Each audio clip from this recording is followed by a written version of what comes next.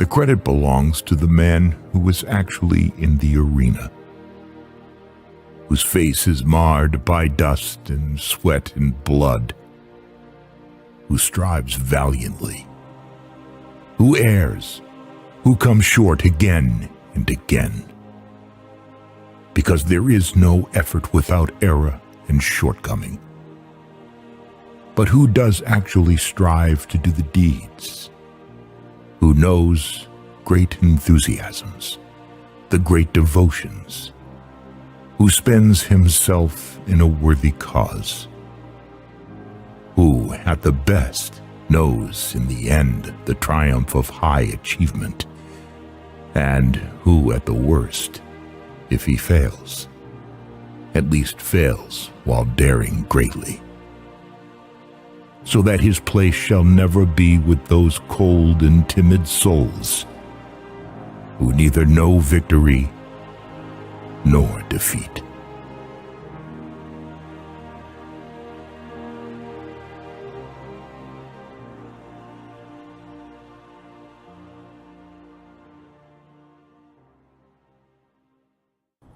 Spartans! What is your profession?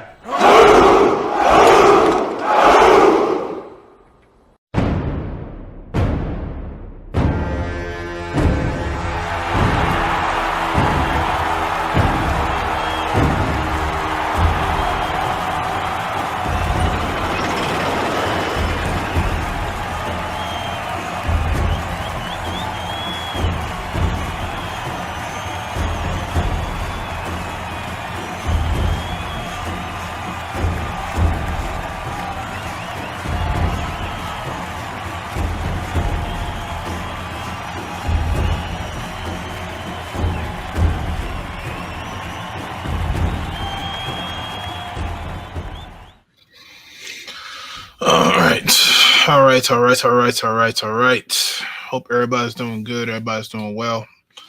Let's see. We got I'm listening in the chat. Appreciate you. Prince Zachariah, what's going on? Aqua Techie, yes, the Red Pill Bull is back for another Saturday night. All right, so first thing first, housekeeping. So, like I said, sorry for the lack of content. I'm not even gonna lie. It has been a good minute since I put out consistent content on this channel. And I already know what the ramifications of that is. And I take full responsibility for it. Starting this new job, I'm trying to get acclimated into it. And, you know, whenever you do something consistently over a certain time, you just stop and you try to get back into it. It is hard to start that routine back up because I'm a creature of routine. And what I want to do is spearhead these upcoming days as start putting out more content. Since I'm off this weekend, we're going to get a show today. Excuse me. And I'm going to do a show tomorrow. And I'm also going to try to put out a video tomorrow as well to try to just get myself back into the algorithm, because I'm pretty sure that I'm not going to get too many people to come through tonight, which makes sense. I haven't really done anything particularly with this channel. And I don't know, a lot of things that's been going on with this space for the past couple of weeks with this SBE bullshit that's been going around, and this whole is Red Pill dying crap that's been coming up recently on my feeds and stuff like this. It's just like, what is really going on in this space? Like, we're doing the same dumb shit that was done like 5, 6, 7 years ago, where we had different factions within the Manosphere once the women were pretty much defeated. And we're doing this whole, well, I'm on this side of the Manosphere and I'm on that side of the Manosphere, and we got all these purple pill grifters coming into the Manosphere trying to take the viewership away from Red Pill content so people can actually awaken themselves and open their minds. And that's what I've been actually been seeing in this space, and I've been seeing it for the past 2 years, especially when they try to put Pearl on this space. Pearl didn't, like we always said, Pearl never came from the Black Manosphere. These the female content creators said that she did. We put her on. They're lying. They're lying. They're mad because she's a woman that's speaking to not just Black men but men in general, and she's put on a pedestal, and they are not. So now everybody wants to disown being a part of this space now, and people are talking about Red Pill is dying, and I'm not part of Red Pill anymore. I mean, but were you even Red Pill to begin with, or were you just using the talking points to gain a following? I mean, and that's where something the audience themselves have to ask, because my whole thing is, it started to go bad when I started seeing people trying to make different types of pills to accommodate certain different aspects. And this is just that's just a shoot off idea of feminism. You know, the whole there's an infinite amount of genders, right? Well, when it comes to this space, there's a lot of people talking about like, we're gonna have infinite amount of pills and stuff like this. The infinity pill, the white pill, the green pill, you know, all these dumbass fucking terms that never existed before, but because these new people that's coming into this space and espousing this shit, actually putting this shit into the ether, that is what's really hurting this space. It's because you have a lot of these purple pill guys that's coming in here that are upset about certain status quos, but at the same time, you know, I still want to believe in this bullshit that they've been told. They still want to go back to being blue pill. I'm never going back to blue pill. I'm sorry. I'm red pill halfway through my black pill phase. I'm pretty much kind of almost there in a sense, to where I'm just like, yo, whatever is gonna keep the objective alive is what I'm gonna do. And so I think in general, the red pill is not dying. Red pill is always here. And the philosophy in itself is not about just female relationships. It's about the life in general. Opening your mind to the reality of the world and not the world that you were taught. That's what red pill is all about. It's not this bullshit like Sneakio and Destiny and all these other people are saying it is, because they don't know anything about fucking red pill. They're just going off of one aspect of it that's been misconstrued by purple pillars. People who co-opted this space to try to make a buck. And once they reached a certain amount of subscriber base, then they want to denounce this space. And there's a lot of people who I thought were for about this Manosphere shit.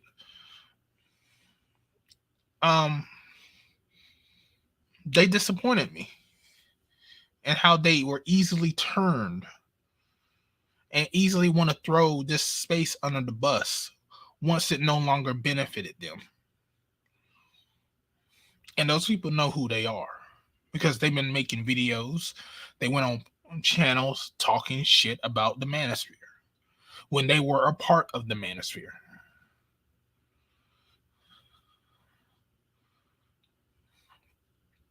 So in my humble opinion, they were never red pill to begin with. Being red pill is a eye-opening, changing thing that you go through. It is a transition of yourself because you have to change your worldview of the world, not just with women, but with politics, with money, with dealing with people.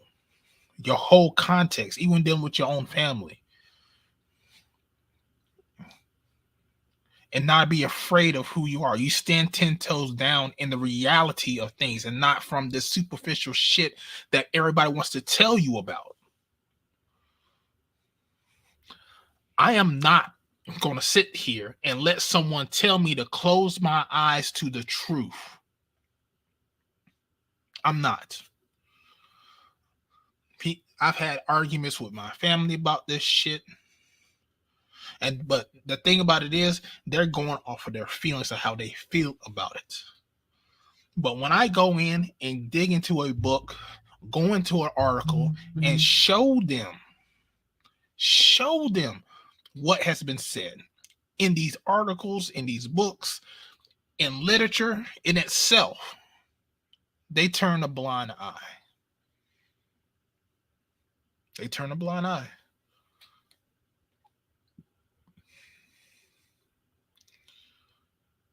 So, what am I supposed to do with that? Well, one thing that I can do, and I have done, is that I know that you can't save everybody. So I tell them, listen, you want me to believe everything you want to say, but you don't want to take into consideration what I have to say and what I have to show. So for here on out, until you are open-minded into actually receiving the information that I'm putting out for you, just as much as I'm receiving the information that you're putting out, we have nothing to talk about this subject. Have a good fucking day. And that's how I keep it. I am not going to bash my head open for somebody who wants to be ignorant. I am not going to sit there, run around in fucking circles with someone who wants to be ignorant and don't want to fucking listen. Who knows nothing about what's been going on in this space or about life or just going off of how they feel. I'm done with that shit. You want to go off your feelings, man or woman, you can go over there. I'm over here trying to research the truth. I'm over here doing the things I need to do. I'm saying, looking at the articles, I'm looking at the projects that have been going on behind the closed doors. I'm doing all that shit. I'm reading. I read more than the people that have told me the lies that they told me, and they don't know shit.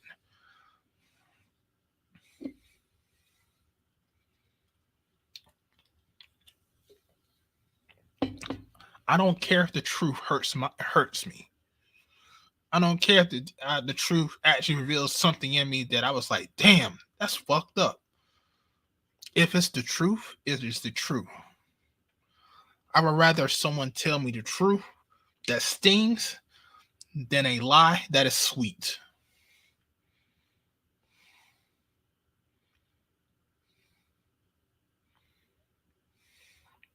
I would rather you tell me the sour truth than a sweet lie.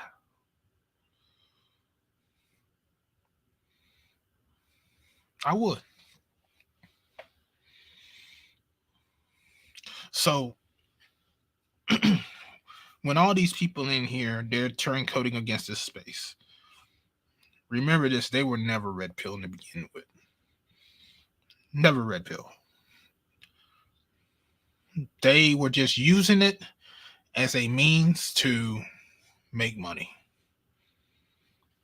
That's it. Because they're not about the mission. Like I said, I came from the MGTOW side. I know what real red pill is. The real red pill is sitting on your hands until the government changes the fucking laws to make it more fair. Men are opting out of relationships because it's not fair. That's why you have the phenomenon going on in Japan right now.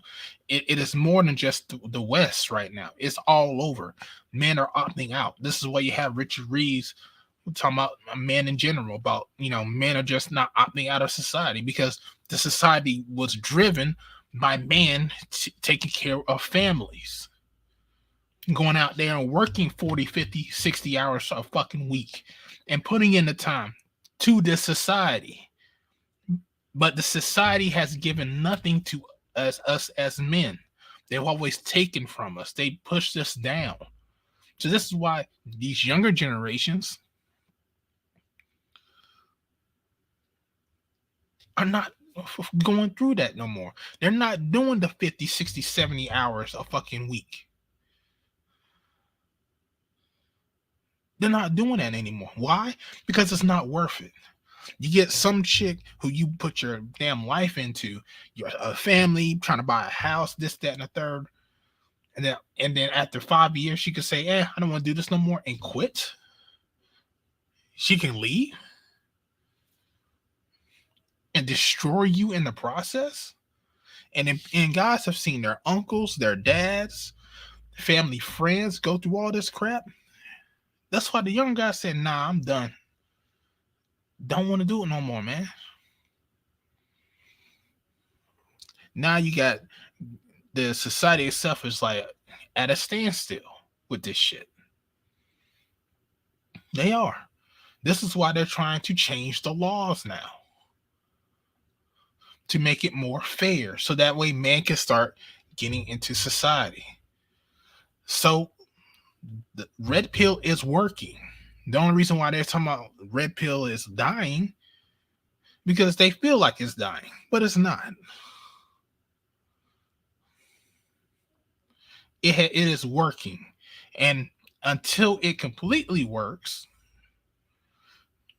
and men start getting some type of rights that are fair, men are going to be sitting on their fucking hands. We're not budging. We're not participating in this society until you do something right by us. You push too far to the fucking left. You need to scoot your ass somewhere in the middle, so that way men can start having custody of the kids. There is not the women get to have the custody of their kids and the man don't see him, but he still has to pay child support. That house needs to be sold. The woman doesn't need to get the house.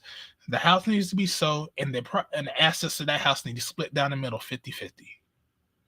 He has joint custody of those kids because those kids need their father just as much as they need their mother. Men are not just workhorses, and that's it. They're not interchangeable objects. Women always complain about men looking at them as sex objects, but women are always looking at men as interchangeable objects. You're just a fucking Lego block to them.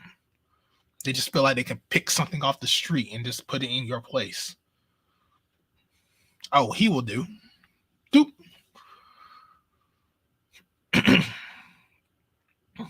But the laws need to reflect that. And now what they're trying to do, from what I'm seeing and from all these videos that's been popping up, is that they're trying to bring what I say to Mr. Z. They're trying to alpha your way back to the plantation. That's what they want you to do. They want you to alpha your way to the plantation. I'm sorry, but I'm not alpha my way back to slavery. Either you gonna give me some tangible goods, or I'm walking. And that's how men should be. This is a negotiation.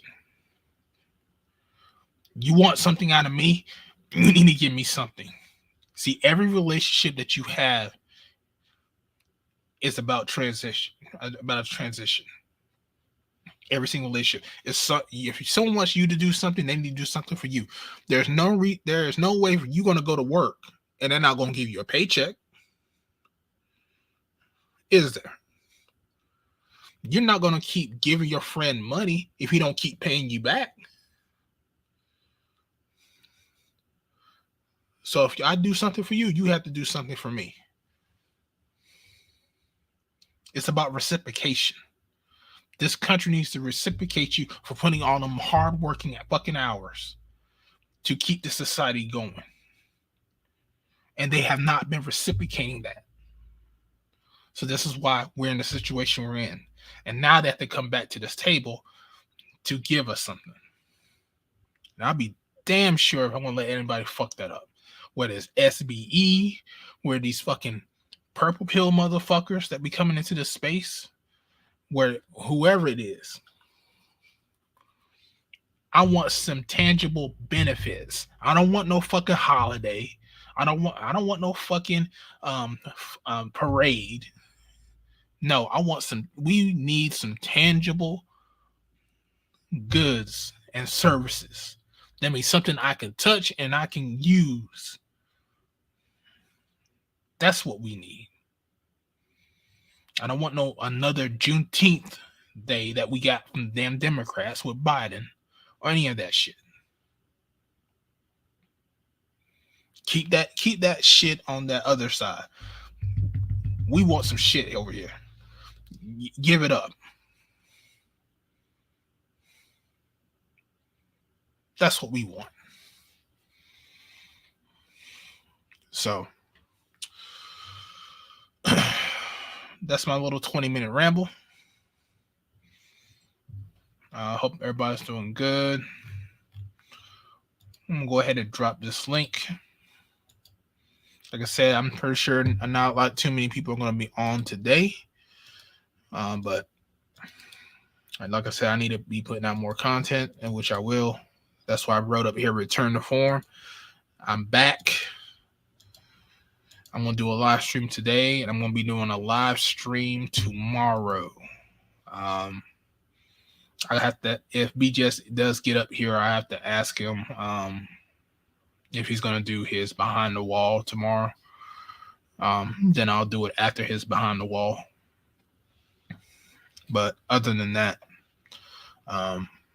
yeah, I do have plan on making a live stream tomorrow since I'm off this weekend. Finally, after 11 fucking straight days of work, and I'm off. Finally. What's going on, AB Media? Hey, what's going on, Art? What's up? Yeah, just moved. Oh, how was that? Painful, but got it done. What, you move by yourself? Yeah, my cousin helped me move, but okay. Yeah, took a little while to get my internet connection back, my full internet connection back. You still got the same speed, or you had to go drop a level? Mostly the same speed. Okay, that's good. I think this is what's up, G? Is this G? No, man, this is true. How True. you doing, youngster? Do you have something to say to me? Like an apology? Nah, how you treated? Like how you treated me on Charles' screen? Okay. I apologize, sir. It was out of character. Okay. Okay. What's up, AL? I didn't come up here for no smoke. I just wanted to let you know that. So if you thought it was that kind of time, it's not that. Nah, I just wanted you to apologize for how you came at me on Charles' stream was very highly disrespectful, and I wasn't gonna be yelling on Charles' stream because I respected Charles' stream too much. That's why I left. Okay, fair enough. My apologies. It was out of pocket. So, I just wanted to say that the topic that you brought up is, that's very important, and that's something that we don't consider.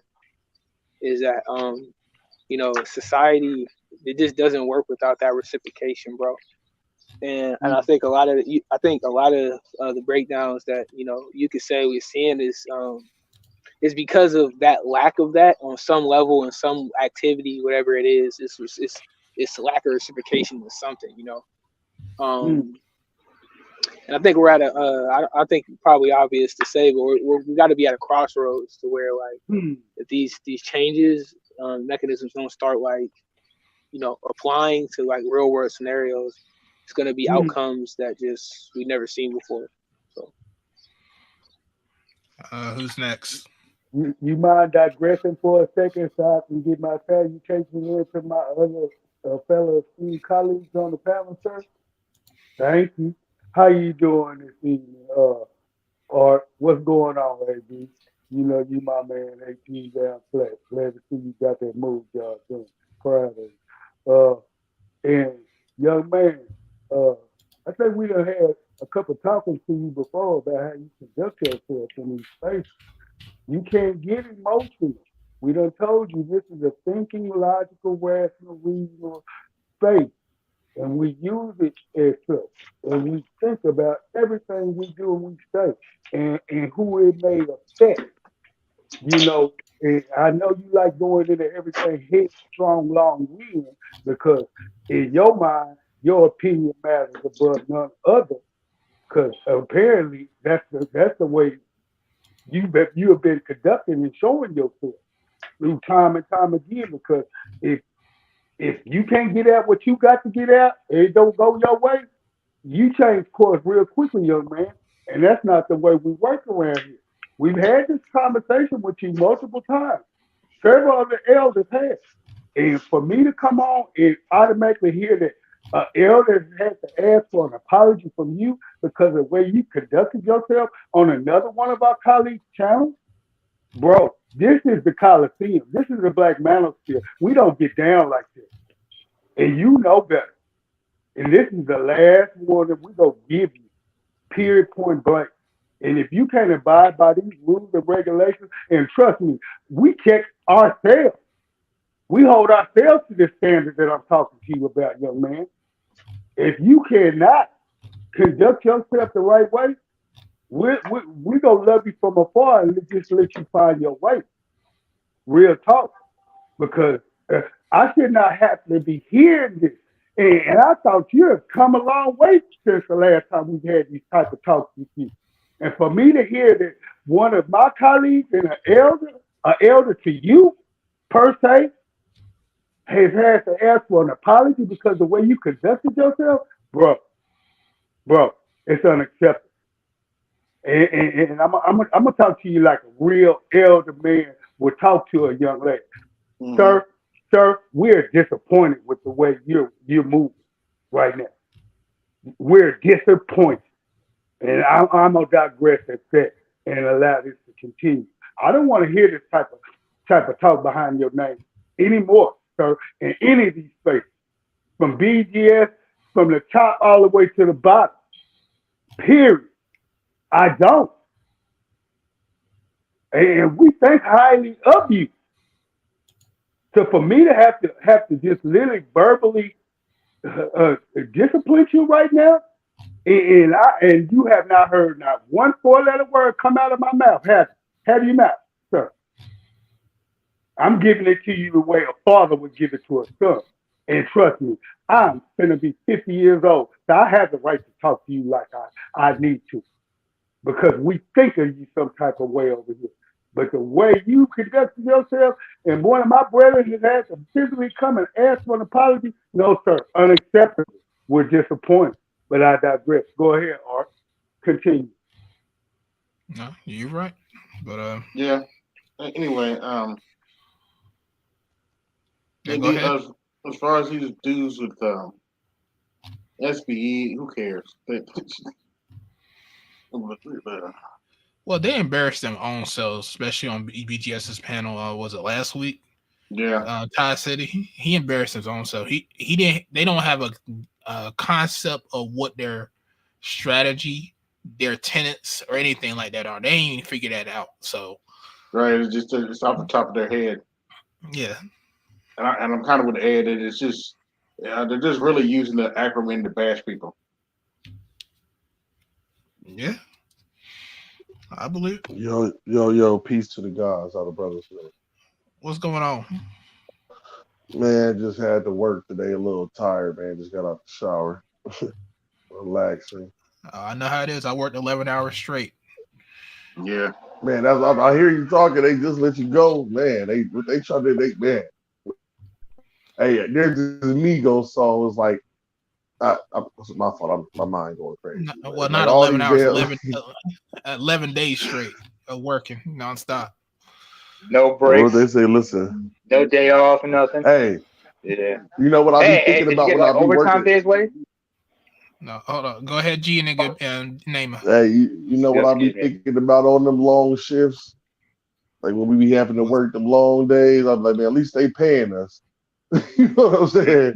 Some of the brothers never got compensated, man. That been on my mind lately, man. I was reading a book about that, just about they did an interview with the brothers that came out of slavery. Man, them brothers was so humble, and they was just talking about how, man, we didn't get paid for 30. We built plantations, like they actually made the fields, and they never got paid for them, you know. And then we drive by these fields every day and see the corn or the soybeans or whatever is growing, and you don't think like, man, our forefathers made those fields that these people actually planted. Yeah. Yeah, they did. Like, yeah, they treated our forefathers like horses, man. That shit crazy. Like had them pulling holes and plows and pickaxes and shit.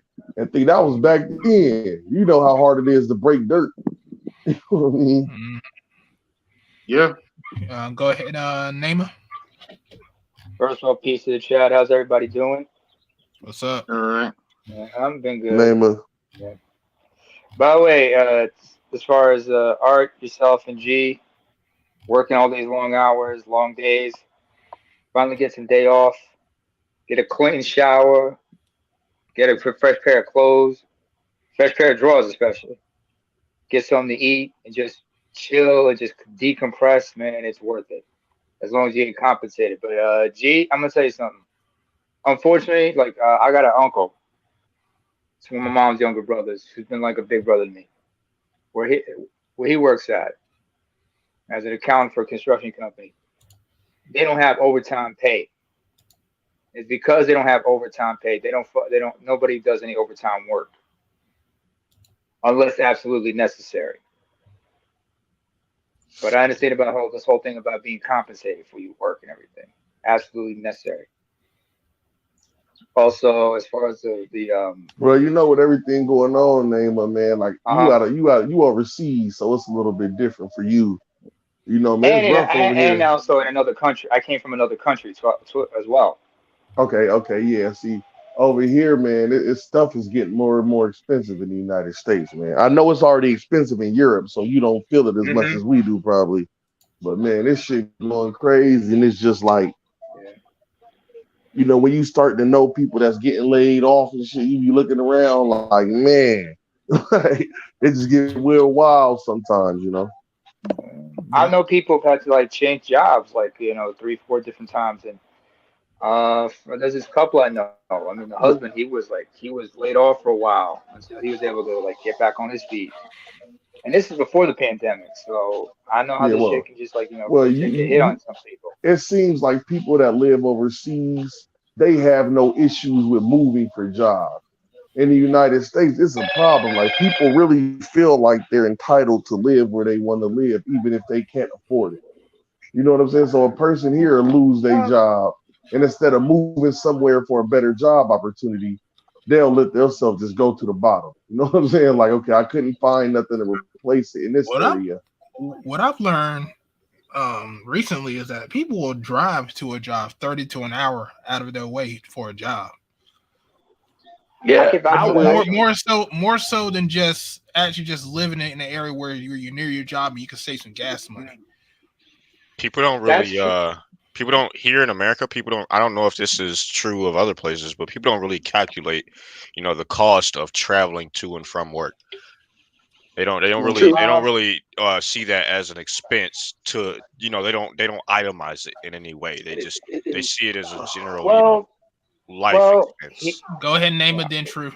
sorry. Okay. Well, here it's a little different because naturally, this is here up here in Norway compared to like Sweden and Denmark, things are a lot more expensive. But they do have a safety net for everybody, and they do have like overtime pay and paternity leave as well as maternity leave paid. But like what Art said earlier about there's some people who will drive to a job, commute from one job to another. I know people who have their families in this particular place where I live at, and they'll drive over to the next town for their jobs every morning. Hell, some of them that have their kids take have to commute, you know, in the same direction because there's a better high school for them to apply to, especially if it's like performing arts or something like that. But but there are some allowances that their jobs give them because of that, because of the commute and whatnot. Yeah, because Unless, but then again, then again during the pandemic, everybody was allowed to, like, you know, work from home. So as you were saying, now it's Truth's turn. Go ahead, True. Well, that too, and I was just gonna ask what you guys think. Are we in a state of I guess economy where, you know, the workforce is down because, you know, still, cause I know we're in a recession, but is the workforce down because there's still all these signs of people, you know, hiring, but it seems like No, it's nobody's the workforce. The workforce is not down. What what okay. COVID did, what the pandemic did, people don't want to go back to work, bro. Or Like they're finding people other just alternatives to yeah, work. people live in a different way. People is like driving Uber and Lyft, Yeah. and they doing internet stuff. Like the internet changed, like it changed the world already. But as the internet develops more and more, and AI and machine learning, like people are not having to go to these conventional jobs, and our infrastructure just haven't caught up with it. They still need infrastructure workers. You know, they still need people to climb the telephone poles.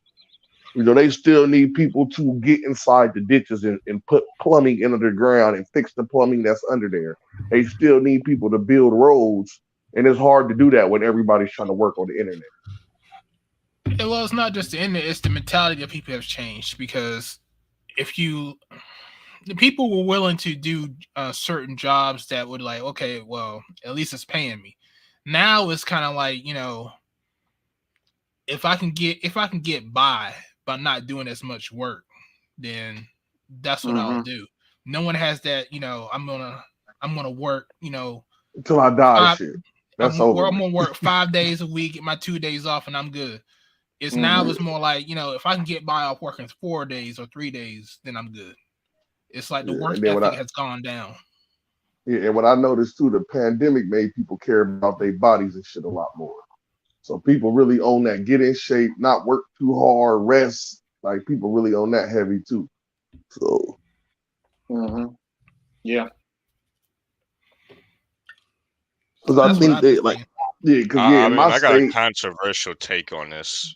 okay, My take is super controversial. I disagree with everybody who's spoken so far here on this. brace yourselves, folks. Yeah, All right. the hot take is that you know, we can look at charts and know, for instance, that things like productivity have gone up significantly all the way since the 70s. So it isn't as though people are working less. That isn't the case. What's actually going on, arguably, is that number one, when it comes to what's happening right now, there are a number of factors. You got less people in the workforce in general because you don't have the boomer generation working. The boomers as a generation working, they're not the main workers anymore, so there are less of them. Uh-huh. One of the ways that productivity has kept up is by virtue of um, we could call it automation, but I mean there are many reasons why. For instance, you know, we got different programs on computers. uh People don't have to do the same types of labors. You know, people aren't, you know, literally running, you know, like G was talking about earlier, running people through fields with fucking with plows. You know, that's not happening anymore. But anyway, Is all I'm you trying to saying the say work is, is easier? Is that what you're saying? to some extent, yes, the work itself isn't the same as it was, you yeah, know, 40, 50, 60 years ago. But that's true for yeah, everything. But and the thing also the about it work's is, a little more technical. Sorry about that, Art. but It's a little more technical too. but my thing is the change happened within 5 years. And so, because I could tell you, even from the job I have now, or even the job I had before, you can tell that the productivity, what's really going on for what I'm seeing is the productivity is up, yes, but it's one person doing the job of 2 or 3 people because they can't find people to hire in those positions, or good good workers. That's what I've been seeing. Even my brother was saying that even at his job, he has to do the job of 2 to 3 people, just so that he's up there. I'd agree to that. And they have and because there was one time he was telling me that one of the managers told the person to I need you to do this, and the guy said, that's not my job, I'm not going to do it, and they fired him within 2 weeks. I'd agree to that. I think that it's more. I don't know that it is. So 2 things. The first thing is that I agree that you do have quote unquote lazy people, but that being the overall scope of what's happening in the economy, I don't think that's the case. I think that overall what you have is corporations wanting to save money, and they're trying to find ways to do that. And one of the ways that they do that, like you mentioned a moment ago, is they hire one person to do the job of 4 or 5, because you can now. Well, because you're burning out the good people that you have. Yeah. And before they did that, but now they're burning them out even further. That's why my brother left the job he's at now, and he switched jobs, because he's like, I can't keep doing this, because they're trying to hire people. Because one thing that my brother was telling me is that because he works in the banking sector, is that people right now are embellishing their resumes. You got a lot of people right now trying to embellish their resumes to get these high paying jobs that are paid more money than what they will qualify for. Because even my boss was telling me that a lot of guys have been doing that, and they be catching them and they have to fire them because they want to pay, but then when they get there, they're like, I don't know how to do this. Well, in the interview you said you did. What the fuck? So that's been happening for what a while. level are you talking about? Excuse me, Art, I have a question. Yes, sir. First of all, in North Carolina, I'm not sure what the term is exactly, but I remember Mr. Z mentioned that they have this concept in Florida. Like in certain states, it's a right to work state, is Correct. it? Where they can just fire you? They can Correct. fire you for whatever reason. Yes, Yeah, that's So how it North is where Carolina is. That's how it is where I live too. All across the Well, South. where you at, G? Wait, hold a second. In North Carolina, that's the case, right, Art? Yes, sir. Right to work? Yes, Okay, G, where you at exactly? Which state? Yeah, I live in Nebraska. Oh, Corn and Huskers. Okay, all right. It's Wait, Lincoln or Omaha? Yeah, that's where I'm from. That's where I live. Yeah. From the right, Midwest to the South. Basically, it's a weird, like, think of it as a siege, like a chain, like from the Midwest to the South, all right to work states. Yeah, I see. That would not work here because over here the unions are powerful. They were not undermined because let's not forget, labor unions were pretty much undermined and destroyed during the Reaganomics era, if I'm not mistaken. See what's going on where I'm from. What's going on where I'm from is that they're lacking actual technical skilled people. So if you had like all the technical skills are shorts.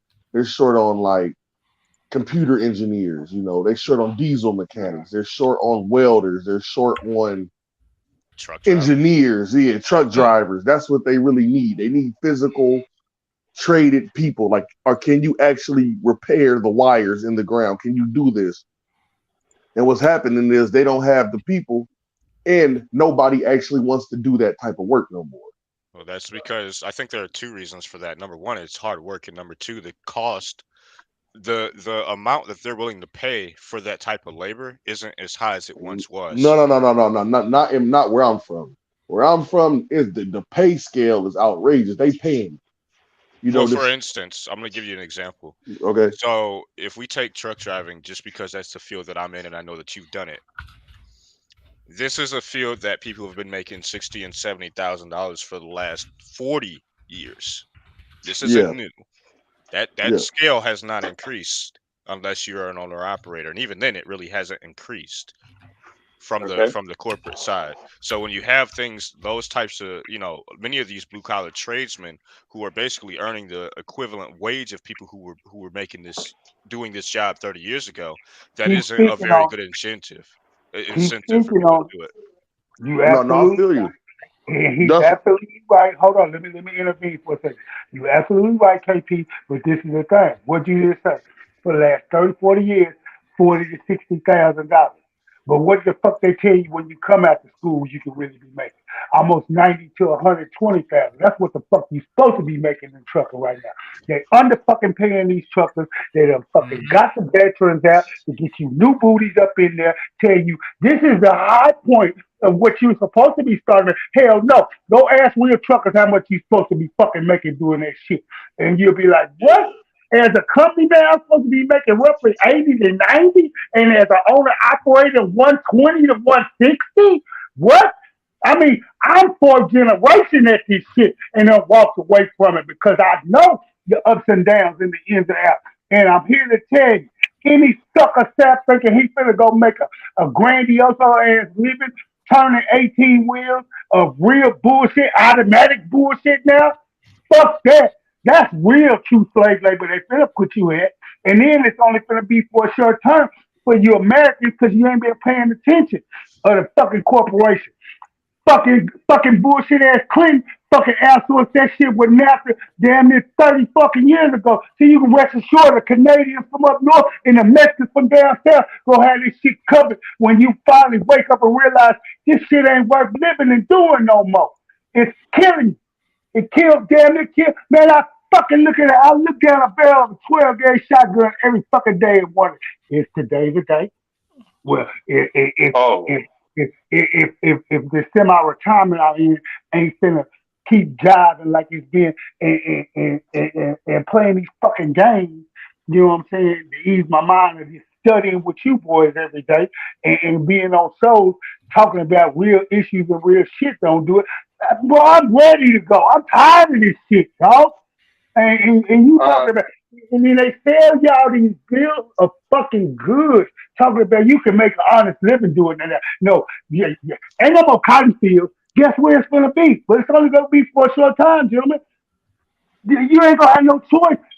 For the average blue collar, what I honestly say about 62% of of African American men who are blue collar, they truckers in some way, form or another, transportation, some way, form or another, because that's an entry ground level job that you can get out of high after you turn 21. Hell, they just done lowered the shit down here in Texas to fucking 18.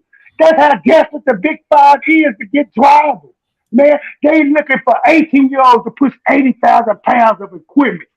Why you think I ain't at that no more? I ain't finna risk life and live with that bullshit.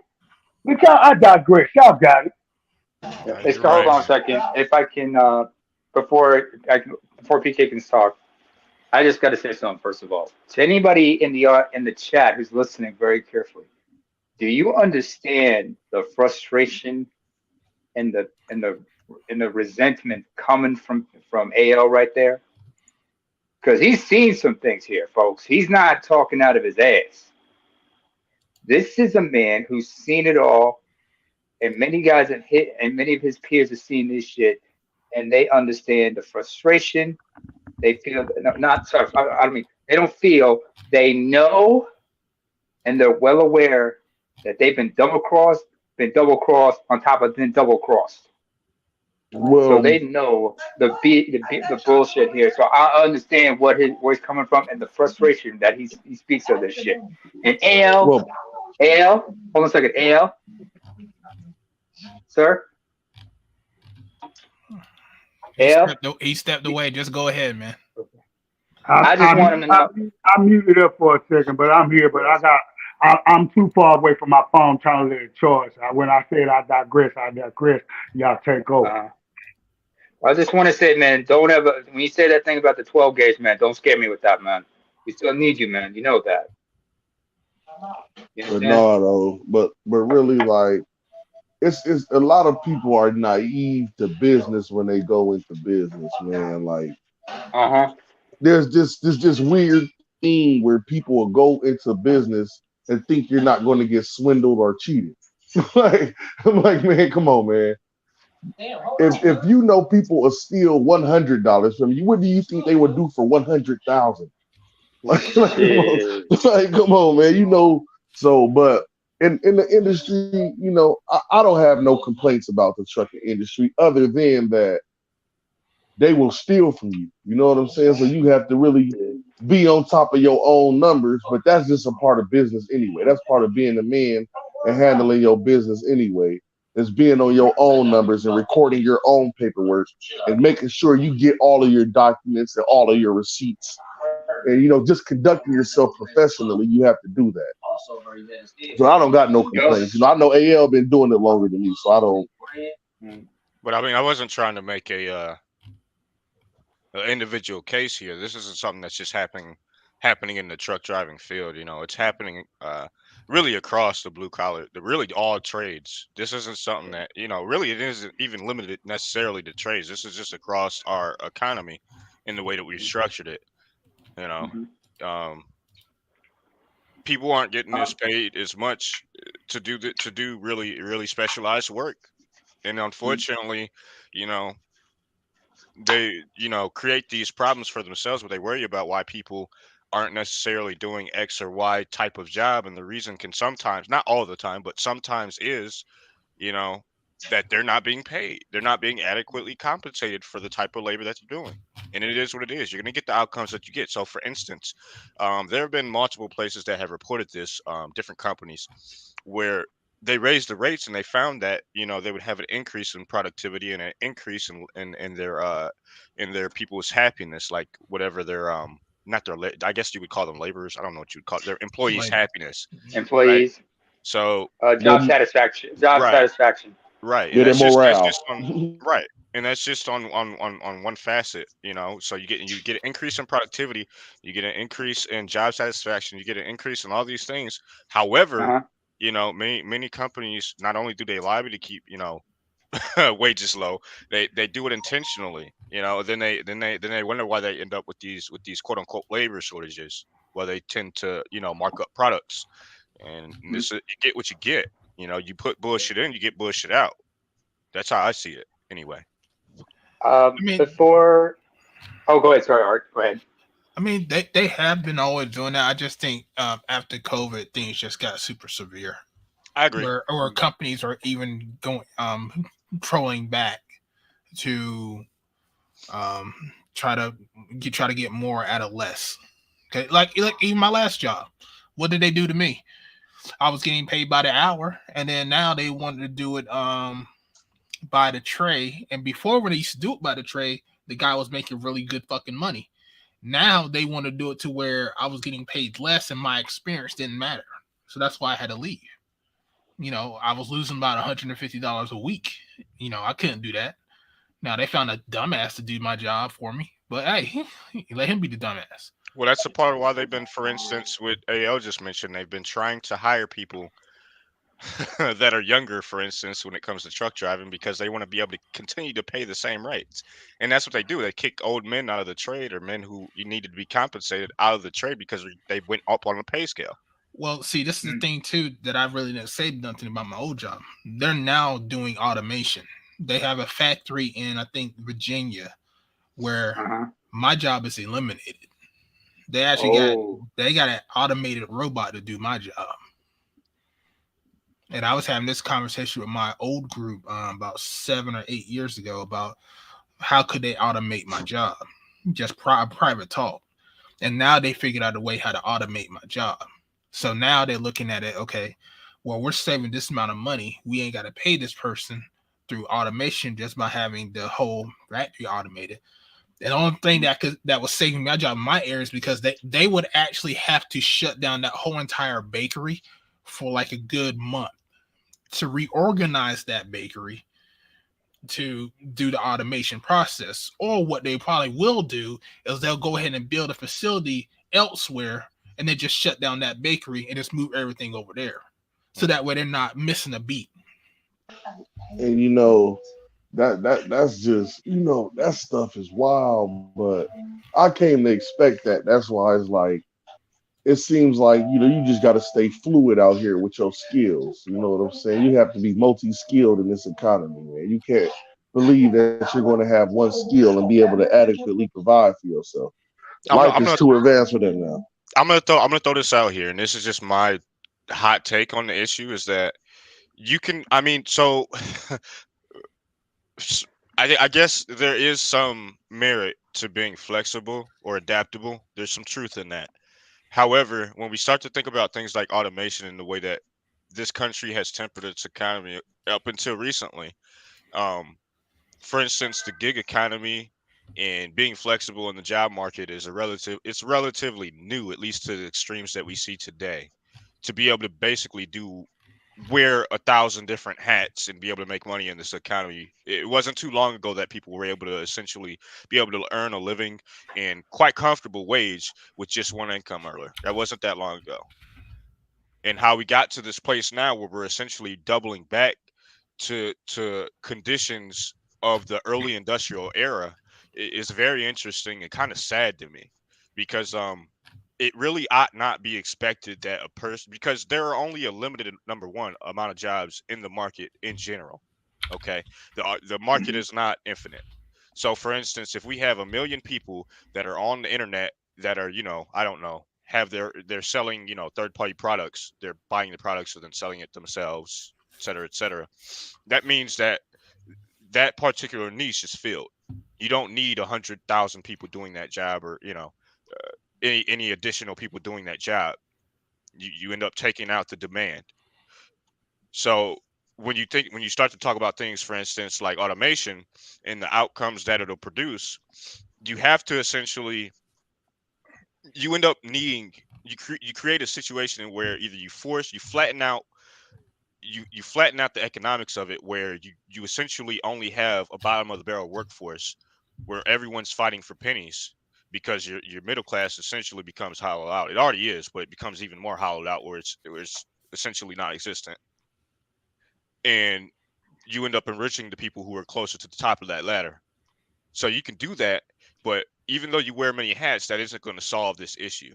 I don't think that that's the way out of this. I don't think so. Not on a macro level. On an individual level, yeah. Not on a macro level. I don't Oh think yeah, so. that's what I'm saying. I'm speaking as an individual. I have no control over the bigger economy. Like, it's just far as operating. If I ever operate as an independent owner again, I'll have to be fluid in my hire. Like, I wouldn't probably have employees either. Like, I wouldn't want to take. I would just probably do third party contracting. Like you said, I would just hire them at a contract rate, and I would pay them straight cash. I wouldn't handle none of their tax work or none of that. I wouldn't, because it wouldn't be worth it for me to take them on as employees. There's not enough benefits for it. Or I wouldn't be big enough. It's not like I'm going to have 30 employees. I might have 2 or 3 people operating some tractors with some trailers on them. Like, So let me give you an example, right? Let's say, for instance, let's take Swift or your JB Hunts, or any of your big trucking companies, right? And let's say, for instance, they automate it tomorrow, because number one, they can finance it, and we already know, for instance, big bank take little bank. Let's just take that premise and throw it over the overall economy. All right. So what do you do when you have these mega corporations essentially with 1 million trucks, or let's say whatever product or service? I'm just using trucking as as an analog for the broader argument. And they're essentially able to completely rule the economy by virtue of automation, and they end up snuffing out small business, because that's what's going to happen. I don't know if you realize that. well, that's inevitable. You gotta have your position and ready as far as handling your business. Like, I don't depend on, like, it's not like I work hard and I make my money and I save my money and I do what I need to do. But it's like, I can survive without that stuff. You know what I'm saying? So for me, I would just find something else to do. I don't know what the whole world would do, but I would become competitive where I would have to be competitive to survive. You know what I'm saying? So that's what I believe. Like, I have another trade too. So I wouldn't necessarily only depend on one skill, because I know things change. I was born in this era. Like, I know from when I was a child, starting 6th or 7th and 5th grade when I was a young man, to now is so radically different. I lived to see the evolution in my youth of cell phones and the proliferation of the smartphone and the iPhone craze. Like, I was in my adolescence during that. I know how big it was for real when we first really started texting, when you 16 and 14 and having real text wars and like chains that's going across states of text. Like, we really participated in that. So I always knew this is what it was going to be. I get you. That's just But, how I I was mean, like, so educated. you end up. So I'm not talking about you individually, sir. I don't want you to think that I am. You know, Well, I'm just I'm talking not about. saying me individually, PK, but I'm saying I think my whole generation is like that. Like No, my whole generation is I don't kind think of we are. I don't think about so. my. How old are you? I want to ask. Well, I think you're an Xer, right? No, I'm a millennial. Oh, okay, all right. Well, I would call myself a mid, you know, in between both millennial and zillennial generation. That's where I fall. Okay, so Well, No, I'm that's what 30. a zillennial is. Gen Yeah, Z, it's somewhere between Gen Z and millennial is a zillennial. right, I would well, fall in that category. what you was born in the 90s? Yeah. Yeah, he's Oh, you a you're young man. Don't say no, Art. he's a Don't say the exact one, Art. no, I'm not. I'm just saying you're a millennial. If you're talking about a zennial, which I don't No, he's believe. not I don't think he's a No, millennial. I said Millennials. zennial, not. He knows me. He no, has. I I know said him. zillennial, not zennial. Well, I'm Okay. just saying, like, if you want to use that term, I don't necessarily use it. I think that's just a cop out that some people use to just say to disassociate themselves from millennials. That would be me because I'm in my 40s. I just turned 41. Yeah, you like the first Congratulations. millennials. So I'm You like in the first set of millennials. Yeah, I'm the last of the millennials. I'm 33. So No, the last of the millennials will be about 26 now. I thought the millennials ended in like 91. Yeah, No. I thought it was like 28, 29. Okay. It's like 26, 27, something like that. Okay. Then So that's all the same generation. Okay. Yeah, so the Z's right now are coming of age and are of age at this point, the beginning of disease.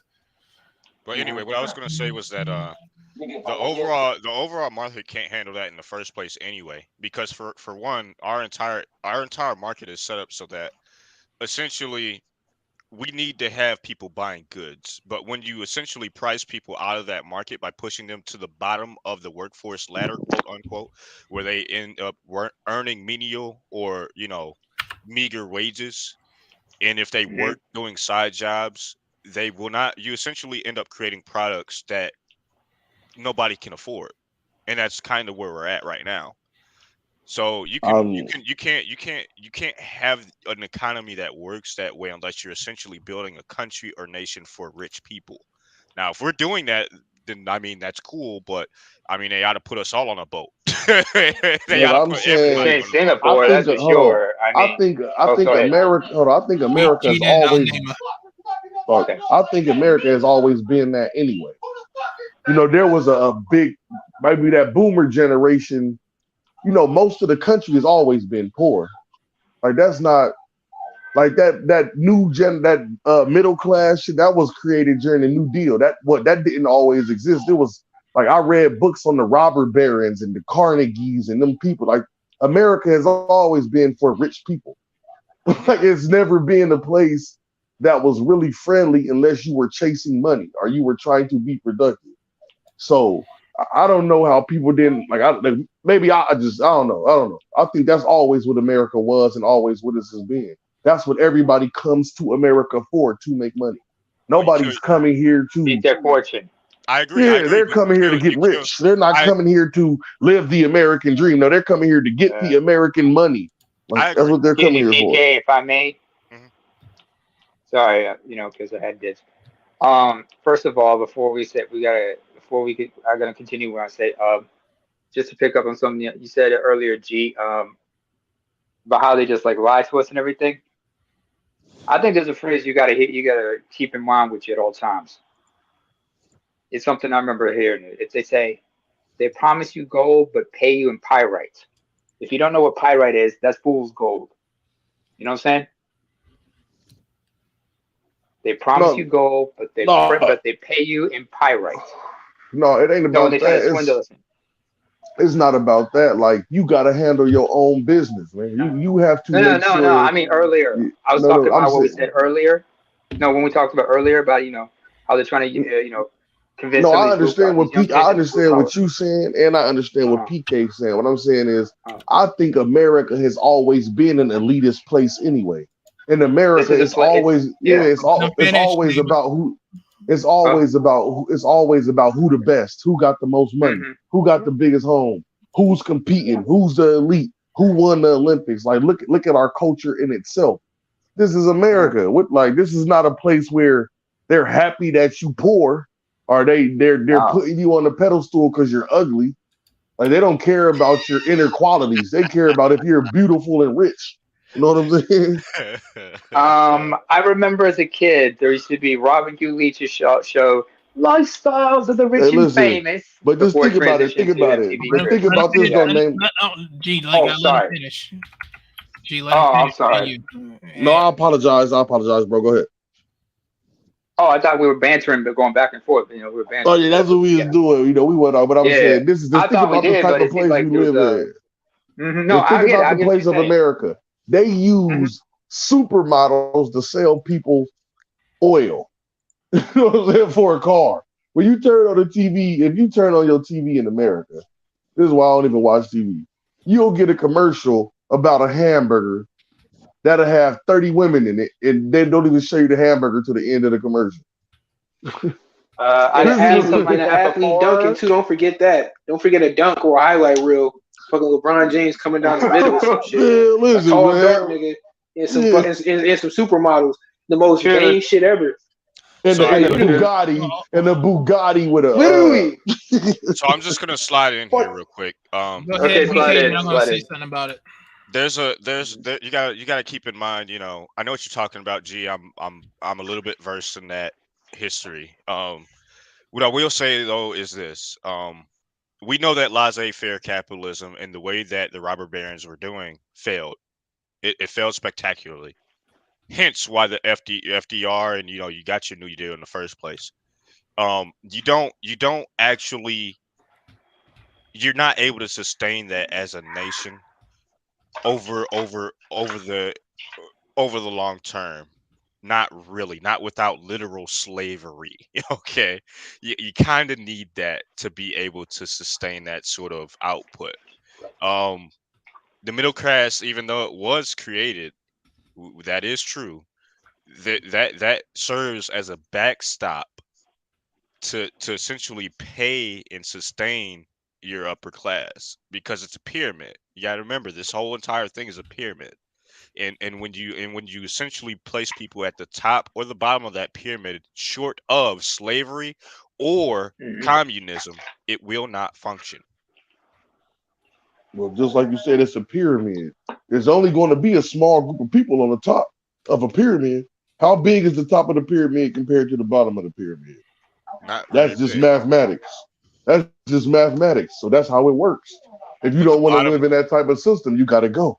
But so that's the type of system we live in. the bottom of the pyramid, however, can't be 80%, can't be 70%, can't be 60%, can't be that either. I mean, we got to bring that up. We gonna live. One thing about it, PK, me and you gonna live a long time enough to see this shit. So we might as well get ready. Yeah. I will say this though. Something I remember is like because I'm sorry, am I interrupting Art? Weren't you supposed to say something? Oh no, Art didn't say nothing. Go ahead. I was gonna say something about. Okay. Go ahead. All right. I remember we had this discussion at one time on Mr. Z's channel and Mr. Z's Hangout, and he did mention that in his assessment was that it looks like we're going back to another gilded era, where everything was under guilds and everything. But I also remember in this discussion, I also quoted Henry Ford, because Henry Ford talked about your employees in turn become your customers. So you have to pay them a decent, livable wage. But unfortunately, the corporate greed being what it is right now, it's not possible. And a lot of these people think that maybe, hey, if we can't sell it here, we can try to export it overseas in some cases. And I'm like, no, because the cost of transport is going to be a lot more. And some places you sell it, it's probably going to be too expensive for the locals to even afford. So they're not going to bother with that stuff. They're like, find a cheap alternative or something like that. So you just basically not just shooting yourself in the foot, you basically stepping on a claymore and blowing both your legs off. Well, yeah, you can always sell this stuff to this population. The problem is twofold. One, we sold America out when we gave everybody access to our shit, i.e., China.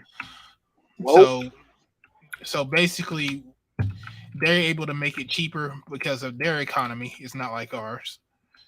They don't have to follow the same stringent rules of FDA and all that other shit. And so now our economy is going to start going down. Two, as far as like this country and what's been going on, the problem is that because we've allowed these corporations to get into these certain sectors and to where like housing and stuff like that, Fannie Mae and fact and all this bullshit, where they can actually raise these prices or get into these damn loans, which they really shouldn't have to begin with.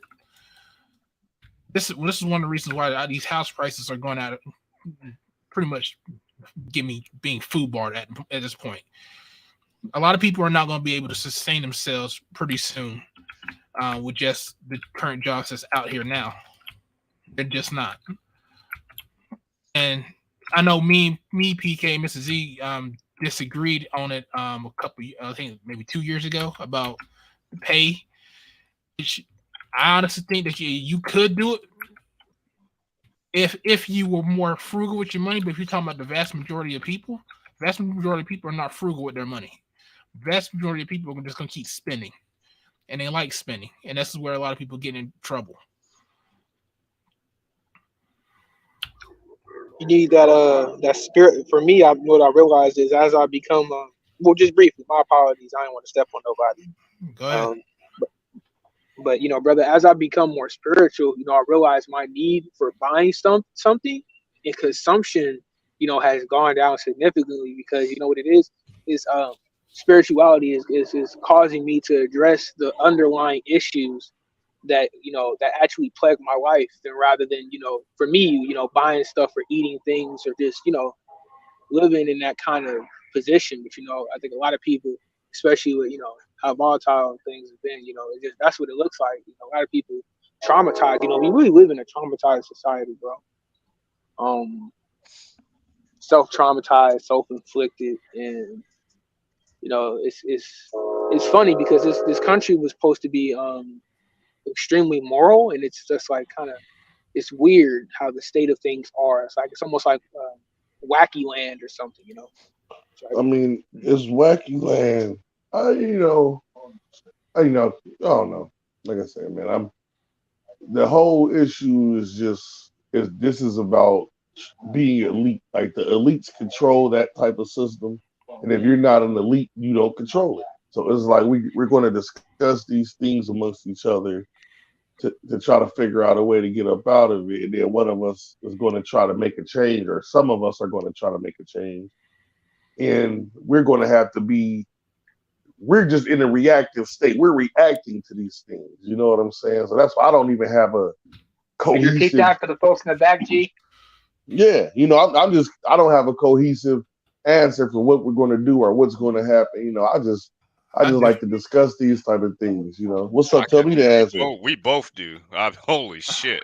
I mean, shit. Start eating at home more. I'm serious, man. If you think about it, a lot of people's money goes into food. Yep, food and alcohol and stuff like that. Yep.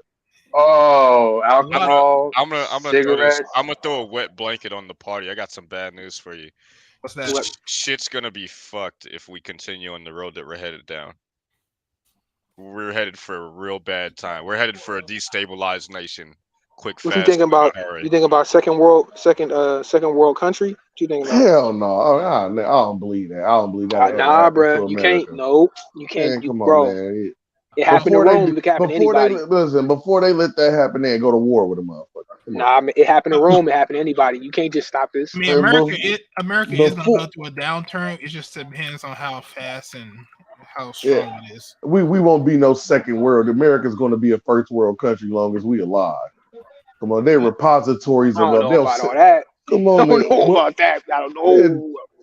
All right. I'm just out of bruh. This shit is weird. The astonishing amounts of wealth and power these people have. Come on, man. But it's only 10% though. That's what Jay's because everybody else ain't living. Most people are not living like that. It's jaded. It's bullshit. I'm not talking about that. I'm talking about America as a nation. They have enough.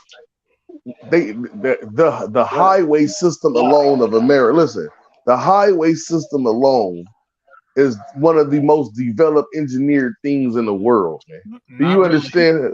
All right, Not all right. really. The Not train, Who enough. operates? the Okay, what other high speed nation? train that Japan has. I'm not. You mean the bullet train? Yeah, the All bullet right. train. What's Japan's GDP and what's America's GDP? Oh, Japan GDP just went up. Japan GDP good as fuck, actually. Japan's Okay. GDP is high. They're a tech. What's They're a tech Japan's giant. population and what's America's population? True, America's but still. population is going down. But what is Still it true, compared but to? still. What is it compared to Japan's population? Japan's population is going down. A lot of people's population is going down. Okay, All right, Japan 300 is to 1. 300 dying, to 1. homie. Yeah, They're 300 dying to too. 1. but not as fast as Japan. No, we dying faster though. We dying faster. But yeah, Not 300 to 1. This is a nation of like 400 million people. How big is Japan? Yeah, but look at the land mass. How big is? I'm gonna say how much? What's the population of people? Physical people I'll there. check it. Okay, I'll but check Maybe. it. what you got to understand is the land mass that you living in. There's a bit of it. They're comparing apples to like tomatoes right Oh, now. population density, you mean? No, what's They the got actual population, population of Japan? Of the They got whole nation, population. of all the islands put together, of They're the All right, let me check it whole. out. Yeah. Gee, Hold they on, let me look check stacked it. I'm over there. checking. I'm checking. They don't. And yeah, man, I don't know what you talk about that first world, brother. I don't know. I don't know. I don't know, sir. Hey There's man, too many changes happening too fast. I'm not Cameron even says- worried about it. Cameron says it's 5 trillion ish. 5 trillion How people many? in Japan? No, Man. 5 No. GDP. No, it's The GDP. yeah. Yeah. And what's GDP, America's yeah, GDP? Okay, the population. Hold on. It says here. I'm looking it up according to Wikipedia. It says the total Just bring up a GDP in GDP Japan. chart, bro. Yeah, just bring up a GDP chart. Look at Japan and look at China. Japan's not really a factor. It's China that's the factor to us. Yeah. By the way, Japan's population is right now it's estimated at 125 million. Come on, man. That's 125 million. I ain't bullshit. 3 or 4 times. I'm saying that America is 3 or 4 times the size. But yeah, I mean, that's considerable, bro. No, I'm not saying it's not. I'm not saying it's not. For that little island, that's actually not that bad. Yeah. No, I'm not saying. I'm saying. But our biggest competitor right now is China right now, because they are the manufacturing base for the whole entire world.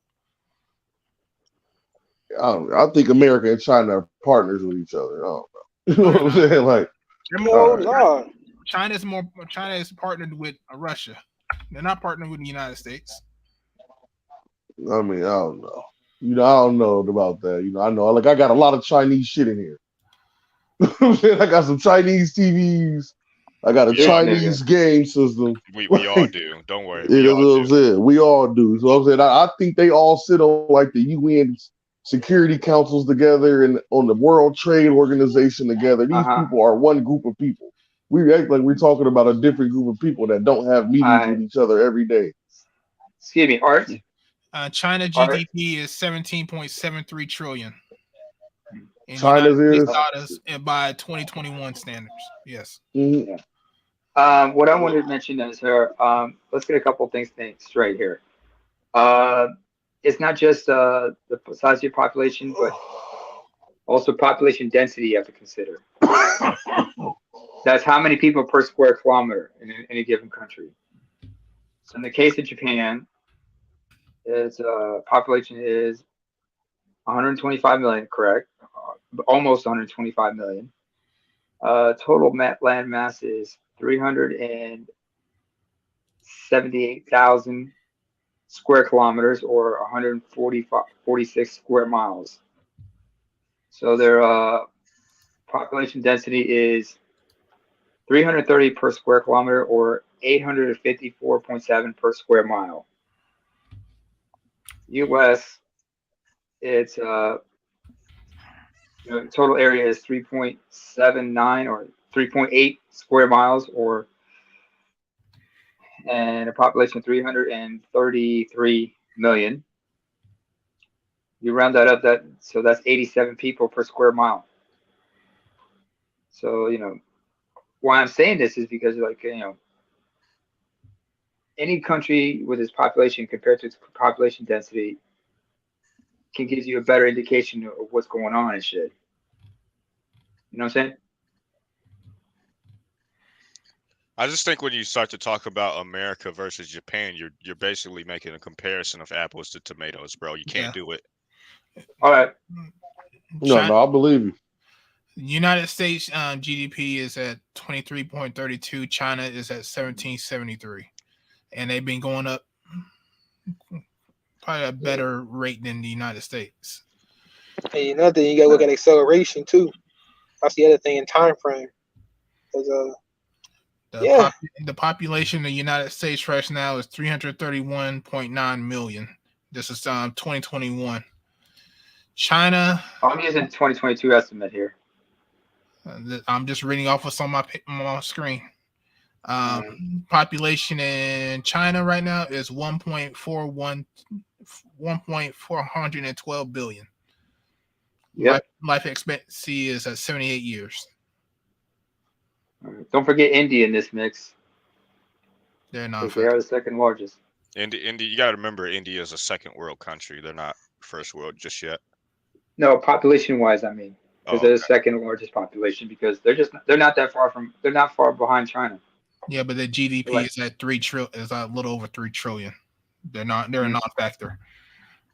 The two major factors right now is the United States and China. I just believe I think I just got a little bit more faith in the actual country of America, man. I don't believe that this country, the way this country is structured, the way it developed and built, and they'll never real. I won't be alive if they ever become a second world country. You know what I'm saying? I don't believe so. They're just too powerful. They're too powerful, man. If was a fifth. my whole life, man. This has been the cream of the crop. I was born here. As I've seen people come from other places to here to make wealth. The perceived image of this place, speaking even in the manosphere from the outside in, it was like the money is still, people still are retiring overseas off of American, like all that. Everything is based off of the if. Let me give you an example, right? So one thing China did, and they realized very quickly, is that as their economy expands, they have to create a middle class. And so what they have now is a burgeoning middle class. I don't know if you're aware of that, but that's what they created. That's what they did. That's one of the things you have to do, while ours is shrinking and we're squeezing the fuck out of it. So you don't see that this could potentially be, I mean, I'm not saying you don't, but this could potentially be a very real issue if we don't start to get a handle on this shit right now. Because we're basically fucking our middle class and have been for the last 30 years. Yeah, I don't know. I just made it to the middle class. I don't know. I grew up poor, so I'm actually doing great. I'd have no complaints. I ain't gonna lie. Like I'm making like, yeah, I'm making good pay. I'm living good. I'm not worried about none of this shit. As long as you're being proactive about the situation instead of reactive, like a lot of people. True. Oh no, I'm being proactive. Like I'm going full on cyborg. As soon as Cyberlink come out, I'm getting it. I don't give a damn. I want to compete. I want to be a robot. Oh wait, we don't have to cuss. It's like I've been poor before. I know all about the people's struggle. In my next life, I'm going to be a Borg. God damn it. I don't care. I'm not. Fuck that. You want? Yeah. He said, "I'm not struggling no more." He gonna be the turret. He gonna be a Terminator. Well, the thing is that I'm gonna be Captain Picard when they got him at the Borg. Got him. I'm Captain Picard now. See, that's the thing. You'll say that until you have to pay for your maintenance. Yep, I'm gonna have it. Hey, you know what? Through the Borg Corporation, I'm gonna have insurance that I pay right out before I give me my cut. Before they give me my Borg credits to use at the Borg credit store, I would have been paid them already, sir. I done learned the game. I don't know. I think you better hope it turns out that way, because if it doesn't turn out that way, and hey, listen, one thing about me, I'm not scared of being poor, PK. I've been poor before. I know how to do that good. This is gonna be different. This ain't Yeah, gonna be nigga, no I normal am. shit. Fuck you talking. This Come ain't on, brother. gonna be no Yeah. normal shit. This ain't gonna be, Oh, this ain't gonna be All right, crackhead. VK. I'm this from gonna the be trenches. I'm from the uncomfortable. street. One I'm at a from the time. One trenches, at a baby. time. This is gonna be normal, bro. I'm telling you, You this think is it's gonna gonna? You think it's gonna be check to check? Even worse? Like Listen, literally check to check? unlike a lot of men, I'm already prepared. I'm already part of a youth street gang, so I don't got to worry about that. I'll be prepared. While everybody else, I already have a gang of male individuals ready to do mayhem that I can cooperate with, participate in the This mayhem nigga with. said You know what mayhem, I'm bro. You talking saying? about the I purge? Yeah, that's I just realized that's what something. PK said. PK said this shit about to be the purge. I'm ready. You know what I'm saying? No, Yeah. no. Wait You a about to minute, come hold from on, the so hold desert? on. Hey yo, I just realized And something. hey, and when something happened, I got health insurance. G, G, G, There is no health G. insurance if the economy crashes. Yeah. If that's Oh, the by the case, way, I got some, I got some connections. Man, listen, man, I'm ready, baby. You know what I'm saying? I'm having fun in life. You know what I'm saying? I G, don't, I just realized I, something. G, I just realized something. what's up? Yeah. You want to be a cyborg, whatnot, dude? It's not gonna be like the Terminator for your ass. It's gonna be like that messed up game, Cyberpunk 2076. I'm with You that. know what I'm I'm trying to saying? cyberpunk. I'm trying to be a metalhead. Let's do it. I'm trying to go Cyberpunk, you know? hard. Yeah, just take this shit, replace that with an actuator and a power I air just wanna compressed I just jack want to throw this arms. by you. I just want to throw this by you. I don't know if you're aware of this. Cyberpunk is actually a dystopia, bro. Like it's not No, a good thing, bro. I'm just throwing it out listen, there. the world is a dystopia. Shit, that's what we living in. We live in a dystopia. Shit, so That's whenever true. you Shit, got I'm a people, country that's next door to a dystopia. whenever you got people paying $1,000 for fingernails in one place, and then across the ocean, you got people arms getting chopped off because they won't pick sugar cane. Like, man, that's a fucked up place. Or picking up America, diamonds. America is still one of the safest places that you can be in the world. For now. Listen, For I'm now. listen, and America is one of the places where you can be very armed in the world and nobody will bother you. So, Until they get hungry. Yeah. and then you better have your gun. Oh, That's why the forefathers put it in the Constitution. You have the right to bear that firearm, and there's more firearms than people. So you better get America. You know what it's about? Money, guns, money and guns, baby, guns and butter. What matters is if you're a good shot or not. Or yeah. you got 70 people shooting in the same direction as you, then you be all right. Sheesh.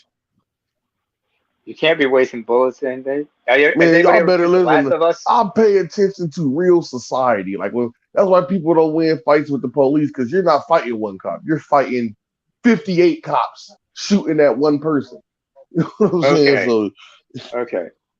So from the dystopia y'all have described, it looks like it's like a cross between Terminator, Cyberpunk 2076, with a bit of The Purge, and also from that video game The Last of Us, without the zombie apocalypse shit. And probably maybe a little like was it The Walking Dead and shit? yeah, so we're gonna do that shit in The designer zombie, though. You know, it's the zombie America. Everybody apocalypse gonna is that'd be the masses. listen. We're gonna do it in designer because when they go down, everybody gonna rob the Gucci store again. Well, I hope it's gonna be like World War No, Z bro, don't because rob the Gucci. I'm.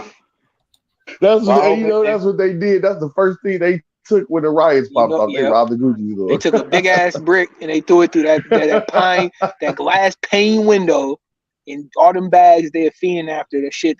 It's good quality. It's good quality material. It is the stuff that that the higher echelon create. That's good quality material. But there needs to be a society where things are not so intensive on everything having price, man. Like that's just what it is, and that's just what we've really gotten to because everything is now like a commodity. So there's no like human consideration on like the actual value of things, bro. Well, that's the thing. And it's And like, people, go ahead. Sorry. Go ahead. No, go ahead, brother. Go ahead. No, I interrupted you while you were talking. You go ahead. Finish up. Okay, brother. Yeah, absolutely. It's just it's frustrating for me, especially as a young man. It's like to realize, thinking about all the times I was just lashing out because just in general, because I know that from my scenario, I'm coming from a situation to where almost like I just feel like sometimes I gotta beg and I gotta overwork to just get that same kind of consideration because I don't have the value in terms of other resources and connection. I don't have that value. So I feel like almost like the society yeah. that Go we're ahead, brother. currently constructing is actually highly toxic to men of two classes. Well, not two classes. How do I put this? Of two age categories. It's going to be your older men and your younger men. They're going to be completely destitute and fucked, basically. You're going to be third. You're going to be third. Mm-hmm. Well, we'll finish up, PK. Then you're gonna be tertiary class citizens. You're gonna be third class citizens, bro. Not even second class. You're gonna be third class citizens, bro. Like men that are extremely wealthy will be the men that filter towards a particular age category. Generally, I would say arguably where most men come into their own, even nowadays, around your 40s and 50s. There will be no men that are younger and men that are older that will be particularly, useful in large part. Which is you can't run a society like that. Every man needs to be utilized, and that's what I'm saying. I don't know about this not first world country reality. I mean, it's becoming more plausible day by day. It's toxic to everybody because it's not pushing us, towards what we could actually do, and it's a lot of it's a waste of time. Is what I'm realizing.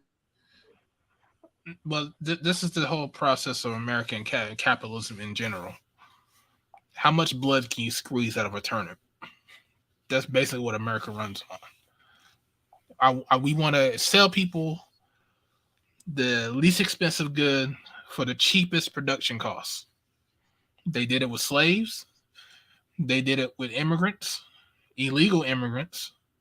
This is why when people were talking about like, oh, you need to protect the immigrants, half of your damn food was picked by illegal immigrants. Shut the fuck up.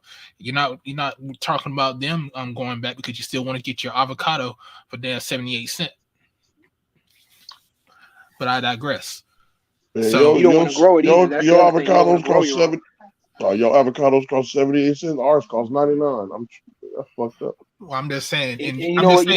I'm just saying in general, but the thing about it is that okay, so what else needs to be squeezed so that way you can get the cheapest products? Because unless they can squeeze something else, which is now it's going to be pay. How much can they squeeze pay to where they can make profits? Because that's what America's stuck on, profits. Not that much in reality, because people don't have any skills to prolong that period and be able to produce them for themselves some other ways. So not that much. But whose responsibility is it to make themselves skilled? Is it the government's job to make the people skilled, or the people's job to make themselves skilled? Who do we blame for that? Is that the government's job? What's the government's actual job? It's both. It's both. Actually, both. Both. Yeah. I mean, it becomes, because the thing about it is when it becomes a societal problem, it is more on the government, because it's the government. What is the job of the government? To maintain the stability of the society.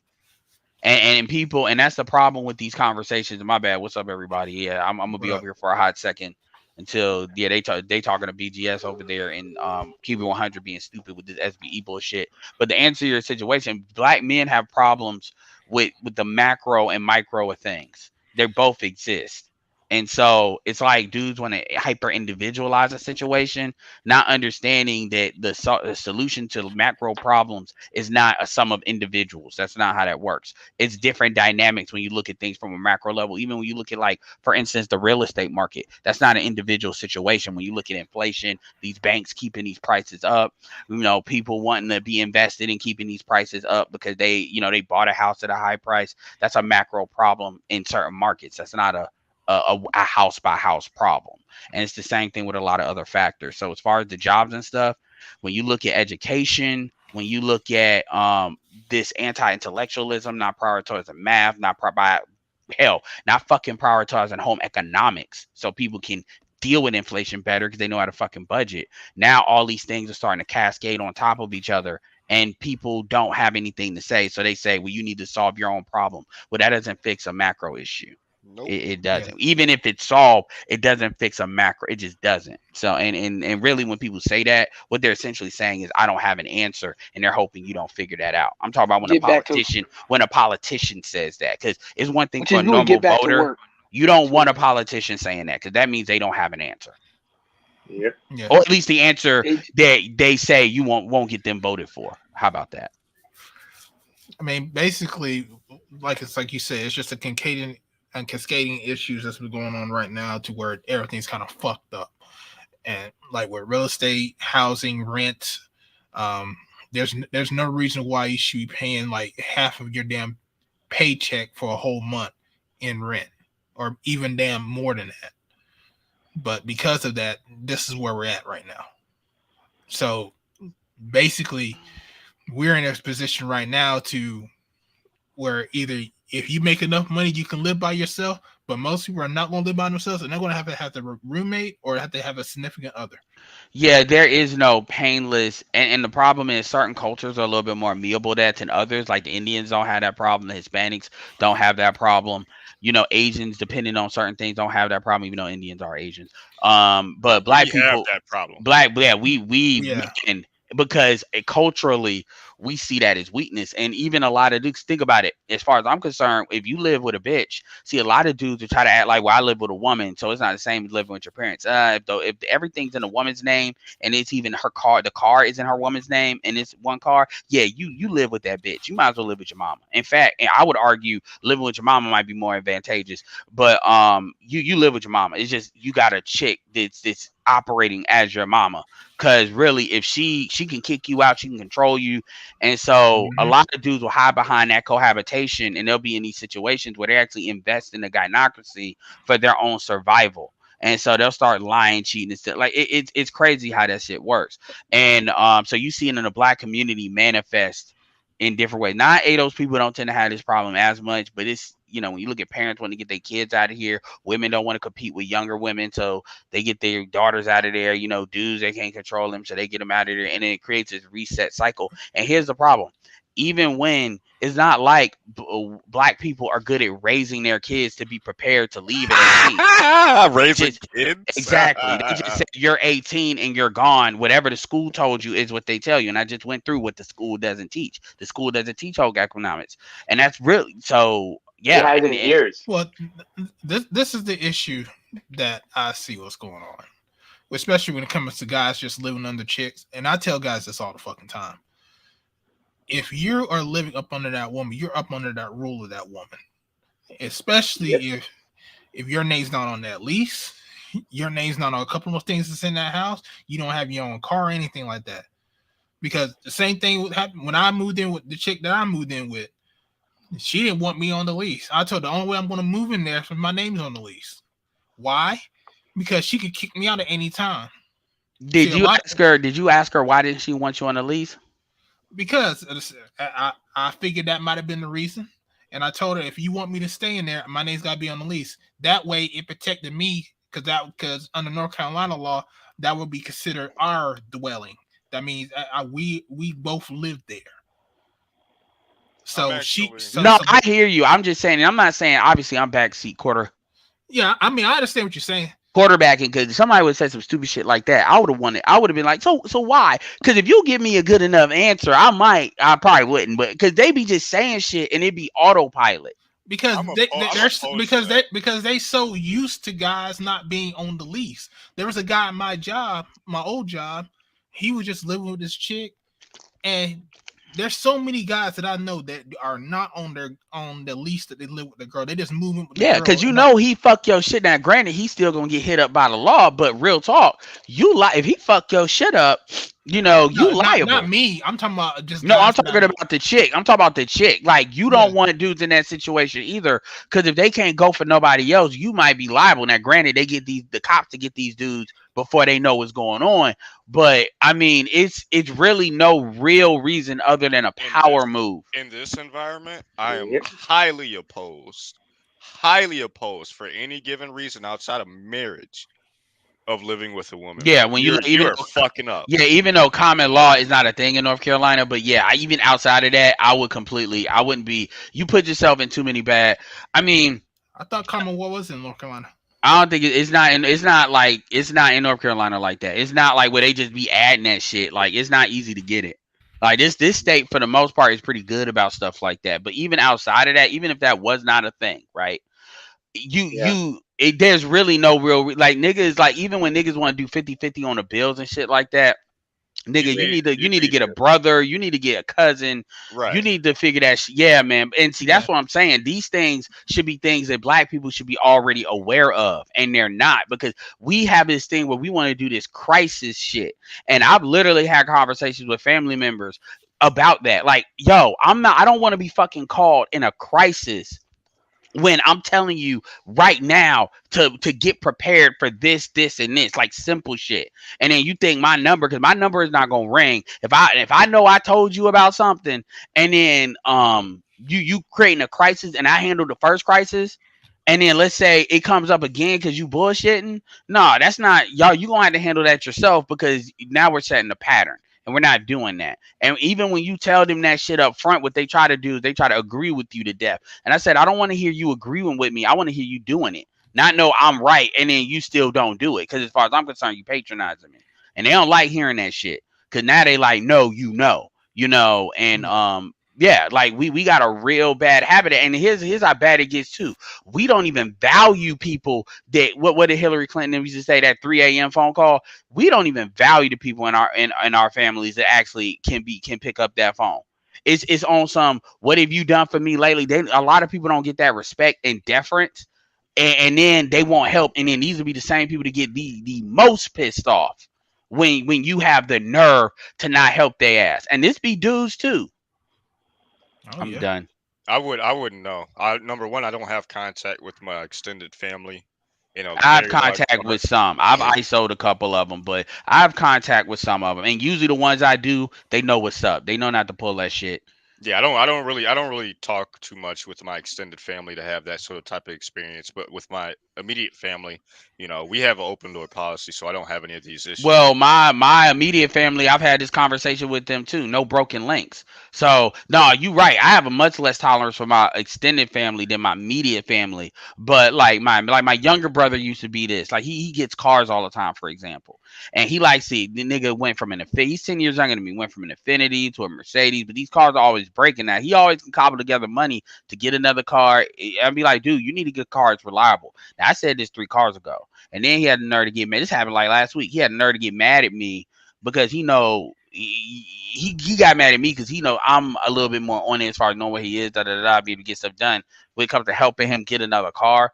And I was doing some extra hours and I didn't pick up the phone. And he actually asking me why I didn't pick up the phone. I'm like, nigga, what?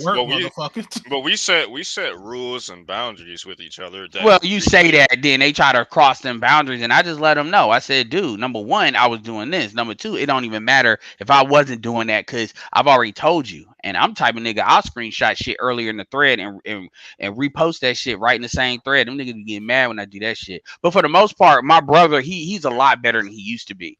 So, yeah, my immediate family, the only broken chain I got is somebody that's mentally ill. And even that, I be limited in that shit. So, yeah, for the most part. Yeah, borderline schizophrenia, and it's borderline schizophrenia, like my aunt. And so, like, I just had to drop a fucking, literally, my aunt fucking, you leave the sugar out. She wants to drink sugar milk, sugar water. So I have to go. No, seriously. This is so this is why y'all see me driving while everybody want to play like I'm Uber and shit. So I had to go get like a small refrigerator so that stuff can be like isolated and shit. This is like caregiver stuff that I help my mom care for my aunt. It's her older sister. And so shit like that. But as far as the able-bodied people, like my brothers, or dementia? Both. No, schizophrenia. It's not dementia. It's schizophrenia. It's schizophrenia. Okay. It's not dementia. It's schizophrenia. That's my bad. Dementia. Like they're similar. But no, it's not. It's not. Yeah, and that's why he said either or. So that's my mistake. It's schizo. Yeah, because and the reason I said it is because when you said the sugar water thing. Because when you said the sugar water thing, I was thinking, what? Well, where I get mad, I don't mean to make it about this, but where I get mad about is, I am understanding on mental illness. However, my thing is when you start coming up with creative shit, like new shit.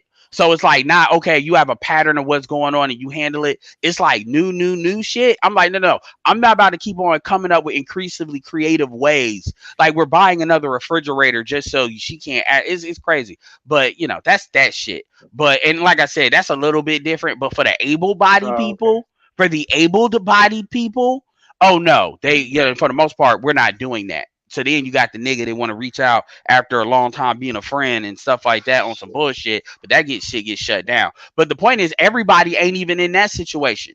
Everybody got niggas that ain't shit in their family to a certain extent. And everybody ain't like you, PK, where they be shutting that shit down. It be some reason. And here's how they're smart. What they'll try to do is they'll get the women in your family to try to guilt trip you. You know, the elder, grandma, and shit like you ain't gonna say shit. And I'm like, don't pull that move because I give no fucks about telling them that. Yeah, you talking about what you call it, right? Well, you know, yeah, fuck him. No, Well, no, I'm an asshole.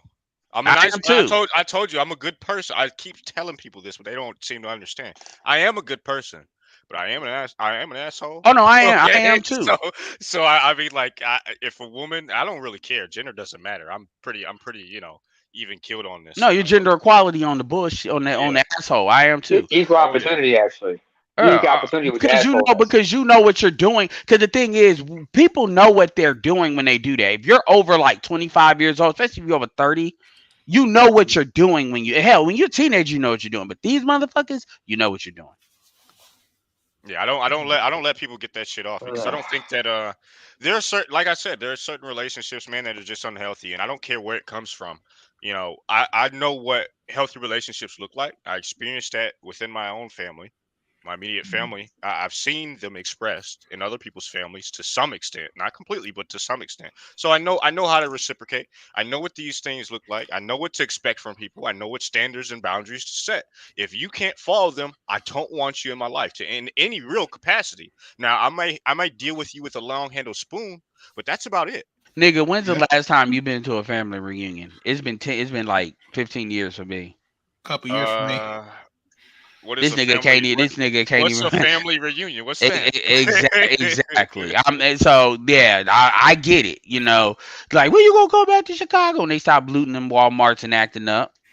I'm not going like just to so y'all can, cause y'all like I'm the same way, and it's unfortunate because a lot of black people gotta be like that, and then this is I'm the guy that shows up when people die. I don't need sometimes I don't even You do show up that. at funerals, huh?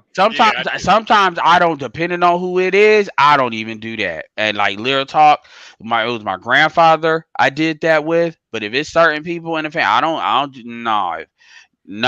no. I don't even give you I'll that tell you, much. I will tell you this. I've gotten phone calls about that too. No, I will say this.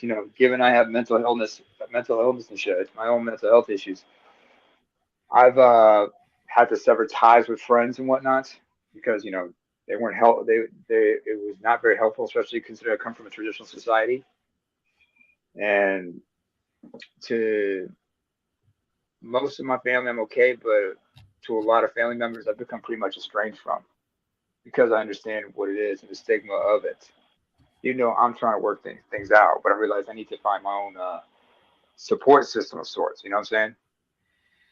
Yeah, So like the elderly thing, I think hits different for people versus what yeah, you're talking about. So it's kind of like people yeah. charge that up to they whatever caregiver shit. And I'm Yeah, that's a non-ADOS. different Let's not challenge. forget that. So, but And given what you I'm talk about is a different non-ADOS, challenge. Yeah.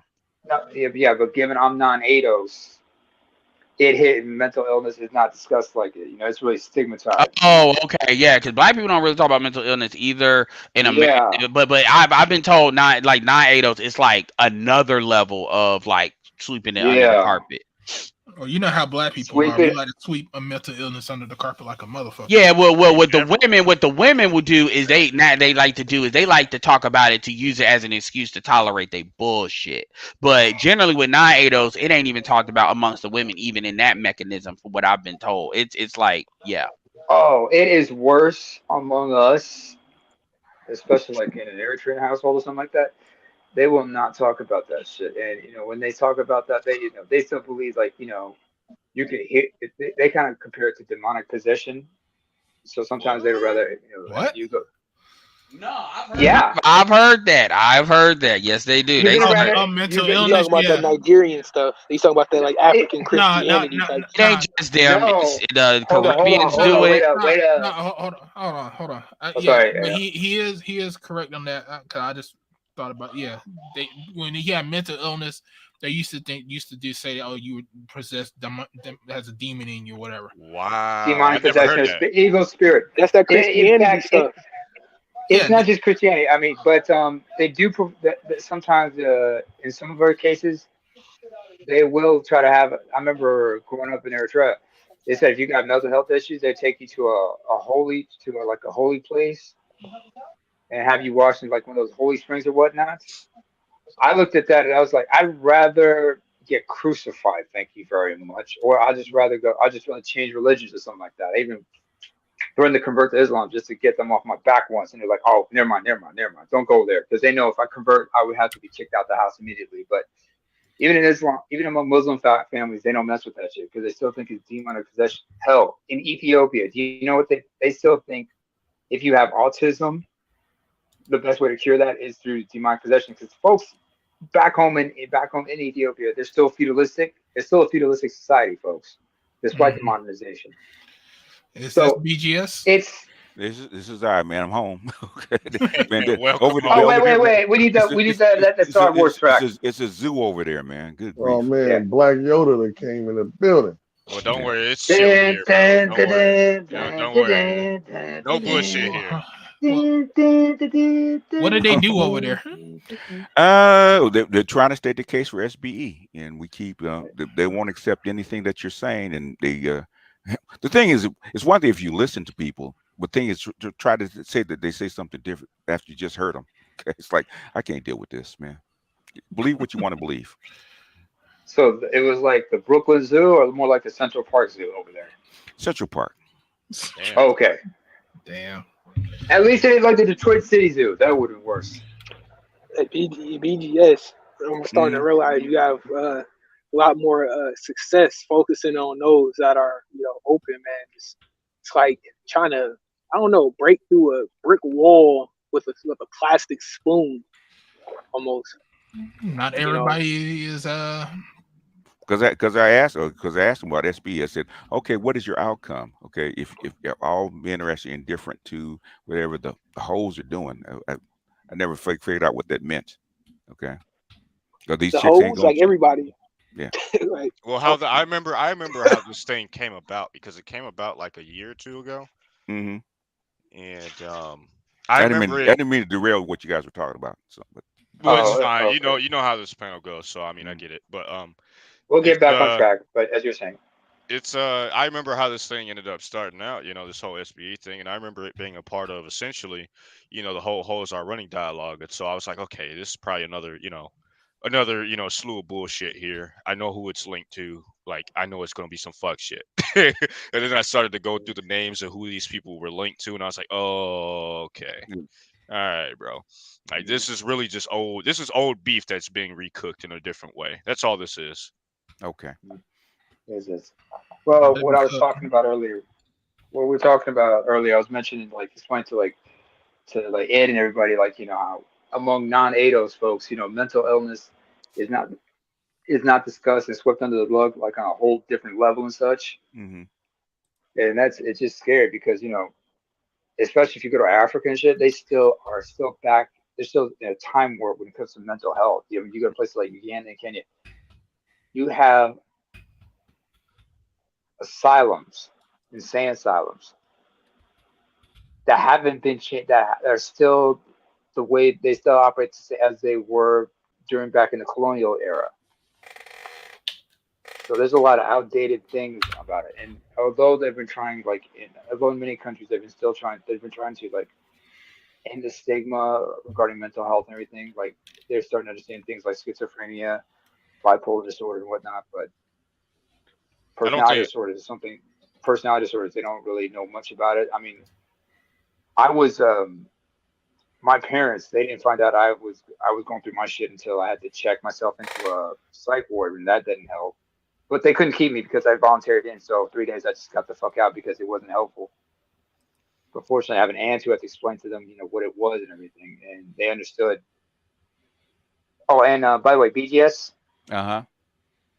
as somebody who can't grow a beard, god damn you with that goddamn beard you got on your, on your avatar. I got beard envy now for your ass. Yeah. Nah, Well, I've been trying I'm to. bad as hell. That's How a dare you having a better? I can't believe you got a better beard and a full gray wisdom beard. yeah. That's I've a been mark of wisdom right there. yeah. Let me see what the fuck. Go ahead, Ed. Go ahead, Ed. Sorry. Whoa! I'm looking because I'm sitting here. I was actually waiting for BGS to come over here, but no, that's What's a that? deal. That conversation is not legitimate. What? Like, so how keep it 100? How the fuck you talking about SBE and you like what happened in the end, BGS? Because I'm seeing what you call it on there. Yeah, she almost asking about what I'm doing, what's being done for black boys, because she don't see it, and every time you start to pipe up, people interject. Like, okay, That's what here's my thing. My thing is, okay, you make the argument that the shit is not about the black manosphere, or it's not, and I said I don't want to go too deep into this, but it's not about the black manosphere. Yet you got people literally using this as they're not even talking about quote unquote SB. Think about it. So when you ask, what are you doing for black boys? At that point, regardless of what your opinion of Shane Blaney explained, that's not a question about Shane Blaney explain. Right. At that point. And so in that argument, now, to be fair, Ramil kind of did the Joker thing, but he wasn't really doing that for the most part. But everybody else in the chat was doing that. And I want to say this very clear, and I'm going to be respectful for your platform, Art. And I think you agree with this. Tell me if any of y'all don't agree with this. Now, do y'all believe, me personally, do you believe that I would let anybody just, at least y'all on here, just straight shit on y'all? And I'm talking about comment after comment. We're not talking about like, okay, they make one thing, you tell them whatever. We're talking about like a whole, you can scroll down for a good 5 minutes, and I'm not exaggerating, for 5 minutes through a chat and see nothing but Edward is zesty, Edward is gay, Edward is this, Edward ain't doing nothing. I'm not even talking for the most part. Do you all believe that it is becoming of somebody in the black manosphere to let somebody shit on somebody else like that to that level? No, I actually, if I'm a moderator and anybody's chat, effective, I purge it. I purge it immediately. And I'm gonna give you a perfect example. And shout out to PK. I know I'm not gonna bring up the situation with Grinch, but PK definitely, did that with Grinch as far as checking that with the Kevin thing, and I'll leave that there. So I appreciate that. I just people even got mad at me for letting him get it out, but I was like, whatever. I wanted him to get it out, whatever on his heart. But that's a little bit different. But we're talking about. My thing is, if I tell you, you got people that they're not here for this conversation. They are here for personal attacks. And every opportunity they have to make a personal attack, they're going to do something. That does not belong in this space. And to be straight up like that, even when we thought that's what Marcus was doing, and I'm not talking about Marcus, but that was kind of the friction between Marcus and Dennis before Dennis really started saying Pearl was above the manosphere and shit. We said the personal shit were real. If you have a issue with a talking point, that's fair game. But when it starts to get personal, that creates an energy that attracts a certain type of audience that for the most part, none of us want, because that's where that Rumble shit came from. And that's why people had to get away from that and go to uploads. That is not an energy that's conducive not only to growth, but really conducive to what the mission statements, whatever they are that we're trying to have in this space. And you have folks that they give no, like for instance, hold on for a second, Ed. Lewis Conyer, can you please start giving play-by-play about what's going on and who's BGS's enemy? If you want to send him that in an email, go ahead and do it. But I don't need to have someone play-by-play about someone else's panel at the same time. Yeah, and I'm about to leave it alone after this, but I want to make a bigger point, and that's what I'm talking about. You have folks that like this reality show shit that y'all seem to love. I'm gonna speak for myself. That shit don't belong like in the shit that I'm trying to do. I literally it was one dude, what's that Tom dude, that white dude, he's been, donating. And for the most part, he won't say nothing too trolly, but he said, he asked BGS like 2 questions that weren't even that bad, but he said some slick shit. And it wasn't even like really egregious. He donated, I think, $10 to my shit. He got blocked, and I said, I appreciate your money, but you're gonna get fucking like. I didn't even argue with. I had no hesitation because I can have a tolerance for people saying certain stuff about me. Like with Devin and him, he was really telling me the stuff that he heard. Stuff, but when people are talking stuff about certain other people, and I may give him a little bit more rope with Obsidian because Obsidian, does Joker shit. So, but even Obsidian, I'll limit that to a certain extent. But my point is, people got to run their shit, and the chat is their shit. This idea that folks are just gonna be absolutely willy-nilly, you got to give them some rope. I get that, but I've told people as I grow my channel, y'all not, that meme, fight back, with everybody hitting the dude like they jump in on gangs. Y'all not gonna be doing that with new people that are not used to seeing me. You're not gonna do that. If I don't say to do something or I don't do something myself, I'm not gonna keep giving people wrenches because I'm scared of what y'all gonna do. A lot of y'all gonna lose y'all wrench and y'all not gonna be here. Y'all gonna act a certain type of way. So my point is, when you got people using like SBE as a way of making personal attacks, I'm not necessarily saying it's your responsibility. Check that shit. I'm not necessarily, but it's like, nigga, it was crazy how like literally these niggas. I'm telling you, yo, if you look at it's like constant. It was Gabe A in there, and then when whatchamacallit went in there, she talked about black boys. I'm like, bitch, what are you doing? Like this shit kills me, and they act like they really care about anyway.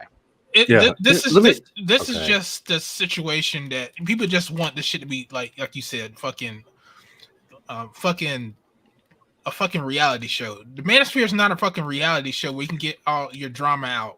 I mean, let the women do that shit. We shouldn't be doing that shit. We should be out here trying to do shit for each other.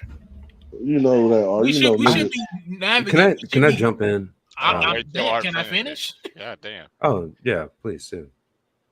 Jeez. Sorry about that. We should be out here networking with each other, doing stuff for each other, making sure we all are straight. That's what we should be doing instead of getting into this damn reality time, lifetime bullshit that, for the most part, we talk about why women are into this shit because it's drama. All they're doing is creating drama. Why are we even listening or entertaining this shit? If there's gonna be drama on that fucking channel, we shouldn't even be listening. Well, and I know Eyes wanted to jump in, but I'm gonna say this real quick. And the thing is, I mentioned that because in like maybe 6 months or shit like that, understand that there's going to be a reorganization. And folks are gonna have to make a choice. Like certain things are not gonna go. It's just not, yo. Like there's stuff that's going on behind the scenes and stuff like that because people want to get back to doing what we do great, which is proliferating ideas, having dynamic discussion. Like I appreciate what brought up about the mental illness thing and how not Ados bring that up. I brought up the situation I deal with. Like that's the type of stuff because there's a lot of dudes that they want those conversations maybe in the background and they can't have it with nowhere else, but they can have it here, and that's a video can clip. Versus we're doing all this in turn, and I'm one of the more guilty ones of it because I'm trying to, get these dudes to act, get more focused, recalibrated. And so I did Inside Baseball, and the biggest thing on that is it's like, so we're talking about shame, blame, explain, but you let a woman up in order to check a dude that's like an OG in his space, and you don't understand how that looks retarded. And this is after I said, because I was going to go back up there and Green Gorilla's up there, so whatever. But this is after I said that you've had women up here letting them see. Well, I never had women up there with the intention to change them, but these are women you're friends with. I'm not friends with women like that. These are women you knew from the past, and you are still cool with. So you cool with them acting all Keishan in real life. And that's a representation of some of the women you around. I'm not around women that act like that, even black. The women that I'm around are going to be more like, at worst, Kareen. And Kareen ain't even that bad, So it's kind of like, I'm tired of this both ways, cannibalistic. We need to constantly pretend like something needs to be checked in this space as if you all have leverage over telling niggas what to do with their channels. I don't know why dudes have this belief that you have a right to tell somebody to do what you can make a suggestion. I make suggestions to BJS all the time. It either goes in one ear and out the other, or he may internalize it. I don't really follow up on my suggestions like that because I just put it out there to put it out there, not because I'm actually looking for him to do something. Well, I would like something, but I'm not, you know what I mean? Like I don't have this thing about I actually expect him to do it. unless it works out for what he's already trying to do. And too many people use the black manosphere of we're in this space together. We're not a corporation where you can do hostile takeovers. I don't know where you niggas got that, because they only do that here. I don't see these niggas pulling this shit nowhere else. Like in general. Anyway, I'm done with it. I just wanted to have that afterward. So anyway, my bad. I'm even mad. I even brought this shit in here, to be honest with you. And by the way, Jules did ask to jump in, and I jumped in front of him. I'm not even gonna lie. Go ahead, Jules. Hey, thanks for the bump, Ed, and thanks for acknowledging Art. I don't think people realize how big of an impact the Manosphere is having in general, and then in specific instances. There was like an article in the, I think, Philadelphia Inquirer about a bunch of people supporting a podcast that let women be women and, you know, talk about their hoeing and or 304 or whatever you want to call it. And that was a big thing that popped off on like the, you know, Twitter, social media streets. But it's basically a bunch of women who were talking about the negative things and the men accepting them. And they counterbalance that against what was here based on, they explicitly said Kevin Samuels and Myron Gaines.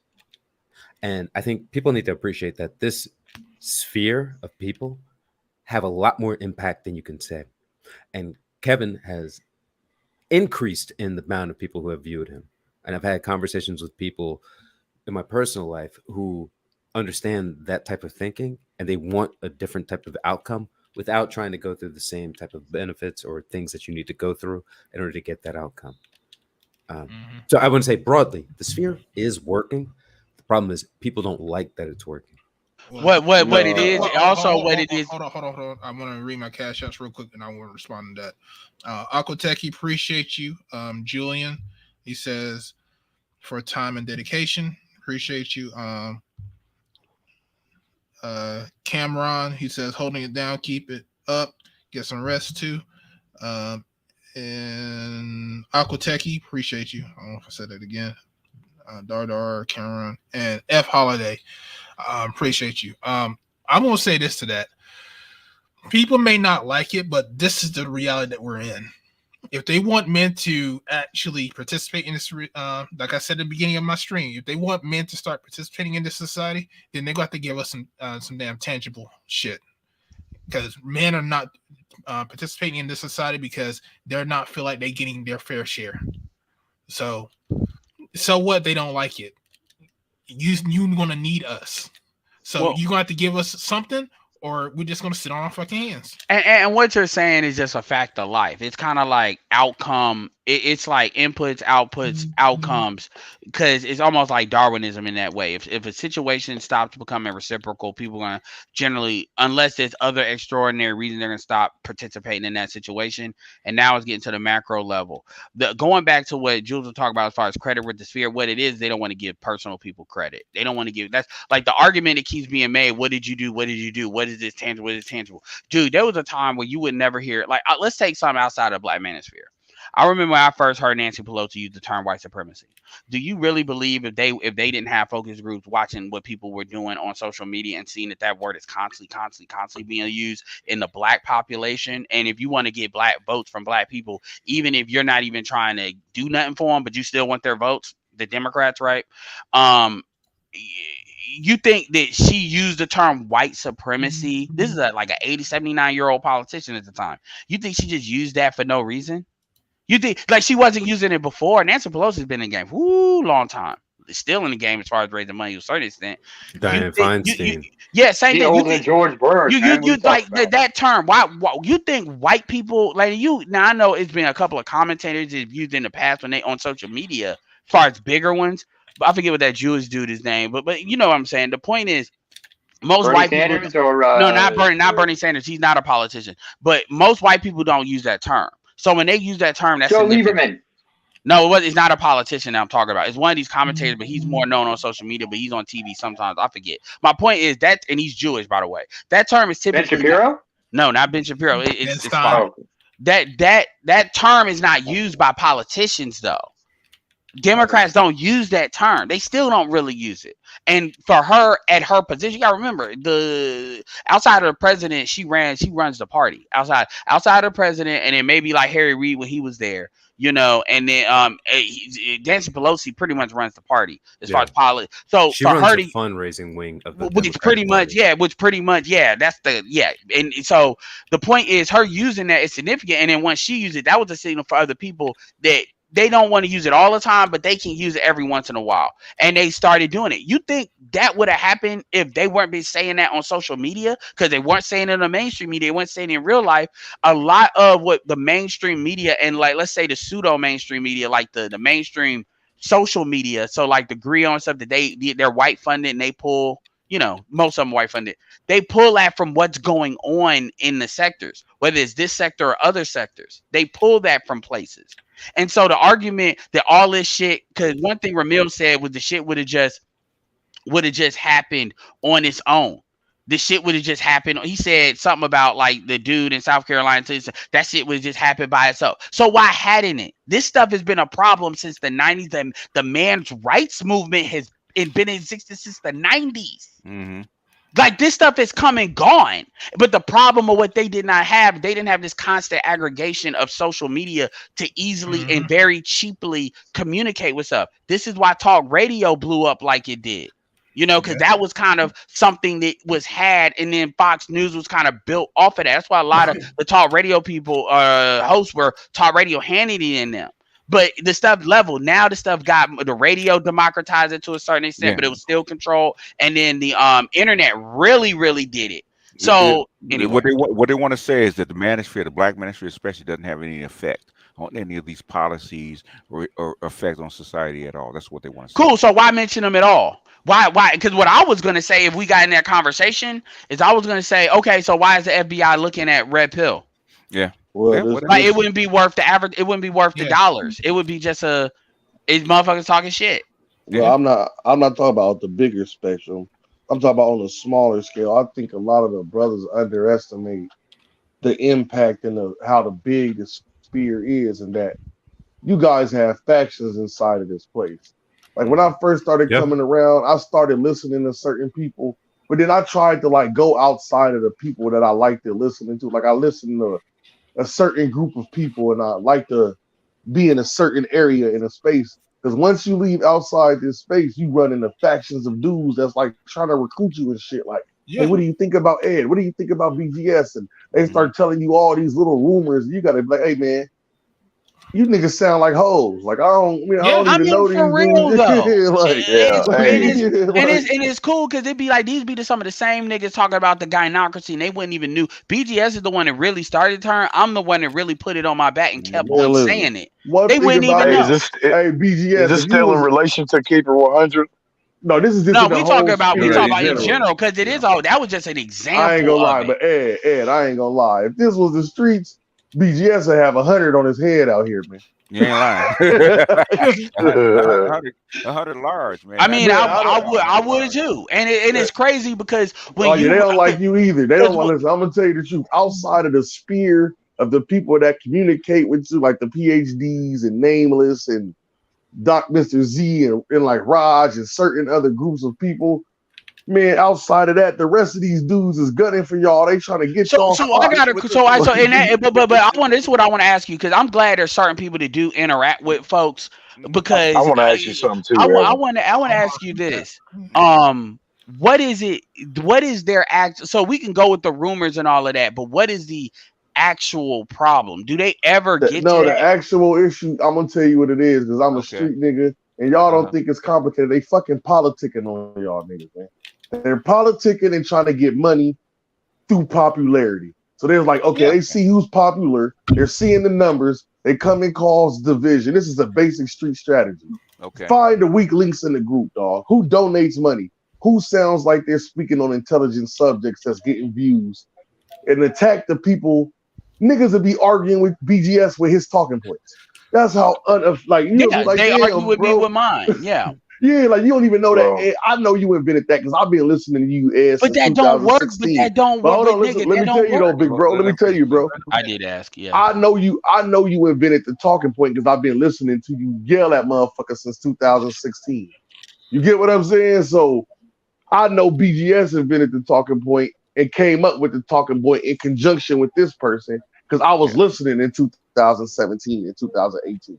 Some of these dudes didn't come around till Kev and seen that it was some money in it, tried to Yeah. get into it, It's true. found out who the big wigs was, tried to start them a channel and started politicking on But y'all. here's, In but the I'm streets, gonna say but this, in and the I'm streets, that's called politicking. Like yeah, and that's everybody in the why do you same think group. I call Yeah. it sexual politicking? But I will say this too.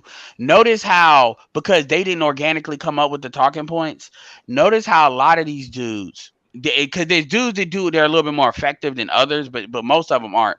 Notice how I've literally had dudes email me talk about, yeah, man, I used to think you a bitch ass nigga because the whoop said this, and you know, man, you be gummo on here looking like this and that. But yeah, man, when I actually listened to what you had to say, I was like, damn, man, this nigga say some real shit. Because when you hear, you can tell what the real is from the dudes mimicking it But because this what I'm they saying. can't organically Hold on. repeat it. I'm done. Because Ray Hama wanted to get in. Oh, Ray. sorry, no, Ray. My fault, Ray. I always want to say, man, yeah, because Edward, you led me, and others to the Keep It 100 channel. When you put the link in there, I hate the link, what I mean, and so you had to subscribe, to chat in and stuff. But I was seeing that, man, and then what it seemed like is there was accusing you of SBEing, right, Chamberlain, explaining and haggling and dealing with these broads. But then I had to think, I'm like, well, Ramil, didn't you haggle and deal and negotiate it with Sister George with your channel? He said I had SBE energy. I don't know what that is. Like now, that's where we Yeah. are now. Oh, nigga, like that's what Ramil actually said because Man. you have SBE energy because you're passionate and you go in. Well, Yeah, And can I add something to that's this? just listen. That's just SB is a correct thing to do to the people that you are involved with. You should shame, blame, explain to people that you care about, and if you don't, then you're just letting them run to a life of I ruin. mean, what it If sounds like. if it's your daughter, you should shame them, blame them for what they've done, meaning hold them to a state of accountability and explain why what they did was a wrong thing to do. Well, The alternative in a lot of cultures is not something that people want to pursue. Well, the argument is even outside of your daughter. The argument is that it's a whole bunch of dudes. It's funny how because Ramil said that they don't talk about nobody. They're not really talking about people in the Black Manosphere. So my question is, why are all these dudes constantly in the Black Manosphere talking about what we're doing? Because there's a whole wide part of YouTube. And then he said, well, they gonna do what they gonna do. That's not true. That's not how these people typically operate. All this is I want to be the head nigga in charge. Exactly. These niggas is listen. It sounds like to me these niggas is politicking and they found a trigger word for motherfuckers and they just using it. You know what I'm saying? And it's cool because what's gonna happen is a lot of people are gonna expose themselves because it's even notable because there's certain people that ain't never like me and people that ain't never like me. That's cool. I'm not their cup of tea, whatever. But you got dudes like Gabe A, for example. He was one of the main ones in that chat. And my point is, he will sit like, for instance, with BGS, he was talking about how, oh, you're not a real chemist. You're not the same thing with Kevin. Oh, you're not a real engineer. I'm like, dude, you're supposed to have a certain level of seriousness that you bring to this stuff based on you doing serious stuff. But you one of these dudes that like to, I don't even know if he's from Detroit. You like to campaign with the street stuff. You what did BGS call them sophisticated, them motherfuckers that are 92s, but they still want to operate like they in the streets. But like, if you really get street stuff to come to you, you ain't really about it like that. And so they get on the internet in order to kind of scratch that itch. You're talking about internet thugs, and it's kind of yeah. Keyboard Well, kind of not only that though. From what I've seen, it's like from what I've been seeing so far, it's like okay, the dudes that are hot and cold, what I mean, that not all the way, what I mean, staying in their masculine frame, what I mean, against feminism and shit, but they also like harbor some blue pill feelings, what I mean, towards towards the drag. What I think is they'll hide behind that team of people that are using the tactic to shame, blame, to shame you, saying like you're shame, blaming, explaining. They're hiding in that group in that mix, No, So it's like okay, They're I not gotta have hiding somebody though. that's straight up. You know what I mean? I can't do no hot and cold niggas. Like, get away from me. No, what I'm saying is this: there's really like I don't. I think people misconstrue what I said in the beginning. There's really factionalism going on, bro. Like there's people having personal conversations about you guys Yes, outside of the I agree with Manosphere that. that's what context. I said, You and get that's what I'm saying? that's what I I'm was. with that. Oh That's what yeah. I'm telling Yeah, you. that That yeah, shit and was that weird. well, Hey, listen, well, hold on. Let me say that, yeah, Edward. yeah, That shit was weird to me because I'm genuinely here just like I like to just learn in a minute. Like this is what I listen to while I'm working. Like I listen to the brothers, I Yeah, I listen to their figured that's what you channel. was talking about. I read the books and shit, but it was weird to me when I left outside of the space. Mhm. You know what I mean? See, and I'm gonna just keep it 100. Niggas was hitting me up like, man, what's up with you, bro? Like, I'm like, what's up, nigga? What you on? Niggas like, yeah, man, what you think about this? Let me get this. I give a nigga my phone number, like, go ahead and text me, bro.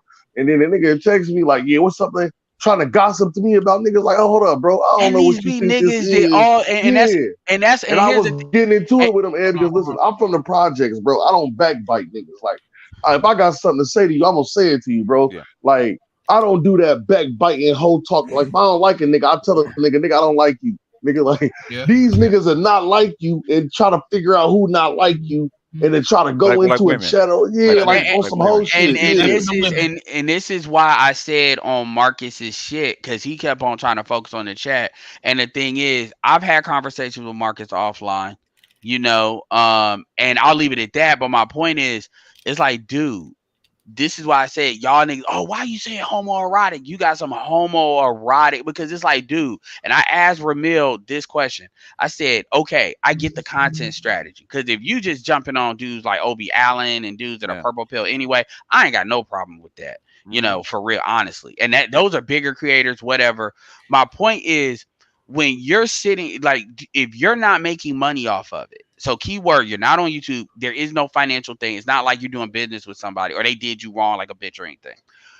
If you're sitting there talking about another dude, there's nothing wrong with that. He didn't want to answer that question. And I'm not But even this is talking the about thing him. too, I'm Ed. talking Like, about, like, you got dudes that will be in Discords. Nigga, I got Discord channels dedicated to me, yo. Oh, I know. no, I most definitely. This saw is the thing, though, Ed. because I want to explain, Grant like, showed me.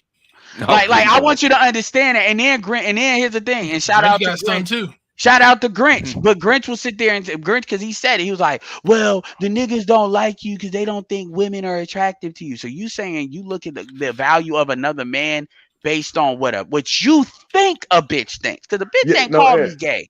Listen, Ed, Anyway, no, go this is the real shit. This ahead. is the Wait, real shit, wait a Ed. minute, Like, hold on. we don't You got a hold whole on. you got a whole We, militia after you. Hold yeah, on. listen, we Yeah. don't Nigga, I speak got a about Rhodes gallery. we don't speak about certain subjects, but there are homosexual niggas in this space too. Like, and they doing weird homosexual nigga shit. Like, Oh this is hell real shit, no! bro. I'm I'm telling not the even truth, look. I'm bro. not. I'm Bro, not even listen. saying. I'm not even saying all of that because I want to be clear. But I'm what I saying am. But it. what I I'm am saying it. saying I'm is, saying it, dudes. bro. I'm Because when telling I it. bring, One One at a time. time. One at a time, because G, guys. when I bring that up, dudes always think I'm going from left field. But I'm serious. It's like, it's one thing if you like Duke and Don and you doing a whole bunch of videos on like Fresh and Fix. That's content strategy. And usually, I get that. O'Shea, video number 80 on Pearl, whatever. That's content strategy. You can think it's bullshit. It is, but it's content strategy. But when you're offline, there is no money to be made, no super chats to be had, right?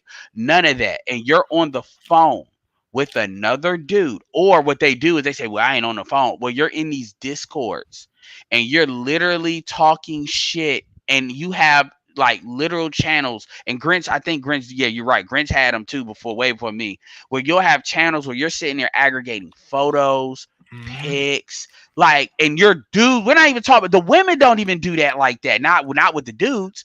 Like, they may do that with each other. Like, I want you to understand that. And these are the niggas that'll try to portray themselves as like the realest niggas. And this is how you know it.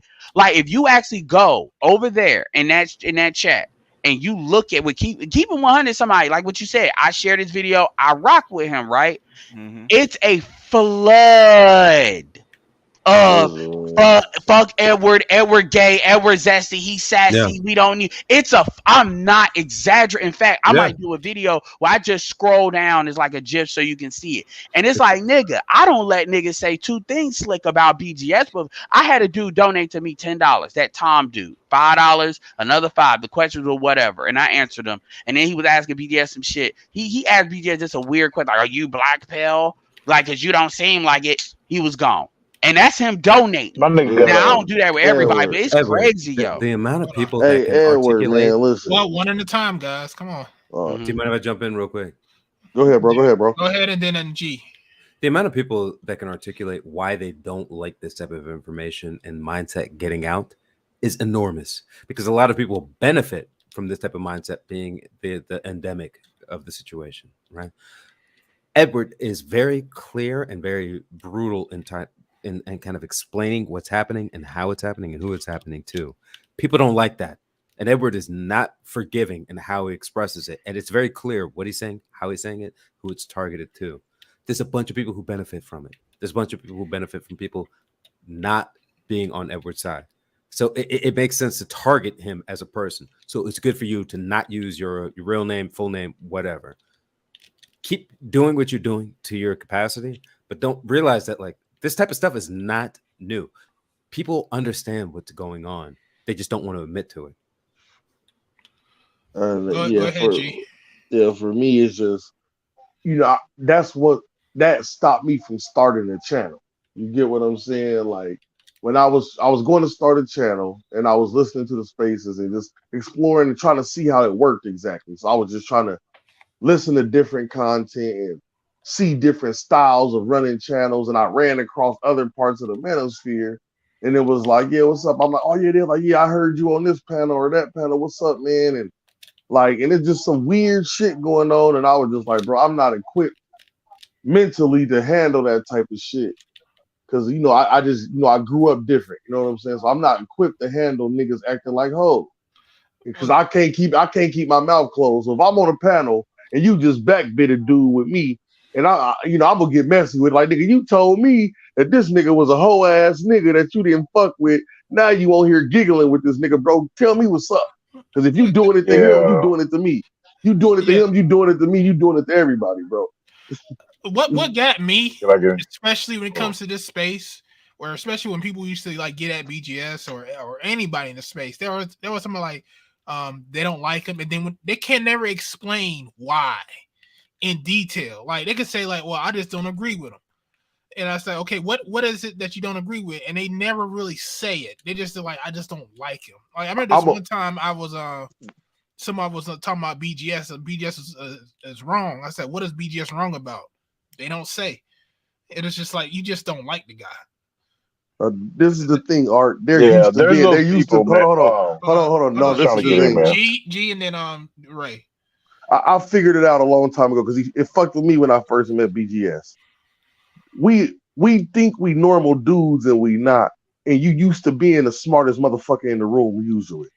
So when they run across a motherfucker, it's kinda insulting when the motherfucker's smarter than you and corrects you, but he humble about it. Then you be like, nigga, what you mean? They're like, no, you wrong because of this. And I could tell you this way logically. And niggas got a problem now. If you used to being the smartest nigga in the room and you run across a room of smart niggas, it fuck you up a little bit and you start competing. That's just how niggas is. I don't know why we competitive like that with each other, bro. I don't know either, man. And it's like, I noticed that too, exactly what y'all saying, man. I resonate with it because it irritates me to the highest level because I'm like this. I'm like, why act like that? Because there's always somebody out there that's going to check you on your shit, that's going to know more and be better. You know what I mean? That's not competition. That's Mandingo shit. Yeah, I mean, so there's no point in doing it when you break it down. Like, what the fuck? Like, come on, man, just be you or whatever you have. Teach it, motherfucker. Like, I try to bring in smarter people than me about. And the thing about it is about piggybacking off of ideas to sharpen your own stuff. But you got niggas that they like, man. Let me be clear here, man. If you got dudes, it's like they're used to being talked down to in real life, so they get on YouTube and think they go become something different. Because when you look at how angry these people get, or this psychoanalyst shit, I had a dude on my shit today, and he is subscribed, he is donated, not as much as like my biggest one, but he has contributed and has shown a genuineness. And this nigga literally was talking about how I don't groom well, I don't dress well. And I asked him, I'm in the chat talking, I'm like, why do you think this stuff? Because I want to get a little bit deeper with it. And since he's being honest about it. And I could tell a lot of this. I was there. Yeah, so a lot of that was like what G was talking. I want y'all to pay attention to what G said, because a lot of that shit he was probably defending me in these like wherever these places are. I know G talk about on the phone, but I'm like in these like under. I call it the under the belly of the sphere. Like and you know apparently his thing was I'm not giving him a lot to go on because niggas are talking about you don't groom well as if I'm anti self improvement. I was like nigga, you don't know what I look like outside of this. I just turned my phone. That's a vlog, dude. Like what I'm supposed Well, to, hold on, everybody Ed. ain't gonna look like Medium Man. And it's funny because Mm, it's like as dudes, it's like you mean to that tell shit me is strange. yeah, and he really, and the thing about it is, I could tell it was coming from a genuine place. Like he was really, yeah. Because I said, why do you think? Well, man, you know, because you're kind of antisocial. Well, because you don't take criticism well. And I'm like, dude, you're criticizing me right now, and we're having a conversation in the chat. I could easily block you just like that, but I'm not doing that. And I'm telling him, and it was crazy because in his mind, he actually thinks he was helping me. And it's like that's that matriarchal shit. And this is a dude, this is a genuine dude. So We ended up ending the conversation cool because I said basically he's upset because I'm a bad wingman and I'm repelling the hoes and he wants to check well, what do me. you call these dudes, Ed? What would you call these dudes? What would be the acronym you create for these dudes? Because you created Dice. So No, what would no, be for these technically that's not motherfuckers? true. Trail, shout out to Trail. He is actually one of our commenters. He comments. He created Dice, and yeah, Trail. But I get it, you know. But shout out to Okay, Trail. He well, created shout out Dice. to him. I Yeah. don't know. I don't. I gotta come up. You gotta come on. I can't always come up with acronyms on the fly. But I call it the MAD department, the Manosphere Accountability Department. But that's assuming that they're actually holding me accountable from a genuine place. You got a lot of dudes that are doing what G is talking about. They're politicking because they don't know how to grow on YouTube. I got video IQ. I went through a lot of these people's some of these people's shit, but that are content creators. I know who's buying subs. I know who ain't got no traction. Hammer. You can tell because it Wait a shows minute, from hold on. How the hell do you know somebody's buying subs? because Hammer did Hold it. on. well, okay. Well, Hammer wasn't what I was talking about, but probably I wouldn't be surprised. But this is how you know because No, I'm genuinely asking a question. Like yeah, I know. I wouldn't know. So This is how you know. So I want to shout out the Video IQ. I got the $10 version. I may upgrade it to 50, but the $10 version allows you to see analytics for channels. So it allows you to see like how many views they're getting in a day, how many views they get in a month. And just to give you an example, 1 million in this niche, 1 million views in a month typically equals $5,000 in AdSense. That's assuming they're getting all of their AdSense, all their videos monetized, which obviously we always don't. So you get it, but just so you know. And so, like for instance, my views are about 2,700 views a day. I'm not gonna say nobody else's, but mine is about 2,700 views a day. Yeah, I'll leave it at that. But you got people that they got like maybe 600 views a day, even though they may have like 10 times the subscriber count, or they'll have like maybe 1,000 views a day. And so my point is, somebody is buying subs, and when you also can see how many subs they're getting in a day or in a month. So if they get like a crazy number of subs, let's say they get 2,500 subs in a month, but their views per day is like really, really low, well, nobody's watching their shit in order to subscribe. And that's how you know if that looks. So you can, and remember, I'm an internet marketer, so I look at this stuff for a different eye because I was looking at it, like for instance, I'm just gonna put BGS out here real quick. It's not a bad thing. BGS doesn't tag in his videos. Now you can't see that because we're not talking about hashtags. So when you see him at like 44,000, that's off the strength of people finding him and wanting to see his content. That's why I wanted to put that out there because he's not tagging his videos. You got people that'll tag their videos, Passport Bros, SBE, this is his whatever to be found. He's at where he's at despite videos not being tagged. So I did that to be like, oh, well, if he started tagging videos, oh, maybe we could get bigger. So it's little stuff like that. And you know me, I don't even title my shit. So I do ... on my shit like an idiot. Yeah. So my point is when niggas say, like, I know BGS is shadow banned because he on some other geopolitical shit.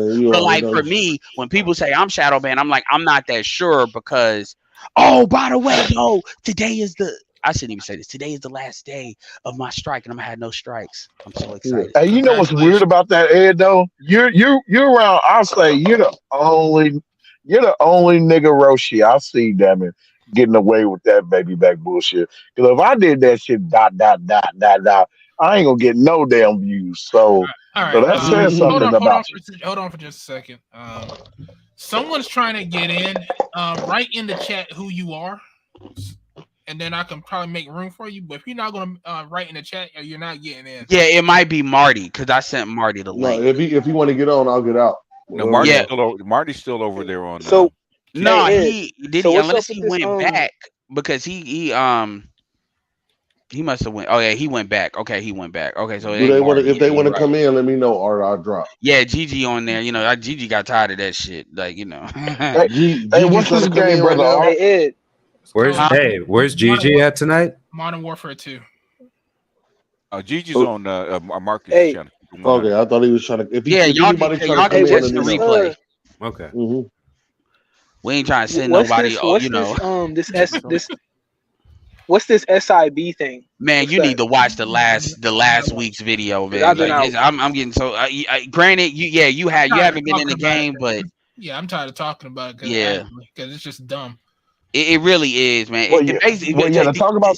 to give you an answer is basically you begging a woman to change. It's the idea that, for example, Kevin Samuels, when he was having his commentary in order to get women to find the light and act right, so we can have a black family. That's pretty much what it's about. You begging a woman to change her behavior as if you just doing that. So that's what it's about.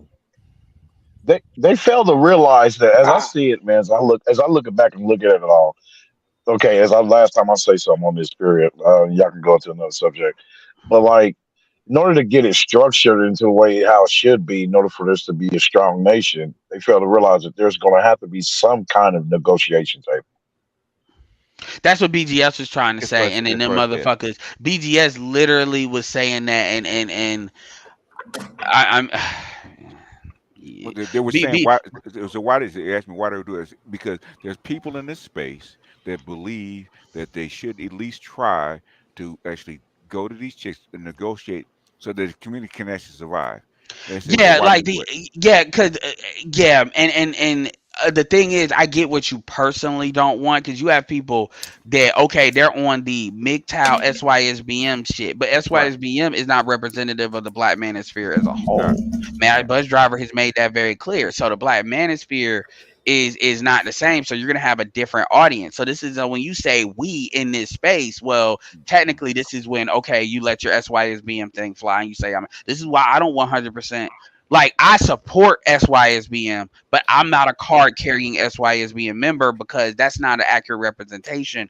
My channel is not the best My nigga representation Hershey of it. said a car carrying. No, I'm not. Like, Xanatos Clutch is a card carrying SYSBM member. I believe SKC is. I believe, Mad Bus Driver. So this is where I'm an Igmore. How do you live your life? Igmore is an interest of Black men of reform, and one of the tenets of Igmore is you can fuck other races of bitches, but preferably if you're gonna have kids, they're gonna be black. Now, granted, even Igmores have kind of come off of that shit. What Igmores don't do, they just don't talk about it. They like, I don't even care no more. That's how crazy these hoes are. Who's an unofficial SYSBM person? Everybody knows him. Jamie Foxx. Oh yeah. Unofficial. Well, he gets the honorary because they wish for his death. The women to make his children. He made his career and did what he did. Never got married. He's 55, 51, somewhere in that area.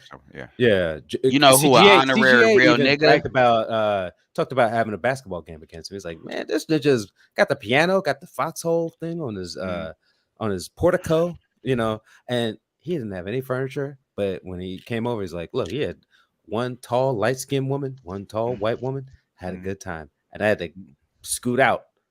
And then he's got those two daughters. Those daughters love him. They've been cared for by him. One of them was the belle of the ball of the Golden Globes, just like Clint Eastwood's daughter was. And he even takes care of his mother and father, who hate each other. And he had 2 wings of his house built. 1 wing for the mother, 1 wing for the father. And he's like, these are crazy people. Man, I would have been like, look, man, just buy me. Don't even do all that. Just buy me a house in like North Carolina or some shit. It'd be cheaper for you, and I need to be away. But yeah, shout out to Jamie Foxx has done a lot, and they wishing for his death. Well, he's already out of the hospital. God bless him. Begging for it. And it's like, but his daughter said, and by the way, pickleball. He ain't dead. He's playing pickleball with his daughters. And by the way, if what we did was ineffective, you think these hoes would be that mad?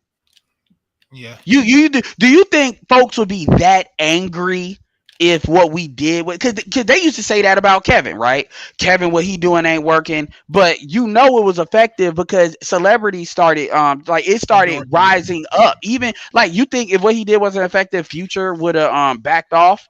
You know, Listen, he man. did. Hey, Edward, I done heard niggas say R.P. Kevin Samuels in rap songs, boy. Yeah. Yeah. I mean, and to be You honest with lying. you, Look, yeah, if Tyler it's me and Creator my even white mentioned friends and my Boyce Watkins black a long friends, time ago, saying F Boyce Watkins. So understand that these, I mean, and you know, F Jason Black for real, but Jason Black used to say that all the time. We used to say they act like they don't know who we are because that was a strategy in and of itself, is to ignore people. That's what they used to do in early 2.0 and 1.0. They would just ignore you because, you know, the women grew because they can pull from different groups easier. So they would just act like you didn't exist. But the reality is, because remember Chrissy, Paris and all of them, they used to be kind of like bigger and bigger. Now it's a whole, like, you got MTR, all of them, regardless of what they claim it on, they still saying the talking points. And so oh, that's another Yeah, I thing, a do lot of these listen to white that boys food. always stealing BGS's shit. Yeah. So people act like it don't You have a said what? cumulative. Yeah, white boys, How they're but yeah, stealing? How they're stealing this shit? nigga, word for word. Yeah. I went until BGS said Garnocracy. I started seeing him after he said that. I started seeing more and more because I still listen to some MGTOW channels. I started seeing more and more MGTOW channels, which is pretty much white guys talking about their issues, saying, "Oh, we're in a Garnocracy." I was like, "Motherfucker!" Yeah, and it is funny. It is funny. Ah, shit. So white folks will listen to BGS. Hot damn. Oh no, yeah, that was they've happening. been They've been listening to BGS. BGS. This is the thing people He keep. came from MGTOW. Like the truth is, if BGS would have, I've literally made this is one of the suggestions I made. I said, you know what, that black, and whether you do it or not, I get it. But I said, you might as well make that black Gnostic speak the original MGTOW one. Just make that race neutral. So whenever you put a video, I'm not saying to constantly put videos out, but if you put videos out, just be like, all right, fine, I'll just throw this out, and it's more on the geopolitical bigger thing kind of standpoint. And that way, these white boys know, okay, you just go here if you want to get your little, you know, what was sugar free, your little brown sugar free, race free, you know, bullshit. But here's the thing, you should make a trailer saying y'all niggas need to start at least get a link back, even if you can't say the name, at least link the shit back in the description. God damn. Hey, hold on, Aaron. Listen, I want to apologize to BGS. This nigga ain't Black Yoda. This nigga Palpatine. And the thing, you know what they actually call me Luthen. This nigga Emperor Palpatine. This boy got the final order. This old. Yeah, them white dudes. You know, it was a trade, and then nigga, we made a team in a franchise called the Black Manosphere. It's like, man, that's a new team. The fuck you? They lost too many players. Jackie Robinson. Goddamn. They're listeing to BGS right now, and they just don't say it. No, because I sent BGS this video of this white dude when he pretty much said he was going to quit YouTube, and the white dude was just ragging on black people how they're not protecting BGS. And I seen wow, dude. Hey, listen, man. I listened. One time, I used to just listen to the BGS for women shit. Man, I couldn't even go to sleep. I was laughing so hard, bro. Like this nigga BGS to go, man. Like this nigga go. And the first argument is you can't. Here's the thing: you can't talk to women. Then when you actually, like, I'm gonna tell you something. People be talking shit about that BGS for women, especially the first iteration. Which, by the way, all of that checking shit y'all got from Kendra really originates from that. Even though technically, you know, Kendra came from Angry Man's thing, but that's when she really got like a lot of her initial base audience, right? And the funny thing about it is you can't go nowhere else and see so many black women of different accents. When you talk about Vix, you're talking about what you call Ruby from Canada. I mean, we're talking about before Jessica X. We had like two people from the UK. Man, you had a couple of Africans. You had a couple of like 92. The chick that was the lawyer. I mean, them women were coming through, yo. And the thing is, BGS wasn't lying them hoes. He was saying it. Well, I ain't gonna call them hoes. I don't mean to say, but you get what I'm saying. BGS was telling them what it was. Fuck that. But you're saying hoes, nigga. Stop playing with me. Let me chime in. I had to get my daily misogyny out. He wasn't really telling him. He was walking one at a time, it. guys.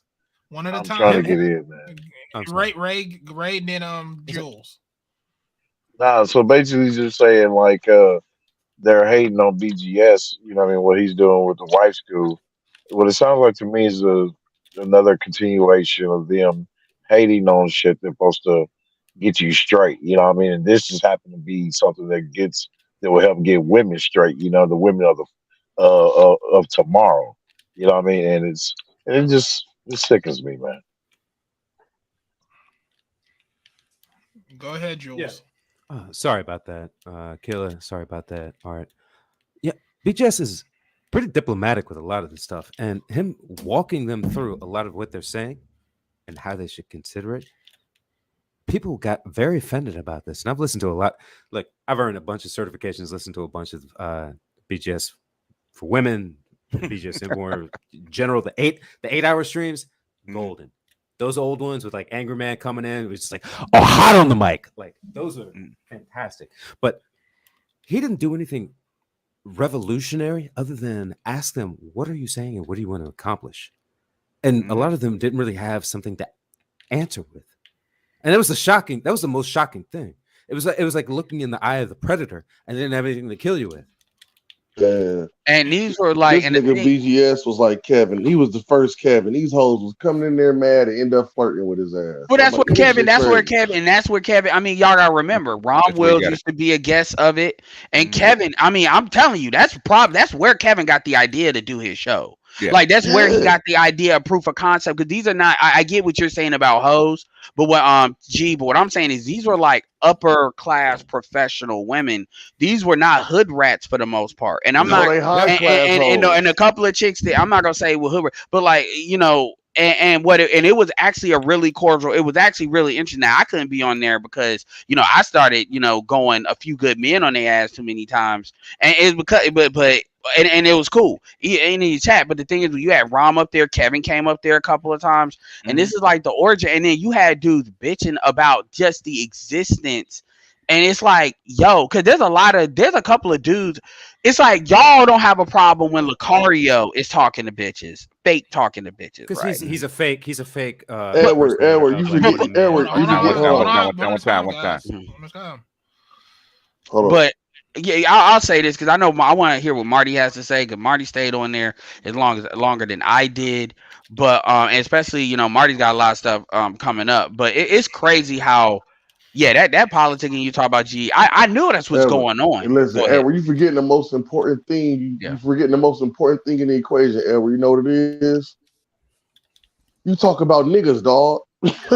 Well, another thing too is even when you look at how this. Niggas is gonna gossip, Edward. You a nigga. You know niggas gossip, bro. That's one of our main pastimes, bro. That's not masculine. I'm gonna say that straight up. And I do want to say I'm this. not Even saying it's masculine or not. I'm saying I'm a nigga and I What's know not niggas be masculine? gossiping. gossiping hoes. constantly about dudes. But one of the services of BGS for women is what people don't understand. You're getting an insight from when Concrete Rose and Danielle, when Concrete talked about that story of how her friend had breakup sex with that dude and then she ended up getting pregnant. Getting that baby. Like these are insight. why she had that baby. Yeah, she was like, no, I don't. Bullshit. Y'all can't keep talking over each other. Every dude don't have a Bad audio. benefit. Every dude don't have a benefit of having what I call side nigga insight. And that's this is why when you get dudes Very like Cousin Tita and stuff like that, and so there is everything that we do is in service to black men in some way. Now you may not be able to comprehend that shit. I'm not talking about you. I'm talking about the niggas always got something to say, but understand it is. Anyway, I'll fall back for a minute.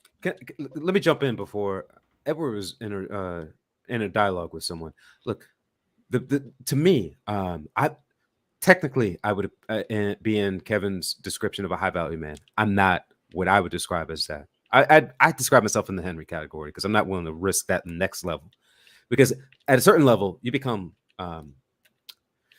your life can be in question at certain points, right? Someone like Kevin offers the aesthetic, the demeanor, and the content. And it's very appealing to a lot of people who know that this nagging pill is at the back of their mind. But a lot of people can't quite express what they're seeing, what they're experiencing, and how it works. And I know a lot of guys, more of my white friends, ask me about him. Like, hey, have you ever heard of this guy, Kevin Samuels? and then I have to kind of feint like I've never heard of them, and just kind of work into this conversation, and like, wait, that sounds familiar, and all of a sudden, and then I get into the conversation, and I'm like, oh yeah, I know what you're talking about. Like that type of guy. He's look, his content is out there. People know who he is, what is actually happening on the ground, and a lot of people understand what he's trying to convey to a lot of the demographic. Problem is, a lot of men don't want to actually say what the fuck he said, and he risked his life for it. And he took a lot of heat for it too, and thankfully he made a lot of money. Hope his family, him, lived a good life from it. But to do that type of thing and to not acknowledge that, like, it's a complex thing, trying to figure out what's going to be the way to wedge that in. You're gonna have to figure out how are you going to make things succeed before 2053, when the Black community is supposedly going to collapse economically on average, or are we going to make a turnaround before then? Answer is no, John, for 200. Well, I told you, All right. I told you, I already told you. No, this nigga Roshi didn't. I already told you, I'm going to be part of the board. I ain't worried about it. As soon as I can, I'm joining the hive mind. Yeah, so I just came from over there, and really I just had an opinion. I was quiet for like half hour, right? Because there was a lot of back and forth talking. So I just really wanted to have my moment, right? So whenever you start talking about the money, the business of things, you can always tell who gets uncomfortable with that kind of conversation. There was this one guy on there, namely, I think his name's R.P.L. Dude got so mad he rage quit. The dude, and then he wanted to have a ceremonious exit. I said, get the fuck out of here. Nobody cares if you're leaving. Bye. And then you talking about R.P.L? Yeah. I mean, listen, I don't know who these people are, because in real life they're ghosts to me. So if people are clouded up online, that doesn't mean shit to me. I'm in real life. So when I was talking, and I was saying some really basic shit, I wasn't saying no exoterical shit. I was basically saying that a lot of these complaints that I'm hearing from these SBE guys, like the guy, I guess I'm trying to get the factions right. It's the guys that tell other people you're SBE, right? I'm like, if you would be busy in real life, you wouldn't be worried about what another dude is saying to another woman. And furthermore, and just to cement my stance, I was like, listen, I'm not the type of person who's trying to reform anything. I was basically saying, like, listen, fuck Keisha and her kid. Because there was one female on there talking to BGS, and BGS said something, and she was like, well, how does that help little boys? No, what you meant to say, how does that help your little nigga? That was Sexy Red. Yeah, fuck her too. So I was basically like, nobody gives a fuck about you, your kid, or the fucked up neighborhood you live in. That's your choice. I heard you, bro. Damn right. You know what I'm saying? So I was basically putting the stamp on it with no extras, and I was letting them know, listen, what helps me, in my opinion, is that I move about. And it's not even because some people say, oh, that's that passport. No, it wasn't even about that. I said, listen, go to another state, because I don't know if anybody's here been to New York or is from New York, but if you live in New York and you just go one state over, it's totally different. Yep. You see what I'm saying? So the fact that I'll never have an interest to want to go to New York, bro. I was in Manhattan 3 weeks ago. Yeah. And I mean, look, I took the Acela up, and I'm telling you, there's a difference between Baltimore, Philly, and New York. Oh, You yeah. pass them on that train, and it'll take you through like the warehouse districts and all that type of stuff. But like when you get to Manhattan, it's a different environment. Oh yeah. Manhattan is the tier 1 city of America by a far measure, not just in like price of living, but also the amount of Fortune 500, Fortune 1000 companies that exist there. Absolutely. The cost of living to exist there. And I'm not talking about like, you just live and then, you go to the park and go to your grocery store, but like to live a decent life. Yeah, I live in New York. Yeah. I have two friends who are, one of them is a buyer for like a major clothing, and another one's a data analyst, and they make in the mid 6 figures, and they feel the pinch. And I say this all the time, and people don't listen to me, because I see, the thing is, when I'm on these panels, I'm talking to people in backwater towns. Like, I don't know where Ramil's from, Atlanta somewhere, but it's probably backwater. Houses probably cost $50,000. So I'm talking to people who really don't understand how money flows and how money moves. They think, buying a house for 20,000, rehabbing and making 10,000, that's a come up. And I'm sure for that little town that you're from, that's cool. But listen, there's levels with things, and we have to establish, like, see, in other communities, they have these levels. It's kind of like already spelt out. So when you deal with other people in other communities, they kind of have like a tier system. Like, in other words, just to keep it simple, you won't see trailer trash chicks hanging out with the Hollywood Beverly Hills chicks. It's just certain, streams that don't cross. If anybody knows Ghostbusters movies, like, you know what I'm saying? Like, it's just, we don't have that here. So we have a situation where we have backwater people having same conversations as people who actually made success in their life. And they want their opinions to be equally as valid. Well, as BGS said, the unwashed masses. Well, your opinion can be valid. The thing is, if you're gonna live in like somewhere like Manhattan, let's say like Manhattan, not or Manhattan or on the Brooklyn, Brooklyn. Yeah, Brooklyn Heights is actually more expensive than Manhattan now. Yeah, because I met Paul Giamatti walking across the bridge. Yeah, I was walking across the bridge. I'm saying if you're making six figures, right? The low end of six figures, just make it 10K. You're struggling. You are at the median income of those counties. If you're in like the Bronx, then there's like a different thing because there's a lot more subsidized housing. A lot of crime too.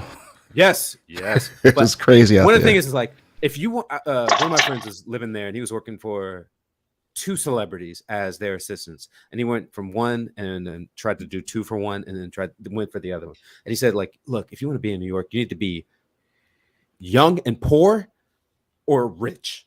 Like if you're like 22 making 20,000 a year, you could do it because you're just that young, you could take it.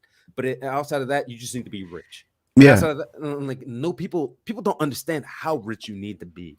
Yeah, and the like thing someone like De Niro who has a place in Gramercy Park, like he is middle class, like upper middle class, technically, because there's billionaires who live in that region. Yeah, and then like you have the Bronxville, like man, the money there is insane. Yeah, because the real estate there is insane. Yeah, I can tell you right now.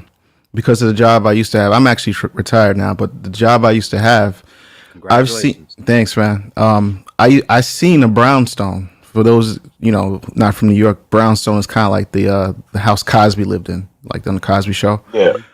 Okay, thank you, guys, because I didn't know what the hell you're talking about. Yeah. Most people, I mean, it's like an old structure that is only found in certain neighborhoods of Brooklyn. So they had a brownstone, like old ass stone townhouse. Yeah. So this dude, he's a guy who worked for Goldman Sachs. He put in a swimming pool in the basement, renovated the entire thing top to bottom, and all this cost about 17 million with no parking.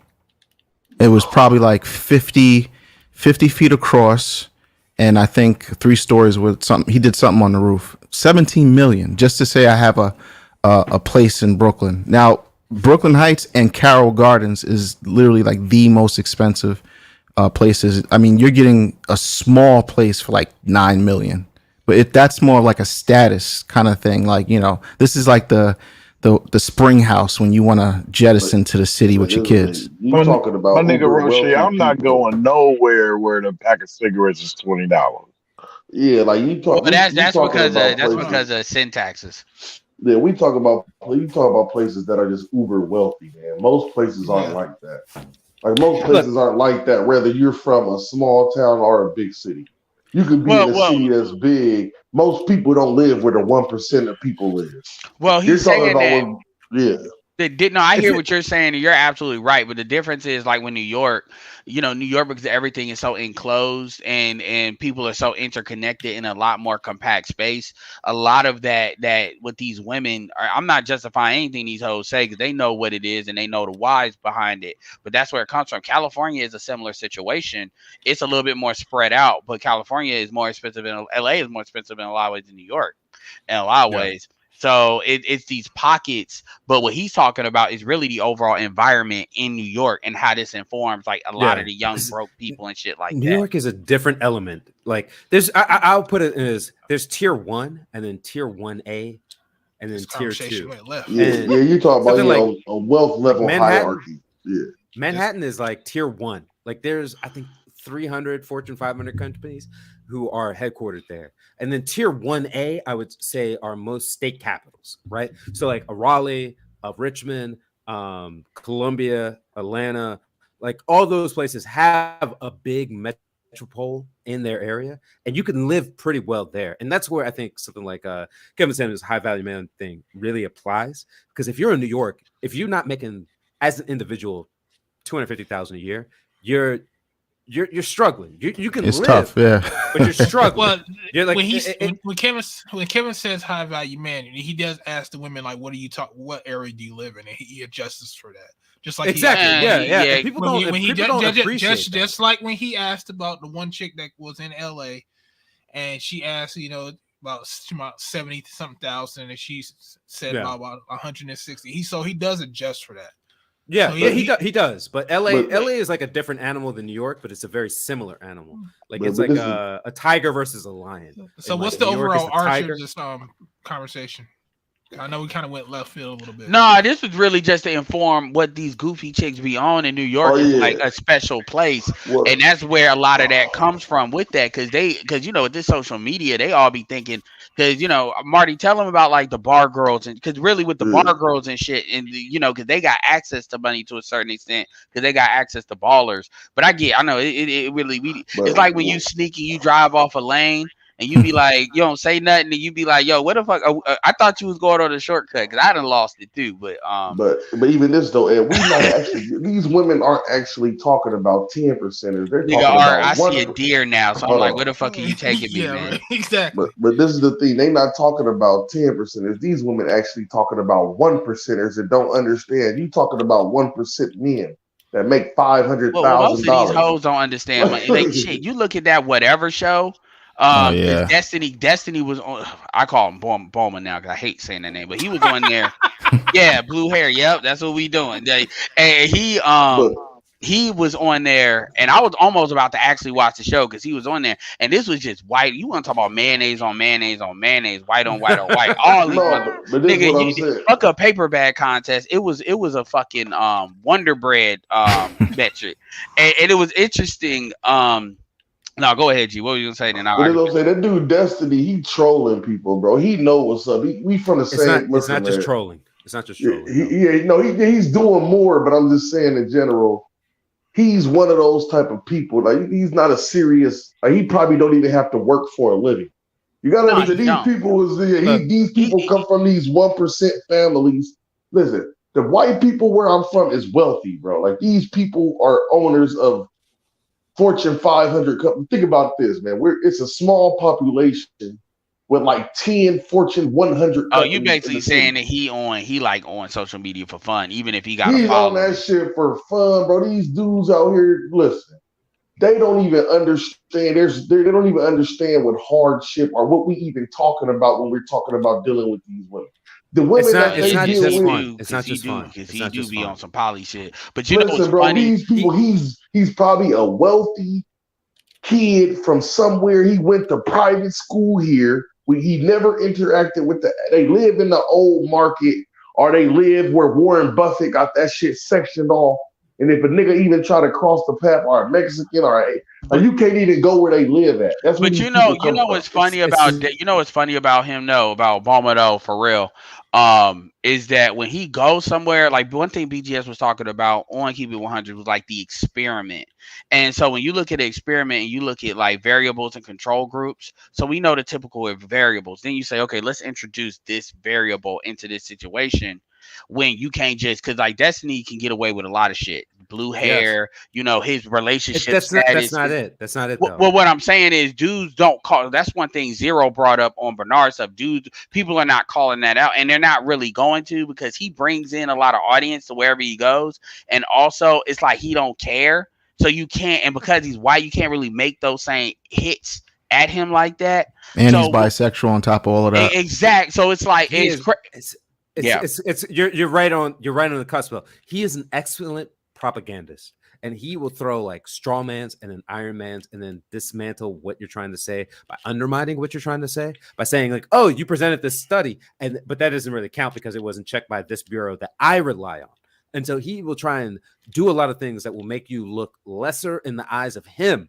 And he'll put himself as the eyes that people view it from. And it's very clever. And I think the best people that I saw dismantle him one-on-one, and they did it in different ways, but in different impacts, was Bernard really hit him in the balls a couple of times. And then Angry Man came in and just lit his ass up. Well, you know, it's crazy because a lot of people was in my chat. Didn't do it. Well, a lot of people was in my chat saying, and I didn't see it all the way through. Yeah, they was sitting there like you was in the minority of that opinion, man. Them niggas talking about, hey, man, look, I fuck with Angry Man. Hit him on the first pass. Angry Man hit him, especially when he's like, "Why are you?" He said like, Destiny was like, "Why are you so angry?" He's like, "Look, I'm passionate. Are we not allowed to express emotion because people want us to be able to express emotion? And let me counter you on this." And he was really hitting him, and then Destiny ran off, and it was like, "Oh shit." I can't. Well, are you talking about when he talked to him on his shit? Or are you talking about because if he talked on Bernard's stuff, he did end up having a conversation with. He did, but I'm saying that first encounter, Bernard did well against him. I'm going to say Bernard and versus Destiny, that was solid. Bernard didn't back up as much as like Destiny was trying to push him to back up and making him question stuff.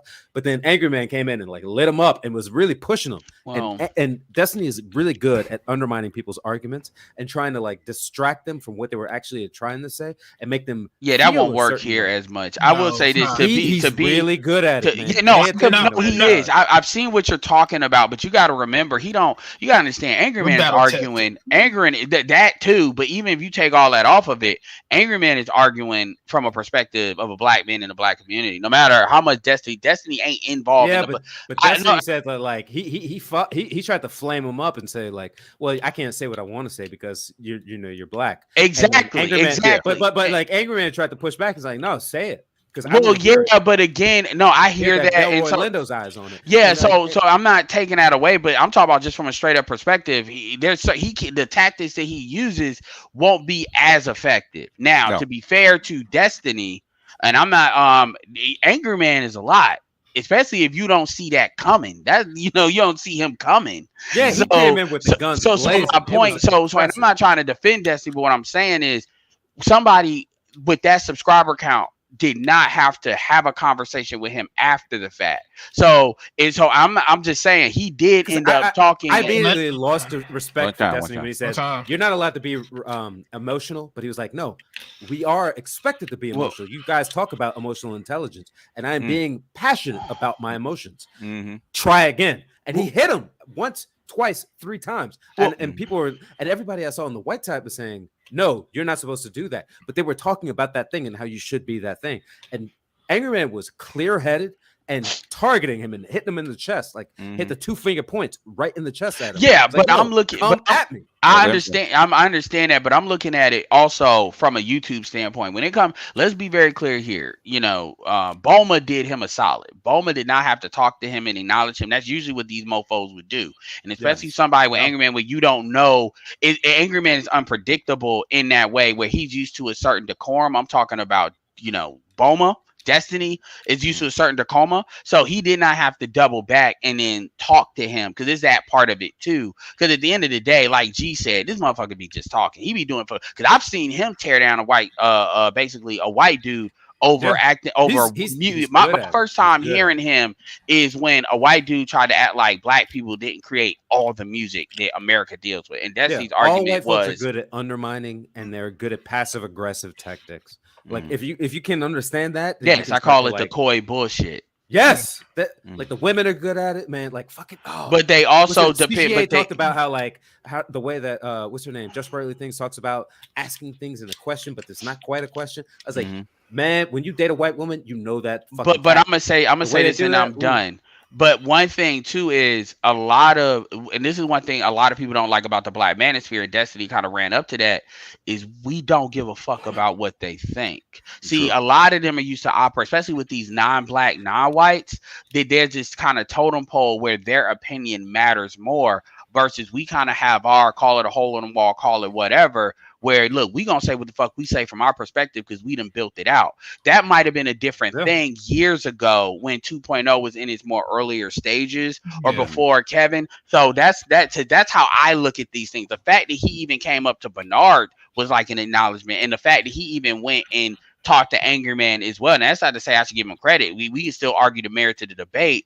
I think Obsidian interviewed Nick Fuentes, which earlier on in 2.0 might not have happened. And so when people talk about, like, shout out to Check Fan Huru, but he talk about the Manosphere is dead and shit like that. I'm like, yo, I don't know what this dead shit you talking about. But why is he in Manosphere Spaces?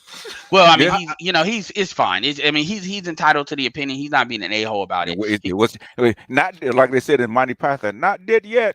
Yeah, and so it's kind of like, and the thing about it is the Black Manosphere goes in cycles, and it goes in cycles of these like undercurrents of where people start to grow and people move on and stuff like that. Even if you look at like the videos that O'Shea is doing, which is kind of sugar and fluff, the reality is that still puts out a certain, like, it used to be only the females are doing it. Like, you have to go to the Jasmine brand, all these female channels on Instagram. You got all these chicks that are not even in the quote unquote gender war argument, like Impressive TV and stuff, to do gossip. There is nobody doing that from like a male perspective at all.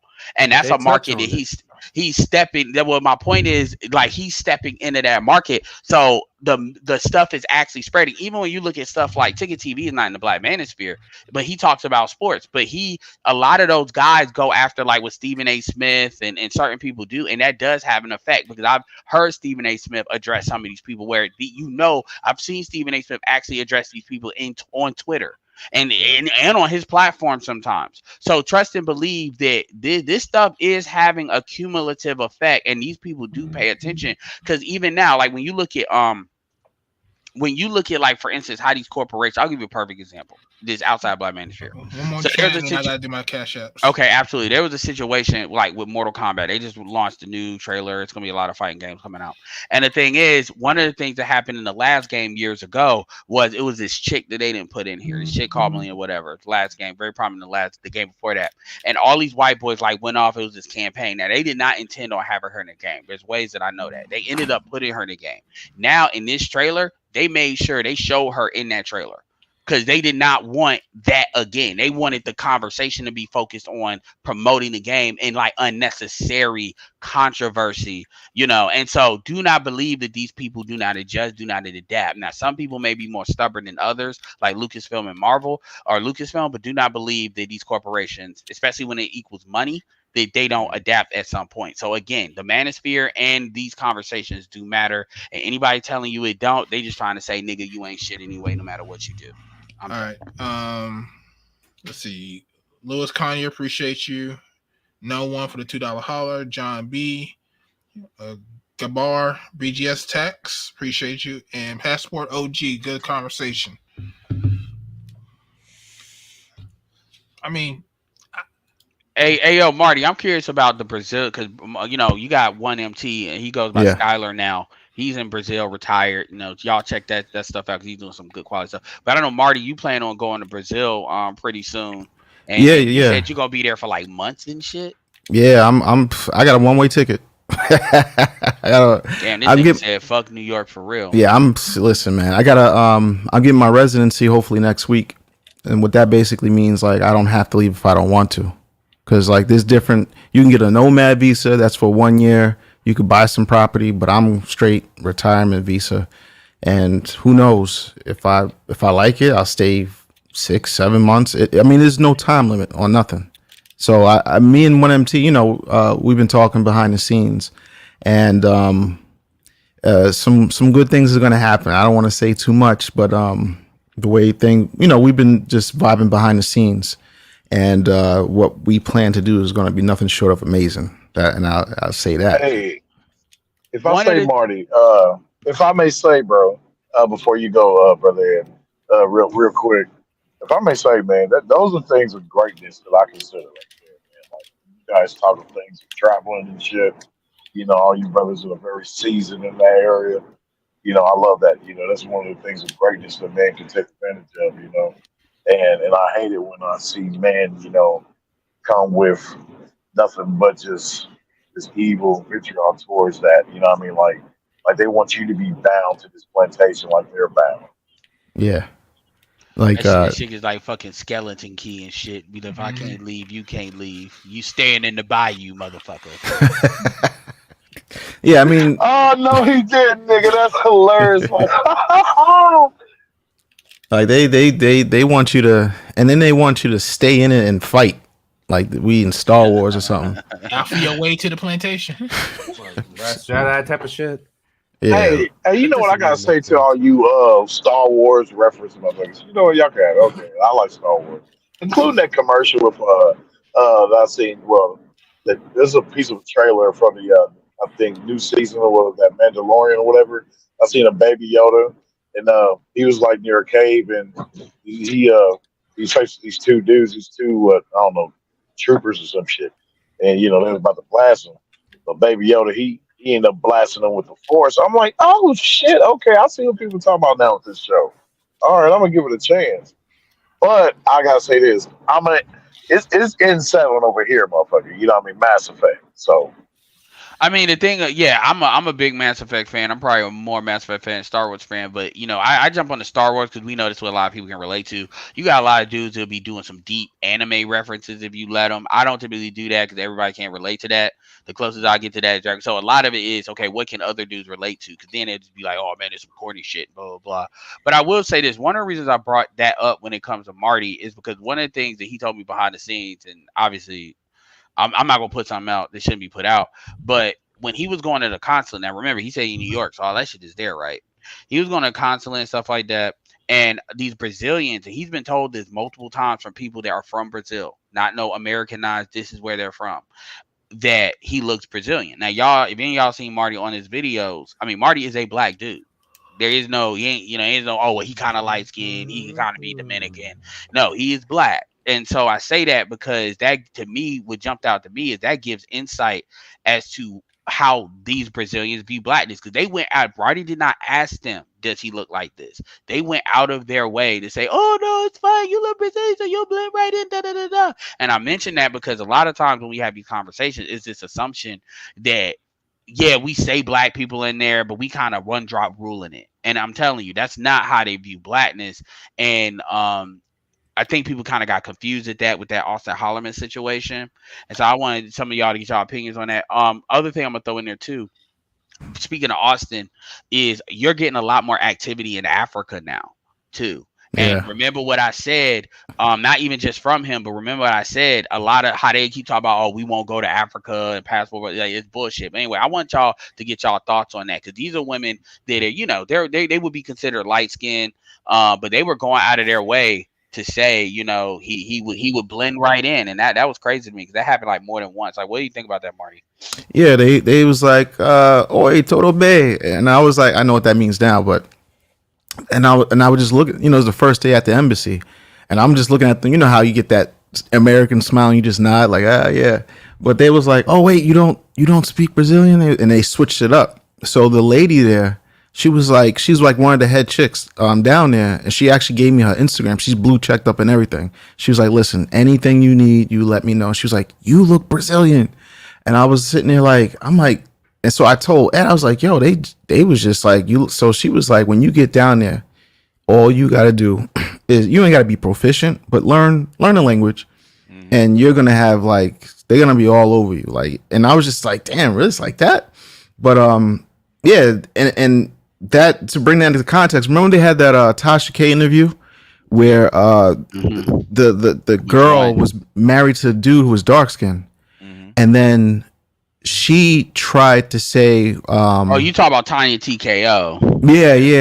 Yeah. Remember they had that awkward moment where they were Tanya TKO was trying to say that she looks mulatto, but she kind of identifies as black, and then she was saying dark skinned people are like underclass, but then Tanya TKO was like, well, why'd you marry like a dark skinned man? And then they had really no answer. And then she flipped it on the dude, was like, well, before you met her, what kind of women did you date? He said basically all white. He said white women. And he said it without hesitation too. He's like, shit. And nobody caught that. I mean, people did catch it, but I was like, whoa. I mean, I didn't see no stories, no, you know what I'm saying, no videos made about it. I was like, yo, I don't believe Sorry, people didn't catch. I mean, ayo, J Will 28. Don't say shit unless it's true. Do not tell me Kathleen Kennedy is getting fired. If it's if it's wishful thinking, we get it. I understand the energy, but unless They've been you got saying that some for like breaking 3 news, years. yeah, like I need to see. Even when I hear the official document, I want Associated Press on that shit. I want to see a news article. Yeah, I want to see it. I want to see it on the. So we all hope. 7 years, man. Yeah, that bitch is like the bitch that could, man. It's like, Hey, I do have thanks to all you guys, including Brother Arthur Edmore, man, for getting me intrigued into this whole thing of reading the articles and stuff like that, and also being able to broadcast it to, you know, which shout can out, lead shout out, into shout out to other Spicello. studies.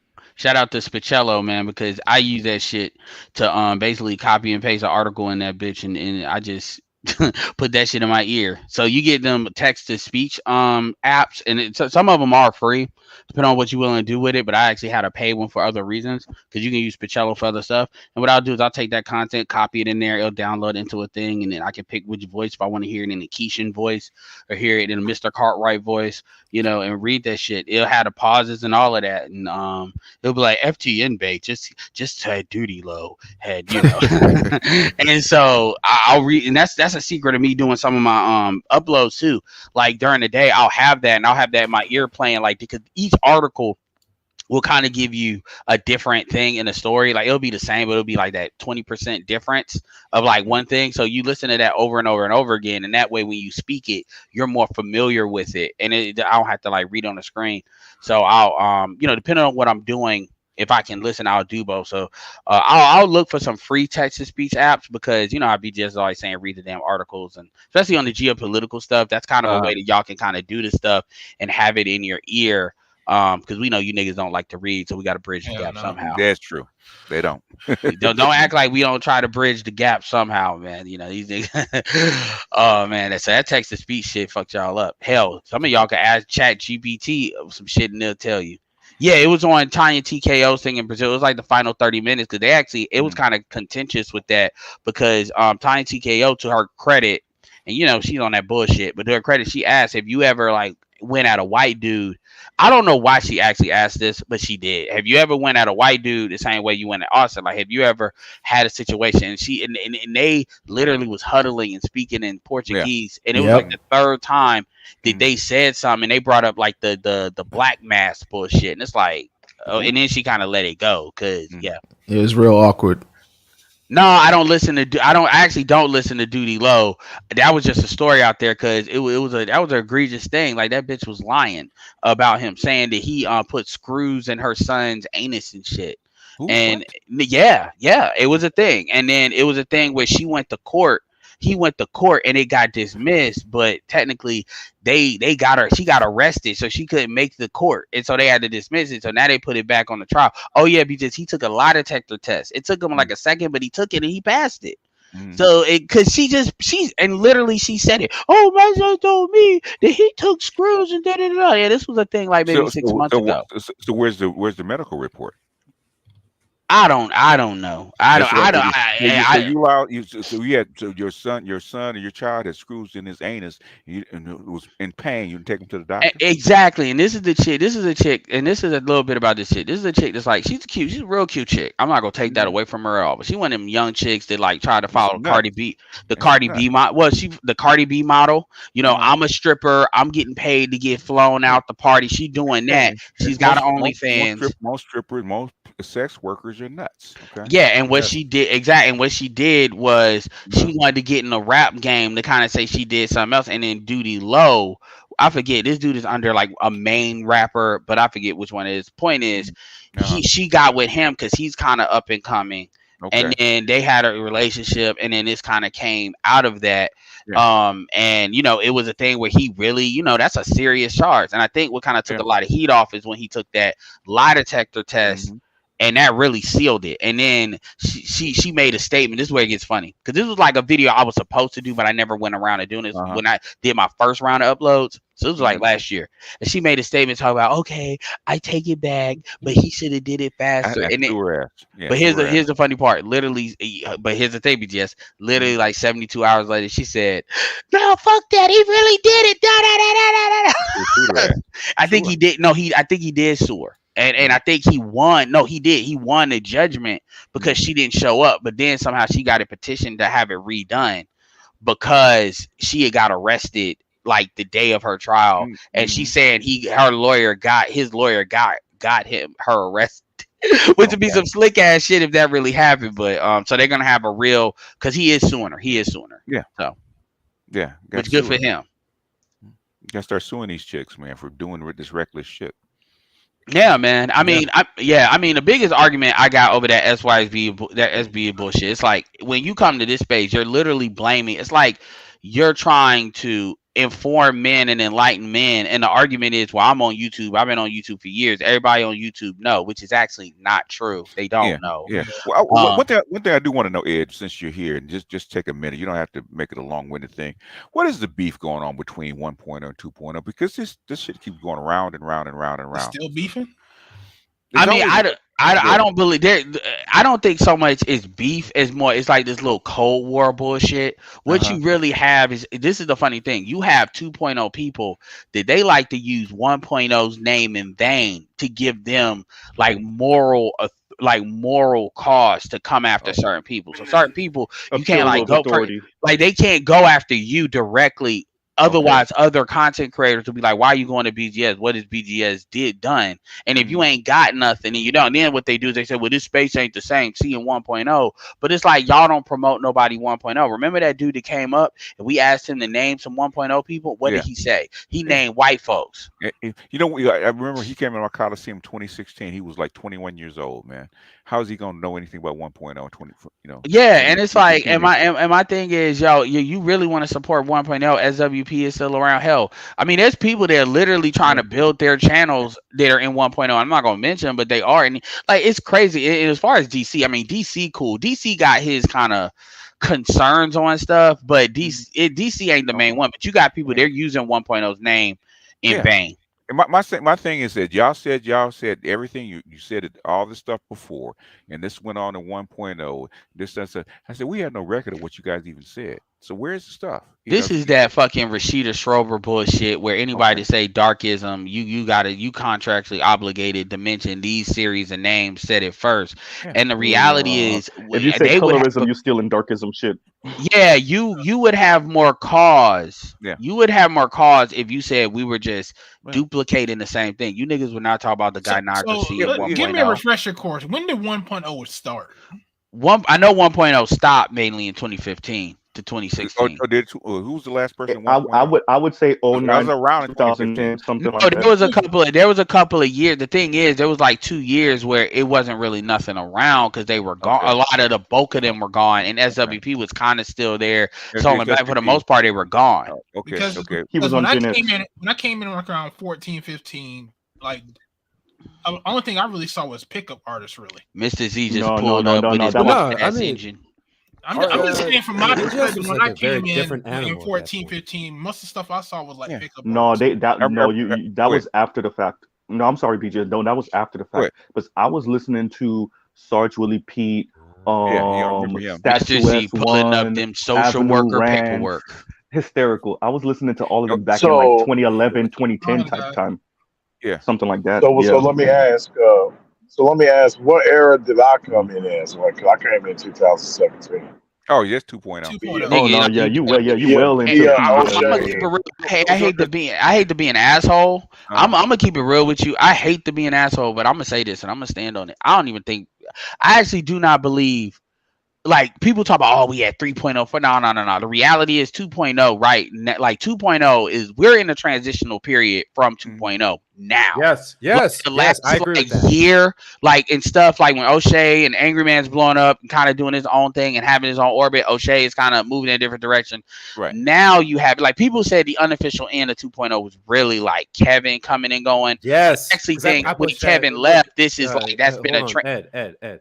I pushed that. I said that to BGS probably 2 months ago, and I put it on one of his channels. Like there's a fundamental difference. So like Dr. Johnson is posing like a political question, Dr. Gigi, Dr. Neil, and then there's a couple of other doctors who are posing like a very fundamental philosophical question of like the what PhDs is are the in the building. manosphere. Yeah, they are pushing this with like an intellectual weight like that you don't understand unless you understand what like Black men, tenured PhDs are doing, can do that. And then you have like the those men who are doing that, and then you have a professional class who understand what's going on with that. Like I'm in that professional class, right? You Ed are in that professional class. Art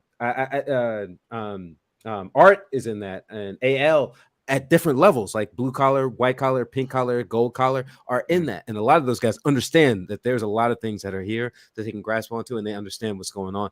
And then Kevin is the he's the Neil deGrasse Tyson of this whole thing, who kind of he's not an originator, but he's a popularizer of a lot of these things that pushed forward in the past 2 years, that like not just Black men, but especially Black men understand that. And I've had conversations with men who understand like, hey, I want to be married, I want to stay married, but you know, I know what's happening. I like it clicked and made it explicit instead of like an implied shared secret. And I want to dovetail what the brother was saying by saying what the PhDs and even some of the white guys are forcing is our competition, which should actually be on our team, but okay, ladies, it's causing them to sound like go extreme. This is when you get into extreme rhetoric. This is and a certain Beiyang lady, she's ahead of this with the aborting black boys, right? That is coming from like, okay, we don't got no answers anymore. We can't call them deadbeat dads anymore. I mean, we're still gonna do it, but I mean, it's factually inaccurate. Somebody said Oprah admitted that Black father shit was bullshit. She did. So where's the reporting on that shit?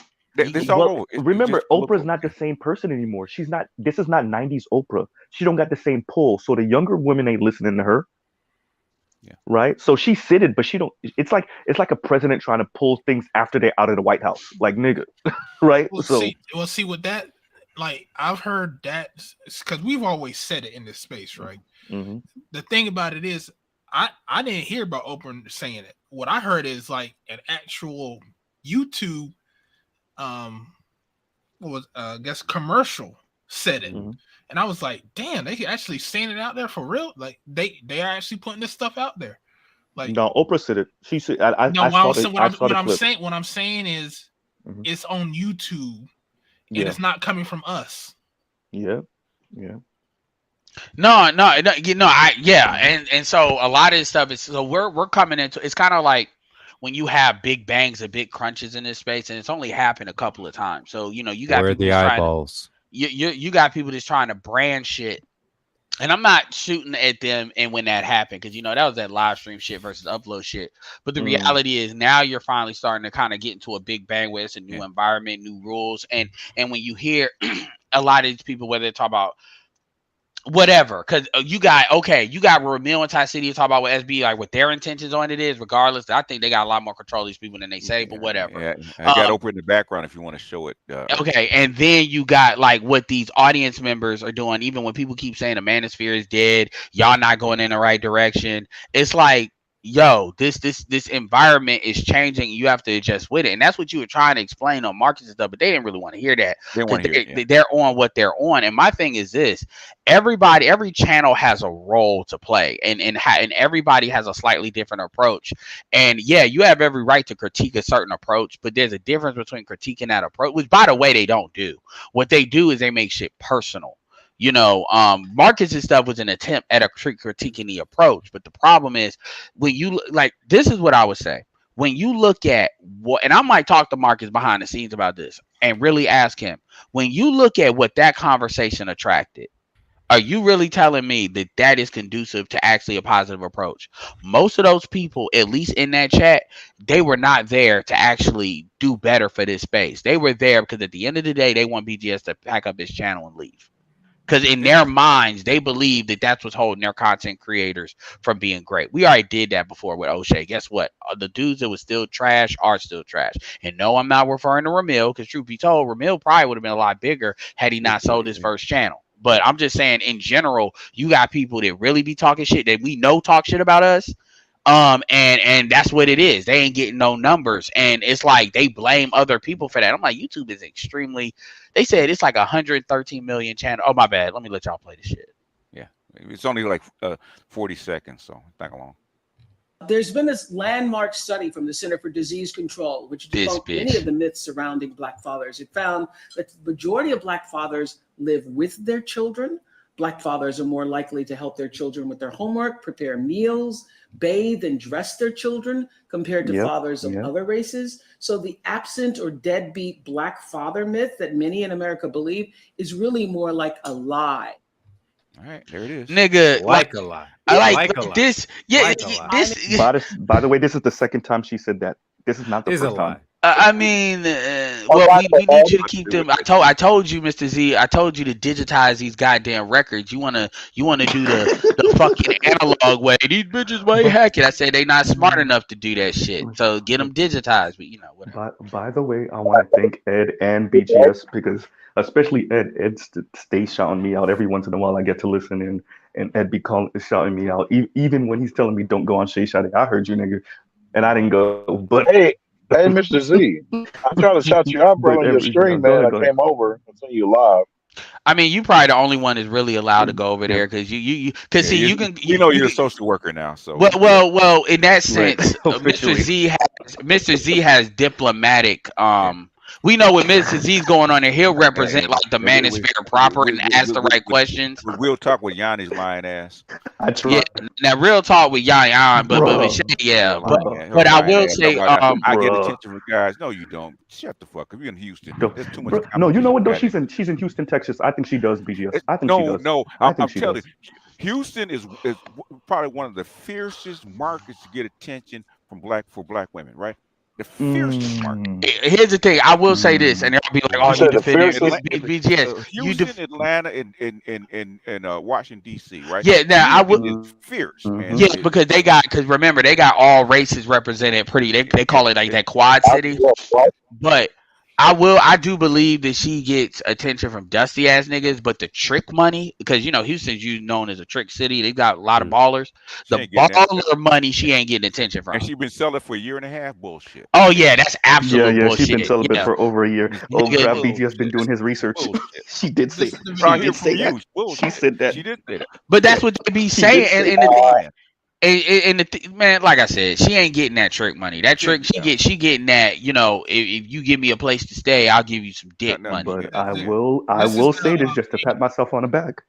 Real quick, Art. I will say this just to pat myself on the back. I told y'all when they get to a certain level, they throw a adult temper tantrum and they put their vagina on ice. And what she doing right now? I'm celibate. You throwing a temper tantrum. You thought that your money and your station and where you live is gonna get you the kind of nigga that you want, and that didn't happen. I mean, you can buy a pookie. Exactly. I mean, you got to go to the buy a pookie thrift store. I mean, where's G at? G knows some folks. G can drive on down. G may not do it no more. She like, I don't do that no more, but I still know some people that they're taking applications. Right, so this is what I was talking about. This is from Associated Journal. This was like 5 years ago, and I saw this. Mm-hmm. And this is what they were talking about. What we were talking about. Like 7 seconds too. I just wanna shout out compassionate call outs because he did a couple of he did a couple of like logos for me, BGS. I think, but Mr. Z's that was the best one, and I was like, yeah, that nigga needed to upgrade, man. He did. Such a awesome. Like that was good. Is fire, though. That little turbocharger didn't work. Yeah, I was like, niggas he said, I heard the call. You tired of seeing that white ass Z, man? Man, they used to make those when I was a teenager, man. We used to make those things from Garrett, man. Those turbochargers for Z's and shit. So, yeah, he said he used to make your cars as a fucking high school project. So I recognize the turbocharger. So yeah, we used to make those things. Right. Go ahead, Art. Black Americans is that of the absent Black father. The absent Black father myth is the idea, the stereotypical and incorrect notion that African Americans have very little contact with their children, if any contact at all. And in Black America, the reality of being fatherless is perhaps most painful. 73% Fucking nigga.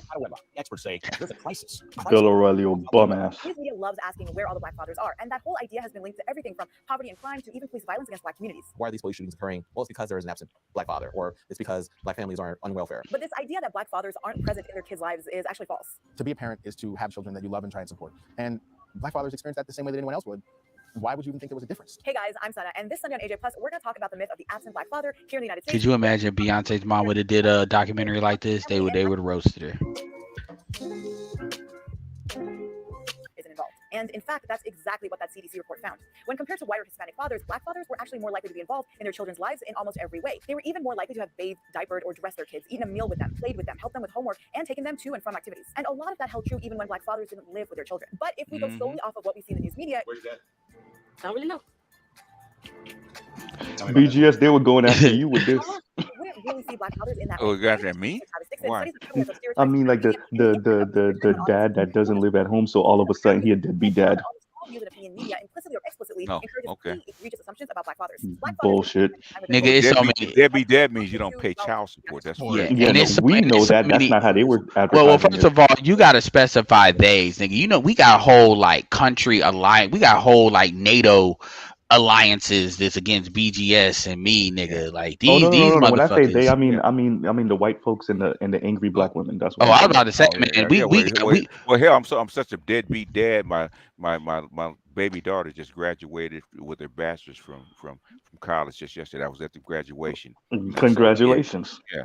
So I'm real fucking. You know, I got two daughters that did a bachelor's. Had bachelor's. I mean, damn the daughters. They be shuffling all your grandkids. BGS is like, yeah, man, we got that. Right. We got that PhD level. You know what they call it? Child care, man. I ain't even got to teach him to read. I gotta jump off. I gotta go help my grandson with his homework. Yeah, I do. I do that all the time. Right. But I'm a deadbeat show this dad. one little part real quick. Go ahead. I'm sorry, Art. Actually mentioned Monahan. 20th century America. Ramil didn't like that shit. How the Lyndon B. Johnson administration had to do more for racial equality than simply pass the Voting Rights Act. Moynihan argued that to really fight racial inequality, the government had to understand the state of black communities and why they were the way they were. But Moynihan ended up focusing on one thing, the black family. According to him, the fundamental reason for growing economic inequality between white and black Americans was a crumbling family structure in black communities. And at the foundation of the so-called crumbling black family structure was the absent black father. Moynihan looked at non-marital birth rates and rates of fathers living separately from their children and made a whole bunch of assumptions about parents' relationship statuses and parental involvement. The report didn't take into account factors like the legacy of slavery, generational wealth, or even economic migration in which men left their homes so that they could provide for their families. We spoke to Carvel Wallace, a writer and a podcaster, about the way black families have been discussed in the mainstream. Reading some of the literature at that time, I was like shocked at how overtly racist liberal literature was. See, this is the part where it pisses me off right here. This nigga sound like an SBE operative. No, I'm playing. And families and welfare and mothers. It was a lot. Let me more not give them for names. the story to be told that black people were holding up their end of the bargain rather than acknowledging that America wasn't holding up its end of the bargain. The Moynihan report ultimately created three camps: the liberal camp, which saw the report as a foundation for policy change; the conservative camp, which saw the report as a justification for the argument that black communities were responsible for their own issues; and then the left-wing camp that saw the report as blaming the victim, ignoring structural racism, and actually reinforcing racism. So what happens when people are exposed? See, this is the part that pisses me off because me and B just went through the whole damn Kerner Commission and the Monahan report. Yeah. And it whenever you hear these people say this shit, you know there's a fucking lie because they actually tells you, even in the Kerner Commission, that slavery and racism was a big factor in them black people not getting inequality. Well, what they'll try to say is they'll not mention the Kerner Commission and mention the Monahan report. That way they can say technically they're it's lying by omission. Which hence why that would piss you off. So I just got to so. But even acknowledging this, because you got a lot of black, because the argument is, isn't it the fucking academia's politicians, obviously, but academia politicians won't do it to push this if the policy is coming, and they went out of their way to bury it. And and so when you hear a lot of these women and they act like they don't know, it's like you all aided and abetted a lot of this. So when you all get the blow ups in it, aka you all are not having men, you all are not having people at your level. This is where Mr. Z comes in. And this is, and again, this is where you come in. But see, you and me do different things. Like you pretty much tell them, well, how do you feel about the bullshit? I give you the exit. I give you the exit interview. I'm like, you're fucked, and this is why you're fucked. So you don't know. You want to give them a swift kick in the ass before they leave. And by the way, I want to play this video when I get a chance. it was a dude, Mr. Beast. They asked Mr. Beast, like, how do you fire people? How do you fire people? And Mr. Beast said, I help them get another job. I say, hey, you want me to write you a letter? You want me to give a call? Like, I literally put them in other jobs. I don't tell them to Mr. go. Beast, I literally put them like in a other jobs. multi-millionaire off of It was YouTube, bro. funny, yeah. Like it was funny how he was saying it, because it was like, yeah, he was like, yeah, man, they ain't mad at me. Hell, half the damn time they make just as much money or more than they made working with me. So they cool with me. Let me I think Cameron's trying to get in because someone dropped down real quick. Yeah, I'm gonna drop down. I want to play this video real quick. It's this is the type of babies they birthing now.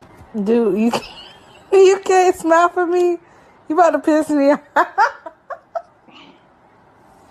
Mwah. If your baby got a still face like that, they got it from you. Yep. Mother. Oh yeah, that's yep. He got that from you. He got that from you. That's them Gen Alphas now. Mm-hmm. Like y'all. No, that's not even alpha. Is it? Alphas are still being born.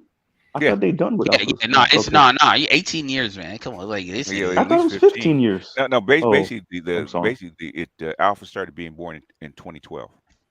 Okay. So got at least so before that was Gen Z. Okay. Yeah. All right. You said he used our work to push it, genders on the local level, and they got pissed. Yeah, I mean, because I just want them to come out and say what Cynthia G said. Screw it. I'm trying to destroy the black community and get it y'all all separated. Yes, I'm mad. Screw it. Yeah, I mean, let them to say it. Well, the funny thing about what you call it said, because another thing too is we create a lot of clarity for stuff, and help them look for, okay, this I need to go here to get my point. Like people that daughters of the trade, that's we ain't dust that off in a minute. I chased off like 2 or 3 of the female content creators, like Brooklyn Blue and what is that chick's name? With daughters of the trade. BGS and his unholy books and his unholy research. Man, they packed up and they left, man. BGS be like I should do Avatar. He be doing spirit bending on their ass. Yeah. BGS and the dark magic talk. The BGS women that she shut Crystal Cares up. Yeah, and she's still like now. She on the clubhouse being bothered by Obsidian. And it's funny. It's like, because you know what you did to me, and I'm like, bitch, what are you talking about? Hey, Shiver 7 is still talking trash. Oh yes. She was exactly. Oh yeah. Well, she's a nut. So. Yeah, I mean, Shira ain't actually the worst when they of do them. that whole victim talk where it's like, do you know what you did to me? I listened to that clip too, Ed. I'm so over the victim talk. Chrissy pulled that too about Obsidian. He was stalking me. He was trying to dox me. They pulled that too on SWP as well. SWP, yeah. SWP ain't never said no to a single mother. That's attractive. He be trying to save. He like one of them white. Out of SWP, but he like one of them white women when they see a stray kitten. Like, he likes a lot of that crazy kitty, man. And I'm like, it ain't. Yo, can anybody hear me? Who got you? Got you. Can you hear me? We have you. Yes, you hear us. Oh, okay. Just making sure. I don't know. Just try to. I had to switch my phone to my tablet. By the way, BGS, I just realized something. Sorry. Go ahead. Like everybody talking about all the BS that's going on. I think I found the right sound for you guys. Unfortunately, Snowman's not here, so I got to do it for y'all. Okay. Courtesy of Cole Johnson. Ready, aim, pull, trash. Okay. Ready, aim. Yeah, the 21 trash salute, as they call it. Okay. Ready, aim, pull, trash. Because it's like Cole Johnson does, being from Houston. He talks about a Southern hood rat thing where he describes everything trash, but he calls it trash. Mm-hmm. Oh yeah, man. Man, by the way, I forgot. I kind of like where we are right now. Where's Toya when you need her? Yeah, we keep forgetting to do that shit. Toya does it very well. I was shocked. Look, I'm gonna need you to respect the originator, please, BGS. I give me my props.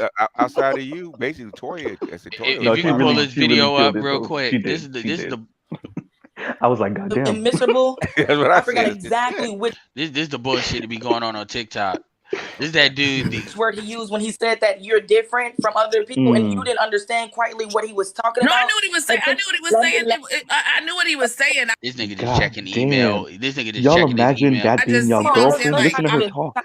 Baby, let me just speak real quick, because I've been quiet the whole time, but I've been listening. And my thing is, I don't think that he was disrespectful. I'm not saying you said he was disrespectful. I'm just saying for everybody that thinks he was being disrespectful, he was not being disrespectful at all. He was very calm, very, very understanding. She repeated everything. We've been on the phone for hours, and I'm not talking mess about you because I don't care whether you repeat it or not. Yeah, I don't think he's been disrespectful. I don't think you've been disrespectful at all. He wasn't, and I just met No, this I young don't man. think he has been. He wasn't at Oh, all. you Even though imagine she waking up repeated to the that same voice? thing for hours. I mean, it's just that be what they be doing on that. They be checking the fuck out of them on TikTok, yo. When they be having that's a live stream, and he usually be checking the hell out of them, man. They done banned his channel like 8 times. Oh, yeah. The second chick, and he's a teacher. Oh, he actually teaches like at a high school, so he's a teacher. So he be putting himself out there. Yeah, it's a couple of them. Like it's a whole it'd be funny anyway. I think we're in a good place right now because we got brothers like Jason Black saying it's the end of the red pill because of Rollo Tomasi, I guess. And yeah, I think we're in a good place. The sisters are sounding crazier than ever. Bullshit? I did. I listened to it. You got diplomatic papers to go over the enemy places, So because he be doing that WWE. First of all, it's funny that Rollo Tomasi is like an easy mark for everybody to throw under. I mean, even Pearl threw him under the bus, and it's like I don't care. I'm not red pill anyway. Well, I'm not even talking about because the thing about it is the shit is just a word. I mean, what we do is niggas act like, well, you kill red pill, you kill like Darius McTowell's channel is gonna exist. Coach Greg Adams is gonna exist. Hell, Donovan is actually gaining a lot of strength. Hey, can you all hear me? We hear. Yeah, we can hear you. Man, what shit was he talking, Mrs. Z? Pretty much. Apparently, Rollo Tomasi got caught up by Sneeko just asking him, what does red pill mean? And you know, the problem with Rollo is he tried to cover all his bases and it just ended up sounding nebulous as hell. And so he tried to do that. And then, Jason Black, that's what Jason Black is going in on, which is like, nigga, if you really knew what you were saying, you would have a very, elevator pitch type of answer. You don't have an elevator pitch answer because you don't know what you're saying. I mean, that's it. Hey, Rollo wrote a fucking book. That's a good broad strokes coverage. Yeah. It's good. Hey, didn't he mention? Didn't Rollo mention something about like a bisectomy or something? Say what? Y'all talking at one time. Didn't Rollo? Y'all can't talk at one time. Okay, who's first? Okay. I was trying to find a period. It's Ray. It's Ray. No, go ahead, Ray. I think Ray was. Yeah, real quick. Yeah, real quick. Didn't I hear Rollo on there or Sneeko checking him about what Rollo said, like according to Rollo's list, in order to be considered a red pill? Yeah, or whatever. You gotta get a vasectomy or something. Red pill. That's high value man. Yeah. Yes, that's what it was. High value man. Well, who said? I mean, I saw that. High value man. Yeah, go ahead. Go ahead. No, I was just saying I saw some of that goofy shit on, like when I say saw it, I mean I saw it on my home screen with it, they say you may watch Russia Fit. Look, and then got people that will comment on it. Like I'm still subscribed to Donovan, so he was commenting on it. I didn't watch any of this commentary, so I don't know. Cause I'm like, why would you even have a conversation with? Cause Sneeko, no, I like Sneeko, but Sneeko is pretty much the classic pre-qualified dude that he's aware, but he's living life and having fun. I wouldn't put him in like the same category. Is like he's got different concerns, because if he's got a little bit, like his concern is the fact that he snatched his YouTube channel, he had to get it reviewed. He's doing the pretty girls thing, trying to get around with and so you always, and I'm not saying that I don't agree with certain stuff he say, because he does that on. He's one of them niggas like a cousin T-Talk kind of dude that would be like, I've been the side nigga. I can tell you these niggas. I can tell these niggas what's going. You know what I'm saying? And that has its value. But why let me add Rollo even? Go ahead.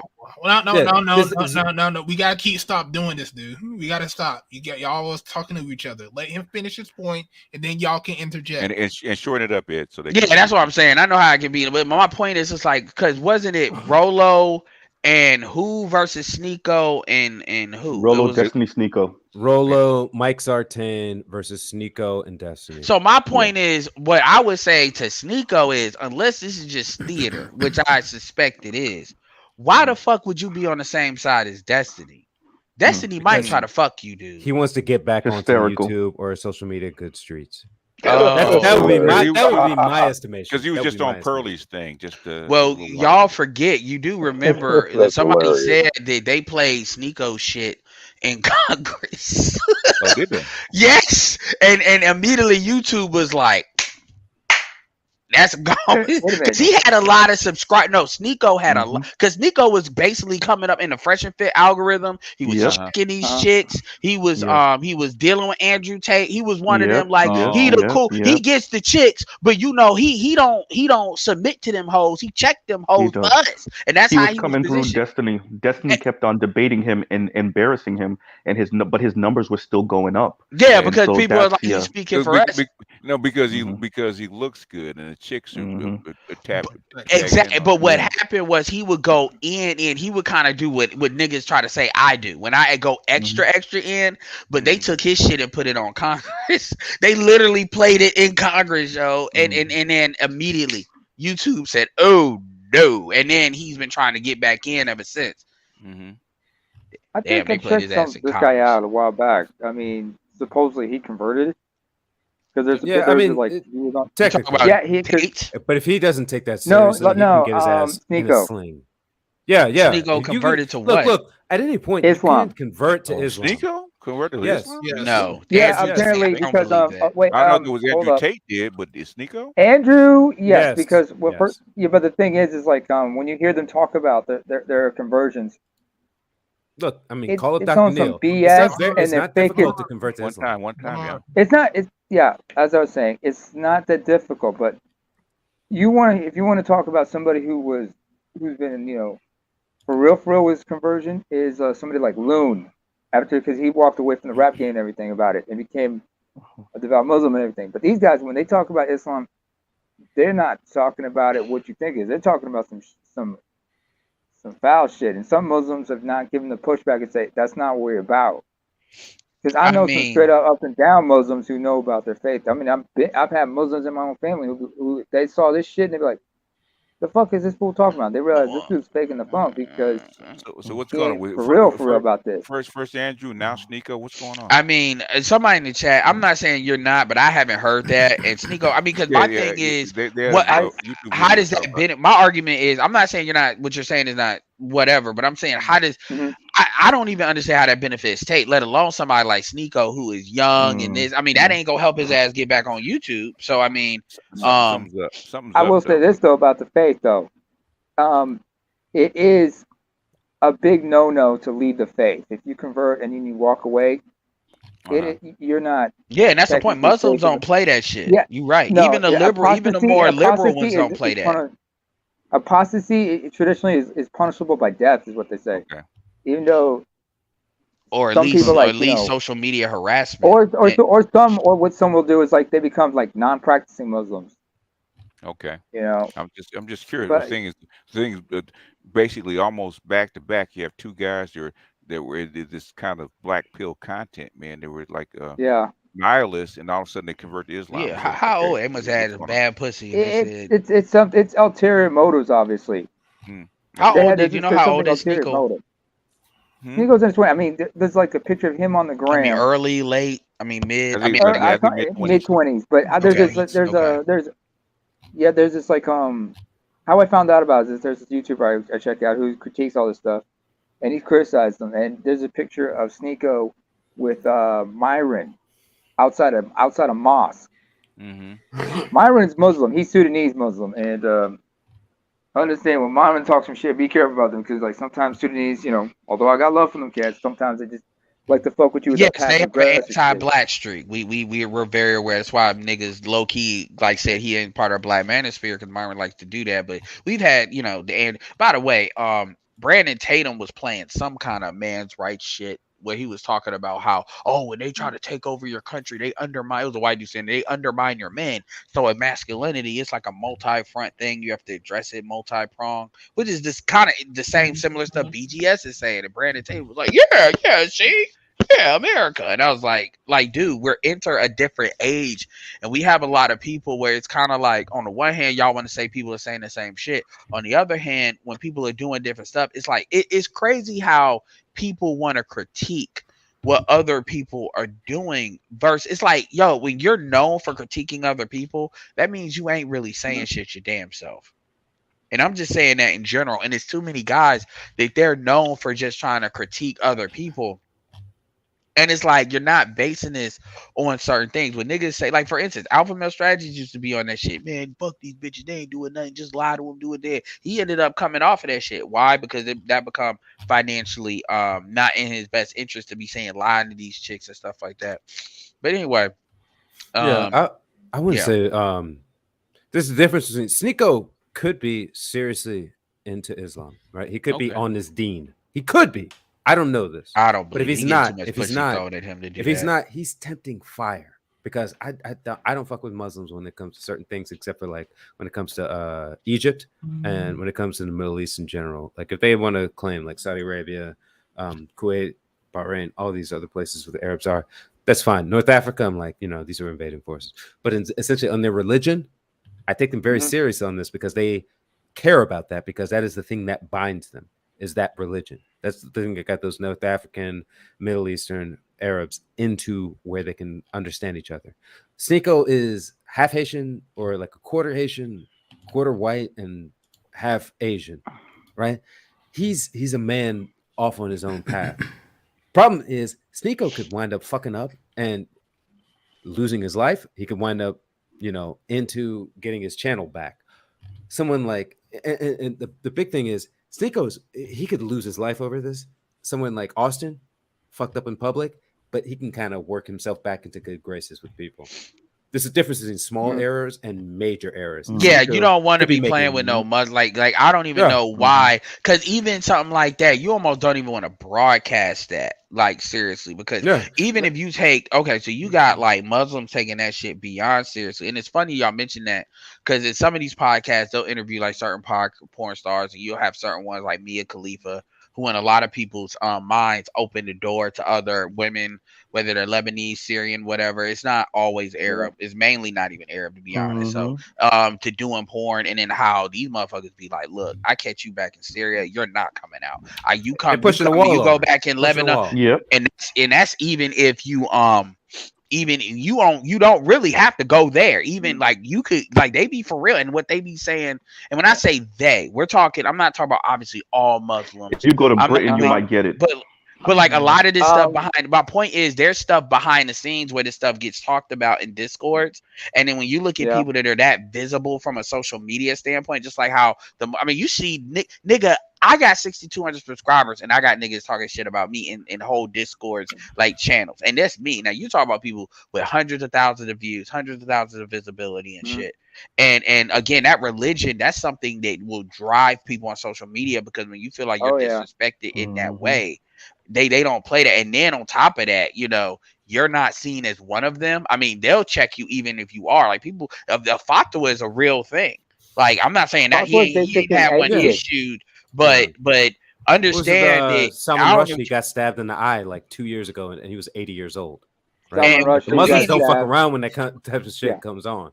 Because of the satanic verse. But one thing I gotta say, Ed, I'm sorry to interrupt, but you got one thing you gotta understand about what's her face, Mia Khalifa. She's not a Muslim. She's a Maronite. That's a Lebanese Catholic. Yeah, but she's still an Arabic person. Like she's Arab, yes. the tribe of the Mina people. That's fair. No, that's absolutely valid what you said. I mean, I kind of don't. Yes. Okay, that's valid to know there's a difference. But she even has a tattoo of a cross. I mean. But let me say this. It's so let me flip it. So they'll look at it from Egypt, Jules. But understand that they'll look at it from a national standpoint. They'll look at it like as far as a national. Yeah, and then they're looking from an ethnic, national, and granted, it's from my perspective, it would be a different distinction without a difference. I do believe it's more intensity on the religion, because that's a bigger betrayal. But then it's still you're our women, but you're part of the our women part. Because you know who gets hit with this a lot? Iranian women, because Persian women are probably a little bit more liberal than a lot of other Arabs. Not but because of the Ayatollah and stuff, they can't practice that. Have you ever heard of the Kurds who are ethnic related to Persians? Well, They're a little yeah, more we know liberal, that with the although Iraq war and stuff. no. Kurds are not just in Iraq. They're yeah, all with over the place. They're in Kurdistan and Turkey. stuff like that. Yeah. So Kurdistan, but They Kurdistan's spread divided through into a couple countries. Turkish. Yeah, it's not just Iraq. I'm not gonna act like I'm the Turkey, expert. Syria, Iraq, and a little bit of Iran. So let me be very clear here. I tend to talk about stuff I know. I know enough to ask the right questions, not be absolutely ignorant on it. I know enough to know that like a lot of people will say anybody that's Middle Eastern is Arab. I know enough to know no, because you got Lebanese, you got Syrian, you got Persians, then you got a lot of ethnic groups within their countries, and all these people care about these little. Then you got to look at the countries that are more. What I'm saying is monarchy. When I'm talking about the big folks, like not to say the Kurds aren't, but I mean, the countries. And so then you got like the Sauds, which that's a different thing because that's a whole monarchy. Or the kingdom of Saud, so that's why I said that way. But I get you right with Saudis. Then you got and the reason why I'm saying that is because born there, I should know. Well, I'm saying that because, and shout out to Black Mind because he's out there too right now. But the thing is, when people talk about feminism from the perspective of like the Middle East, you're talking about people talking about driving a car. They're not at the same their feminism is not what ours is, and people don't understand the difference when they hear that. And it's anyway, yeah. And so they're never gonna have that argument. Yeah, we got Cameron in here. I think he's trying to get in. Oh yeah, I'll drop down. Yeah. And by the way, last thing I'm gonna say too, the Muslim, like the Manosphere, like representative, when it comes to Muslim stuff, is Black Mind. He is the religion. He's in Saudi Arabia. Yeah. So I'm saying that to anybody. Like, so if as far as like who I'm deferring to on stuff like that, he takes it seriously. Shout out to Black Mind channel.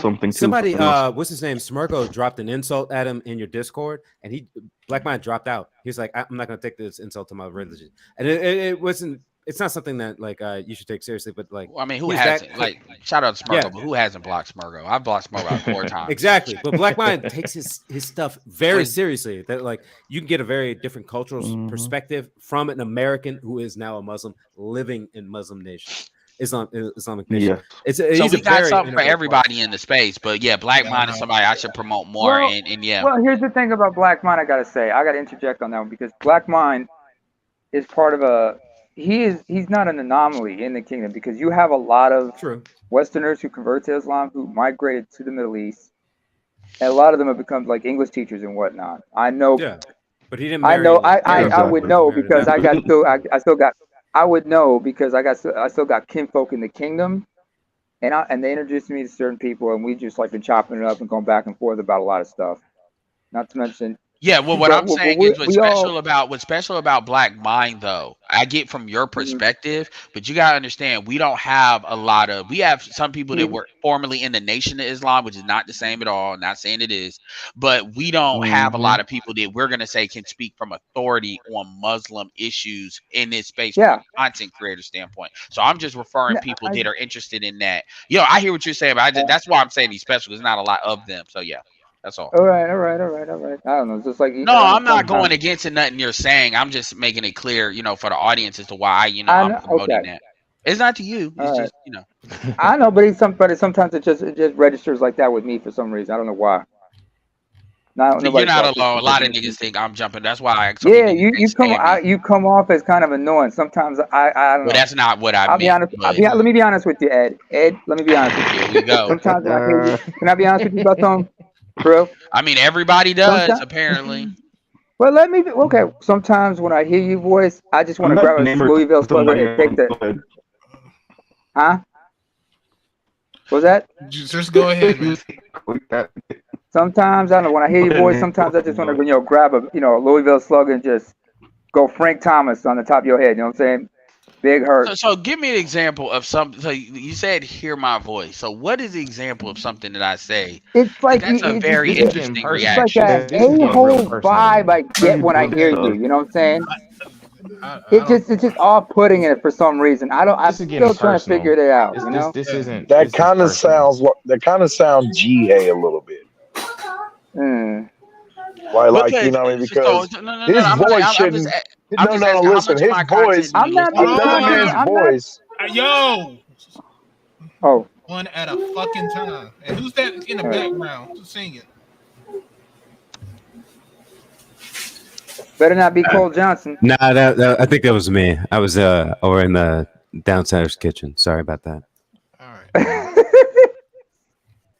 Because that Kevin Samuels, the Good well, Lies. because the thing about it is, no, seriously, and I'm not even asking that on putting you on the spot because he said it. It's like, because literally, I got a whole like on Marcus's shit. I had a whole flood of motherfuckers that like, and when I say flood, I mean flood. Like even when I left, like he's like fuck this nigga, da da da, and I wasn't even saying nothing on what you call it.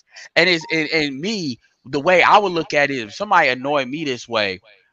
Because Jason Black has been told that he annoys a lot of people like that too, but it's more in what he says versus how he says it. It's like the voice of the shit, like literally it's not even the words that I'm using. Literally my voice is like, I wish I could take a look. And then it's like, why don't you turn the shit off? Let me hop in No, when it's I not. can on I don't. that. I get only. It's the only time I hear is like in this chat. That's all. Oh, okay. Okay, well that's fair enough. Yeah. Not, hey, I ain't trying to be disrespectful. It's just it is. I'm just explaining how I feel and what kind of reaction I get when No, I you hear have your every right voice. to do that. I got niggas that literally listen to me on a daily basis on my own personal live streams doing that. And that, so if you talk about me, because some people would say, nigga, you talk too much and you taking away from other people, and that's perfectly valid. That's not what you saying, but I'm saying if I hear that, that's valid. That is absolutely valid. Anyway. Yeah, this is just being respectful. That's all I'm saying. All right. Well, respectfully, you a bitch ass nigga. That's what people are saying. But okay, that's what they say to me. Respectfully. But you a bitch ass nigga, Edward. This is dead. All right, Cam, go ahead and say what you got to say. Can I be heard? I'm just making sure my headphones work. Go ahead. Awesome. Yeah. Hey, first off, awesome panel. See a lot of people here I respect, especially Z. Been listening to a lot of your content. Keep it up, please. But getting to the point, though, thank you very much, sir. A gentleman and a scholar. Go ahead.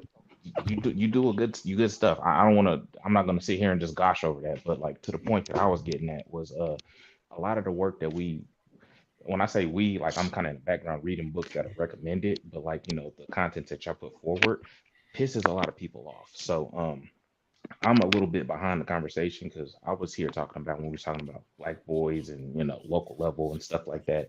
So like I listen to y'all and then I'm like, I'm gonna implement it on like a local level. So like whether it's HOA level, that's the hope. PTA level, local election level, and so I'm not here all night. I'm only gonna talk about PTA level because that affects black boys, and HOA level because I walk around the neighborhood with a pistol, and white people around my block know I will shoot them or anybody else because they only think that black people shoot each other, and I'm like, anybody can get it if you touch these kids. Which changes the dynamics of the conversations, which is what I want. But on the PTA level, so I'm a software developer and I work with a lot of powerful people. I might not make the money that they make, but like we're in the same rooms.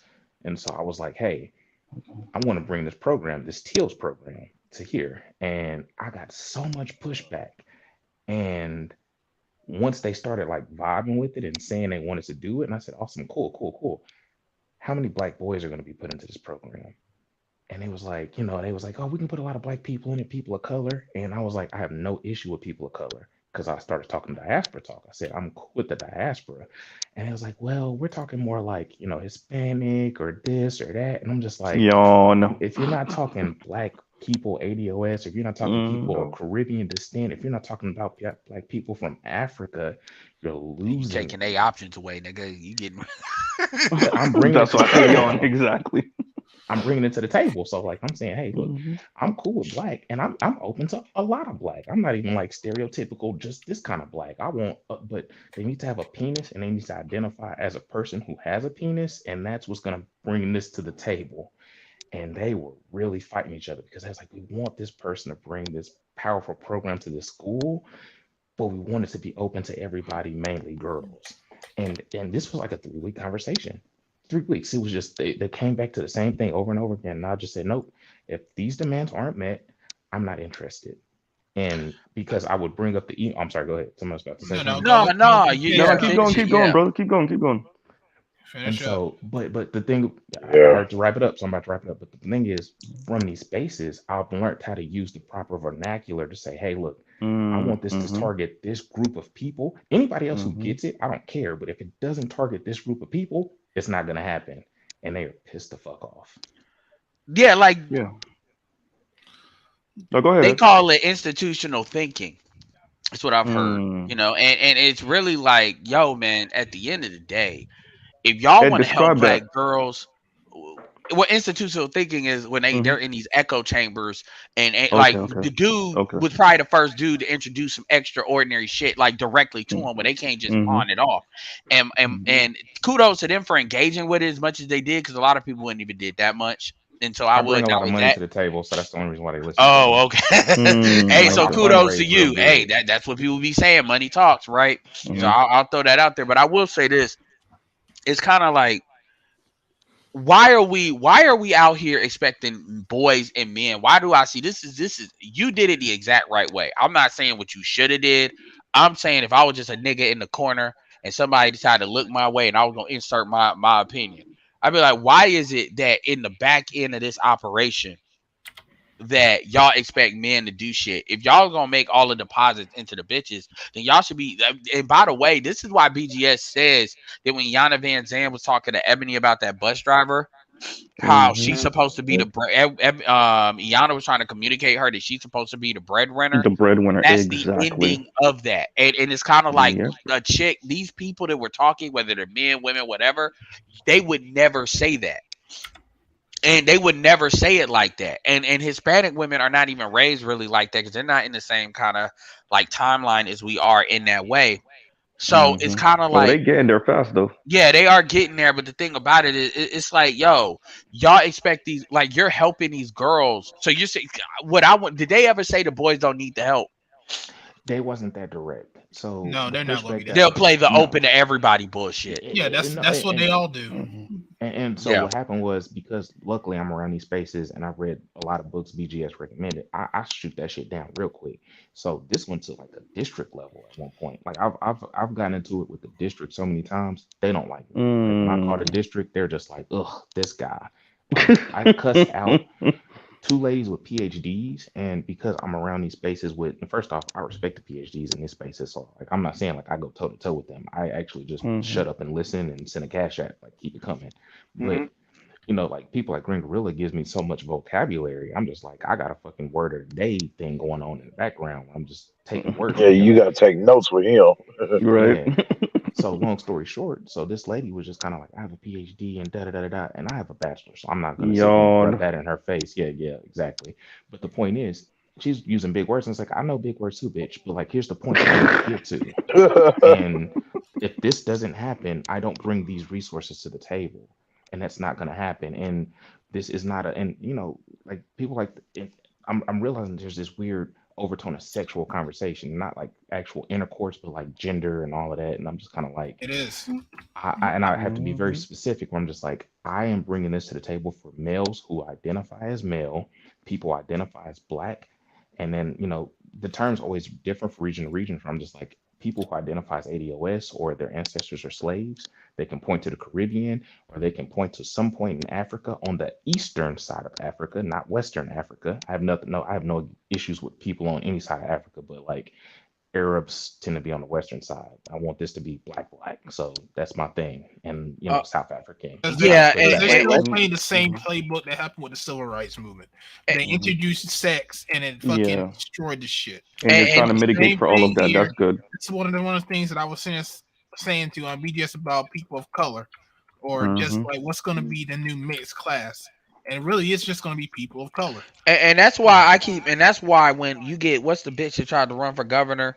This is why when you get Stacey these, this is why these people are dead on arrival. This is why Obama's, you know, reputation is kind of in the shitter with black people. Is because y'all keep acting like black men. Why are black men checking out? It's because, dude, what you did, I appreciate you telling us.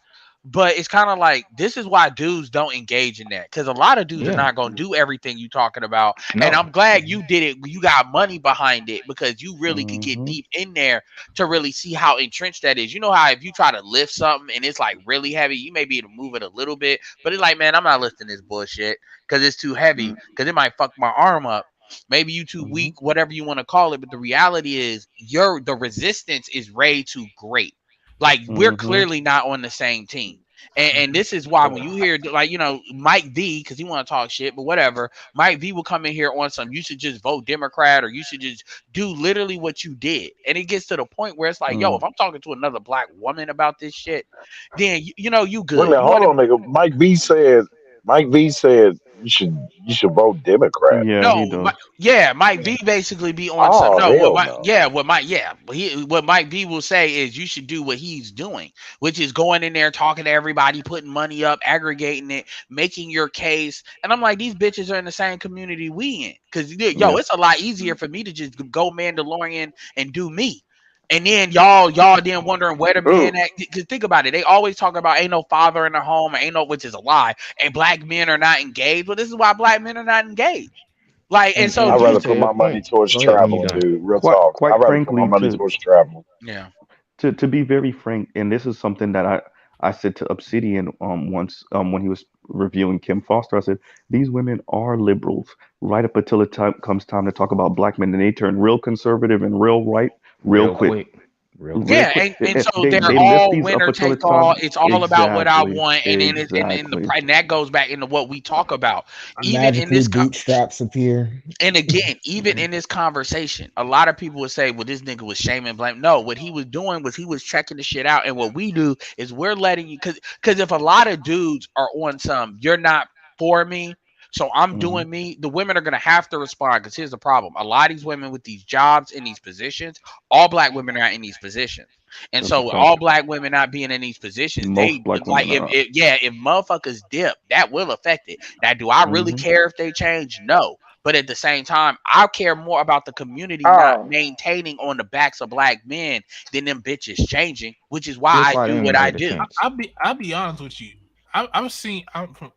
And this is just what I've seen. I've seen more conservatives say that the civil rights bill was for black people, not everybody else, than I have seen liberals. That's a fact. That's new. That's new. No, it's not. No, it's not. Let me say, in my lived experience, real quick. Cam, I get it. Hold it's on, new hold that on, they're hold being on, extra Ed, vocal hold about on, it. hold on, Ed, hold on, Cam.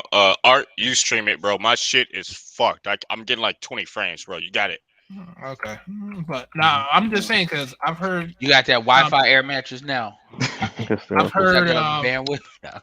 What's the one chick that's dating Jimmy Walker?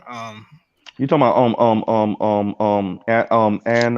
Ann Coulter. Ann Coulter. Yeah, Yeah. she's been saying that for a minute. Yeah. That's what I say is what's new is they're being more vocal, and then the media is starting to be more willing to share that shit, because there is a camp that's kind of like, well, it ain't that many niggas. The problem is everybody else got added into it. Like if you just gave like certain people these benefits, it wouldn't be a lot of white people getting iced out. So when you got Asians or Indians trying to play like they black, you know, that's something they don't want to do. And shout out to Mindy Kaling's brother. I first heard it was a guy that was the senator of Virginia. It was not the dude that kept winning. It was another dude. This was when Obama was running for president, and he said that he was speaking kind of for Appalachia people. Like he was kind of saying, and he said it, and he was talking to white people. He's saying that's like the real issue. That's how you really bridge you all's issues with y'all think y'all being iced out for black people that are undeserving with what the reality is. And he didn't say it that way, but he communicated it to where that was what he was saying. And the Democratic Party kind of shut that shit down. Like they didn't even acknowledge it enough. And I'm like, that's the bridge. But anyway, they tried to do that. The biggest thing that Obsidian didn't go into that I really want to ask that question was how organic is the support that someone like Nick F has, and how much of it is cultivated from the grassroots, like astroturfed versus grassroots.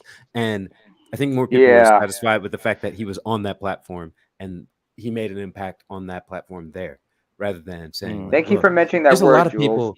There's a lot of people. What's his name? Gosh, he's LGBT, but he was outed. Yiannopoulos. No, not him. The billionaire. The PayPal one for PayPal. The PayPal dude. The PayPal guy. Yeah, the PayPal guy. What is his name? He's been Neil. behind. Neil. I'm gonna look it up while you're talking. I know who you're talking about. Yiannopoulos is like, but the other one. Yeah. No, I know who you're talking about. No. That half-wit. First of all, that nutcase. That he's what they now call yesterday. Yeah, because I mean, like, I know who these guys are. I don't know how much impact they have, because a lot of these guys, like Nick, is at the mid tier of the network, right? And that I think he went to undergrad at like Notre Dame or something like that, like good school, but not top Peter Thiel. tier Harvard. Peter Thiel. Peter Huh? Thiel. What? Peter Thiel. Peter Yes. Thiel. Peter Thiel. Yeah. Yeah. And Peter Thiel was investing in a lot of these Western civilization, Western democracy, Western, basically white without saying white, but also focusing on those people. But then you look at all the people that popped up, a lot of them came from those like blue chip type of schools. You know, think your Harvard, Yale, Princeton, and then your second tier, Dartmouth, your UVA, UNC Chapel Hill, Vanderbilt, Notre Dame, Vanderbilt, all those type of things, right? And Loyola, Stanford, Berkeley. Think top 50 schools, Yeah. right? And a lot of those people exist there. How much impact do those people have to the people who actually would hear that type of representation, hear that type of language, and make something happen? Would they wind up blowing up, becoming a grenade in a different aspect? Because there's going to be grenades that are going to happen over the next 5, 10, 15, 20 years.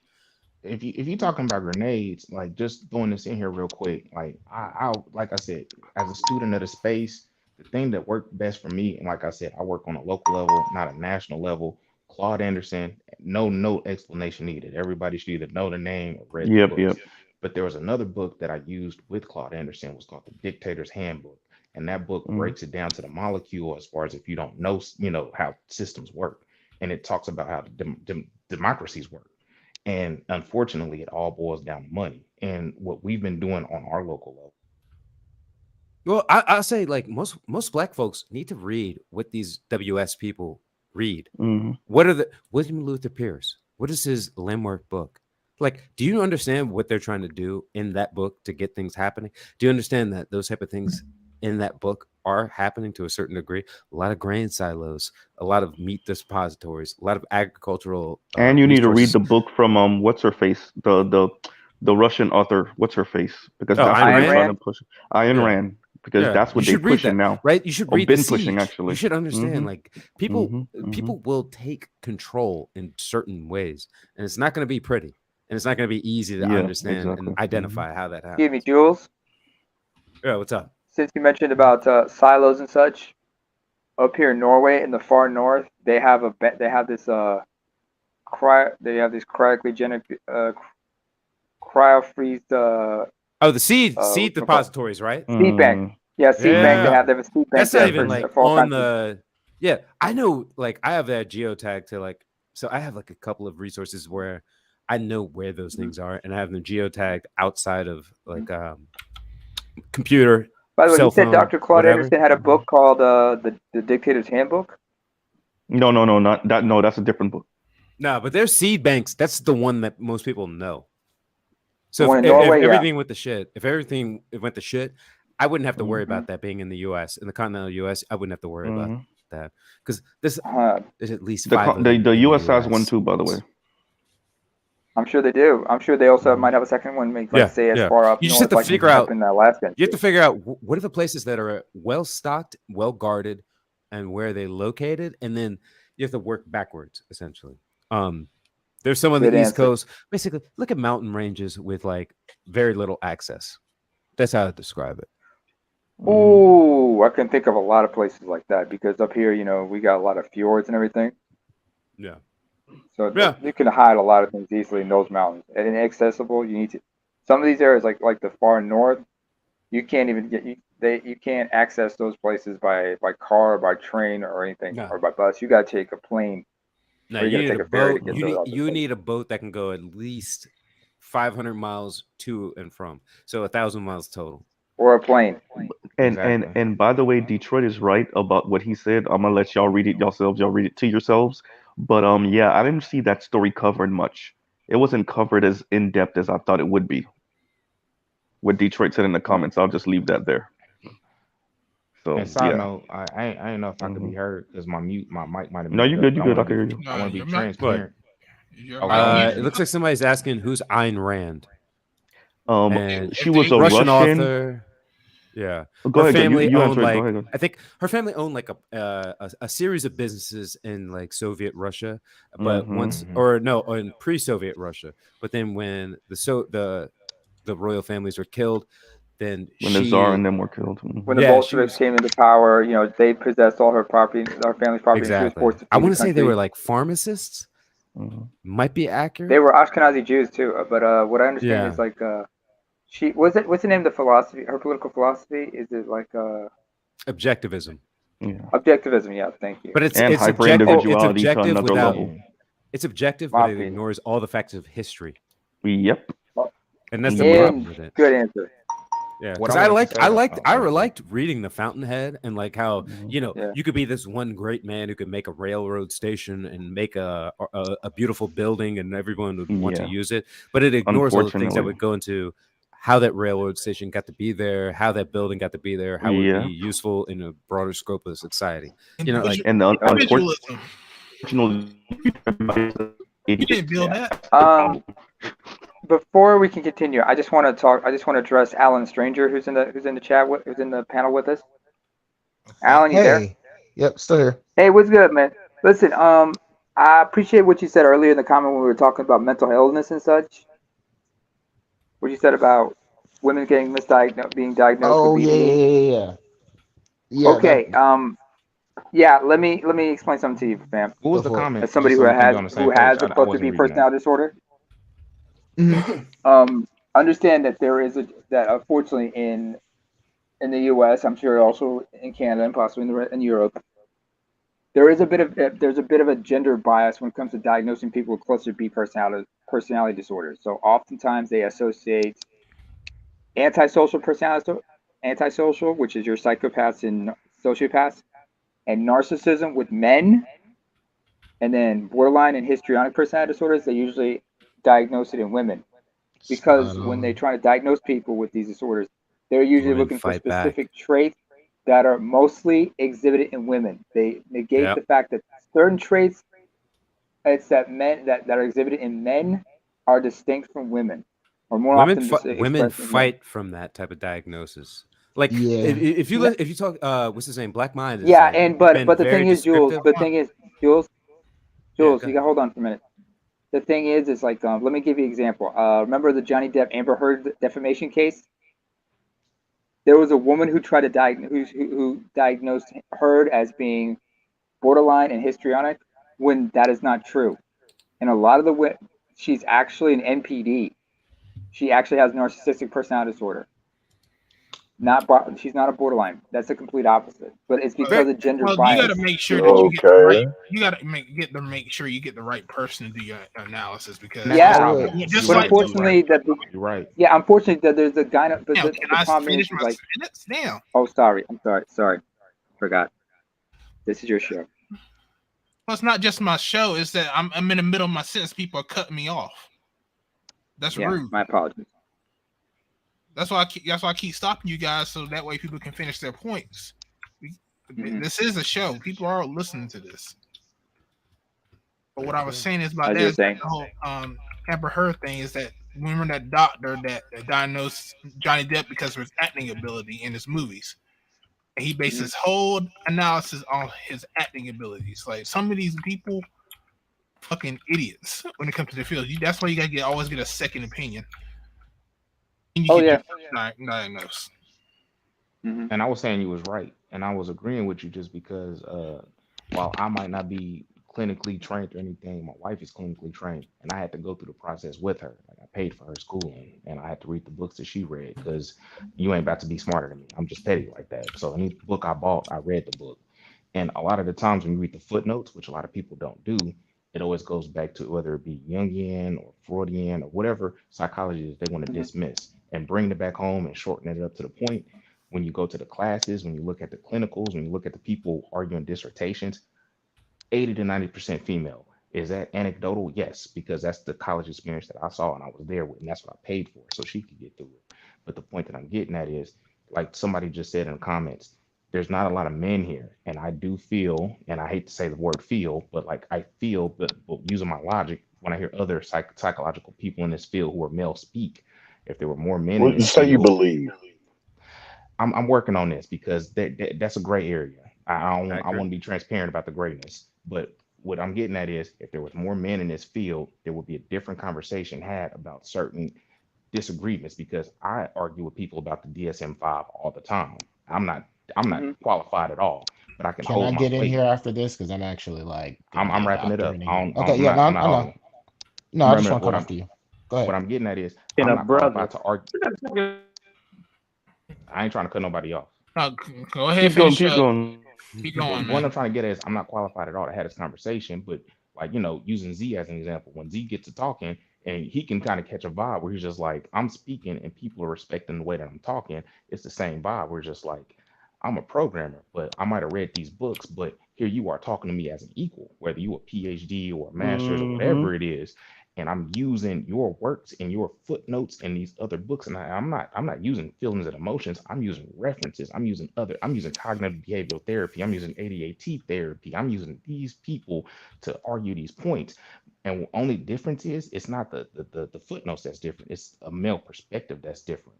And that's why I keep Exactly. saying, For that's sure, why I for hate the sure. phrase, like, I don't want to say I believe, but that's the gray area, because it's not enough proof for me to use to say this is what happened. But if there were more males in this space, not this space, that space, the conversation would be different. And I know that for a fact, personally. But I'm done. I'm wrapping it up. Can a nigga who just came from fucking Colorado come in? No, nigga, you Uh, just came from under a Woo! Fuck pothole. you, nigga, because we don't give a damn what you said. shit, Woo! What's up, nigga? Nigga, I don't go respect dig your people. car from under a What, pothole. Alan? You wanted to say something? Guess Yeah, I Yeah, just what? want Alan, to let get in Alan here go You real don't quick. first. have to respect me, but you goddamn sure better respect the rank. Woo! Yeah, Let welcome Alan back get to in the real East quick. What's Coast. up, Officer Faulkner? I stole that, Charles. I've See? been using that at my job. You ain't I gotta just respect me, but you better respect this rank, nigga. See, Hold on, I'm, let I'm, Alan get in, Charles, for a second. I'm gonna let him get in for a second, but I Do need a you? whole entourage for my shit. Woo!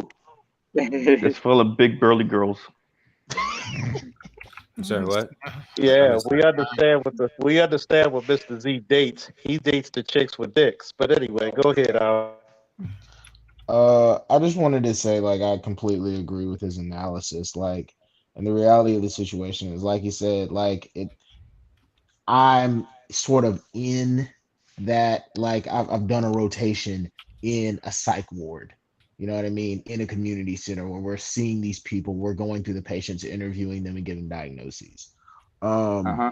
but with that being said, yes, like, and there's even research to that in, and they're sort of striving to, like, in the next update, sort of basically trying to expand both the definitions of antisocial personality disorder as well as borderline and bipolar disorder, because they realize that that is how feminine aggression is expressed, but that hasn't been sort of addressed in previous issues of the DSMV, or just like the diagnostic manual.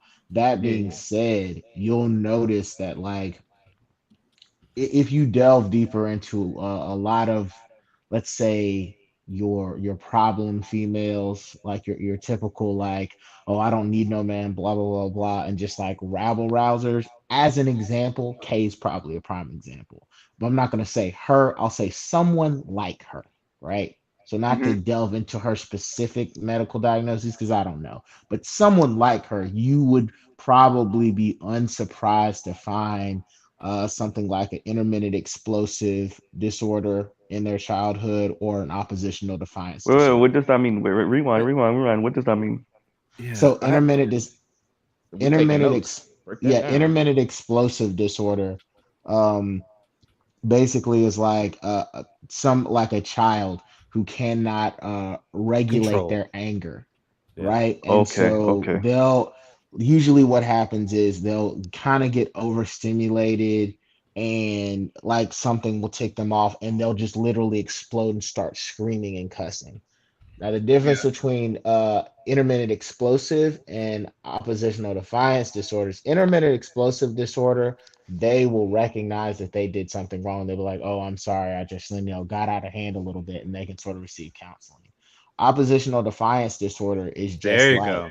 I was just about to ask you about that. yeah, oppositional defiance disorder is just like a Half of the refusal women to on YouTube, you're right. honestly, it is a refusal to like respond to authority at all, regardless of the situation. It's just like Yep. basically being hard-headed. Now, those Sounds two familiar. things, if they go into the point of not just either getting mad or not listening, if they go into the violation of other people's rights without even giving it a second thought or be like, oh, their rights don't matter or I don't care, right? Like, oh, you just sent him to jail, or oh, you just like slashed his car, I don't care. Like, that's when you start getting into Yeah. antisocial personality disorder. Now, as a kid, that's Yeah. called conduct disorder, Yes, right? because you can't. Yeah, because That sounds Sorry, like Henry, Wait heartless. a minute. Hold on, son. Hold on, son. Gotta Yeah, go. actually, he might. Wow. Officer Damn. I'm Faulkner trying might to get. have some experience in this too, because like this is when law enforcement gets involved, especially with conduct disorder. There's plenty of diversion programs that they have for those kids that actually do involve law enforcement. Yeah. Well, Hold on, but I'm son. just Oh, wait a minute. Hold on. Also, beard gang. And 3. This actually, my title was sergeant, but actually, my title Don't was. compliment his mini beard. This Let's nigga look not like a compliment this nigga you. look like a but he's Jack got Moses. mutton chops like from the 19th Wait a century. minute, Mr. Z. We're not going to talk about your Mario Kart beard that you got going on. This mug got a toupee beard on. Look at it. We're not Nigga, you got Z, don't dock yourself, please. Nigga, you got a toupee beard. Nigga, you got a fucking ashy beard with a fucking full-grown man belly. I hope you didn't use Gorilla Glue like that girl. I know. Z, that's but what you guess look what? like? We already Goddamn. know that girl was built like a Oh, gorilla. so that's what Mr. Z look like. Okay. But then Oh again, man, Z just you docked just mad himself. because Why'd you your do that, Z? girlfriend No, got I more didn't. facial No, hair I than you, didn't. nigga. You definitely don't got more facial hair than I've me. been Well, outbearded by all both of them. actually, Sad. he's Mr. Z, mad you a because shrimp, man. his girlfriend said he's got to be the one to doggy style. But Hysterical. anyway, we're gonna do this official. We call my beard the flavor first saver, but time go and ahead. shut the fuck up, okay? He's drunk. Completely the fuck up. I'm not gonna hear from some fucking Dr. Miami punk ass motherfuckers right By the way, now. Charles been drinking, I'm not gonna folks. Bear talk with us. about some I motherfuckers can from tell. North Carolina who bitches got more hair on their body than a grizzly bear. I'm not gonna hear about some motherfuckers whose girlfriends got more dick than they do. We're gonna talk to the scholar and the Aren't you profiler right surprised that a now. nigga from We're gonna Baltimore I know don't what want a to hear hospital from is? a guy from Baltimore We whose ain't gonna girls hear are got. about some motherfuckers talking about bitches that ain't even really bitches. Okay? We ain't gonna talk about that shit. We ain't gonna talk about you motherfucking bitches balder than me. We ain't gonna talk about your bitches looking like fucking Lex Luthor when they go to bed and shit. Wait a minute. We ain't gonna talk about how your That bitch a go nigga to from bed Baltimore looking even like knows how to Bowser speak and English. fucking Mario Brothers. Okay? This nigga look like a How your bitch this nigga look look like like a Jack Skeletor Moses. because of her skinny, no ass having, no titties, inverted ass, no hips having bitch. We're gonna This talk nigga just about got to the East the Coast. He don't know king. how to act. We're gonna talk about the I feel like king he was of probably violated Baltimore, in the Colorado. emperor of the DMV, Hey, motherfucker. Charles. I mean, Mr. Z. What if Charles look like a small head? Guess what? On a bit more. I Guess said he looked what? like a Why Jack do your Moses, bro. dreads Look look at him. like some fucking toilet paper and somebody cock into somebody's ass? It looked like he glued a Brillo pad to his chin. Hey, Z, Nigga, I'm sorry. first of all, I'm not gonna talk to a nigga who fucking teeth look like some Project Windows. I'm not gonna talk to a man that look like a slow burning black and mild. Since the milk dud head built ass nigga. Nigga, This first of like a all, slow if burning I ever black and find mild. love, I want to find love that's as tight as the buttons on Arthur Bitmore's shirt. That's what I want to find. Why the top of Charles I'm Heller like glad I bucket can't list? grow a That's what beard. I I want to shave find. everything I want off. to find love that's about as strong as the kids in this motherfucking seat. Okay? Charles got to get his Nigga manhood look back like a because you know he stunt lost it double in for Colorado. fucking gay porn and shit. Nothing Shut but the fuck man up. shit. He lost his Damn shit. masculinity in First of Colorado all, because he got his surgery removed. we want to. I want to talk to a nigga who could complete full sentences. That's what I want to do. Hey, don't ask Charles how he got his Nigga, certs. I'm not gonna stick to a nigga who's getting fucked up by hooked on phonics. Oh wait, Charles been checking. Charles, you. Charles. Hey,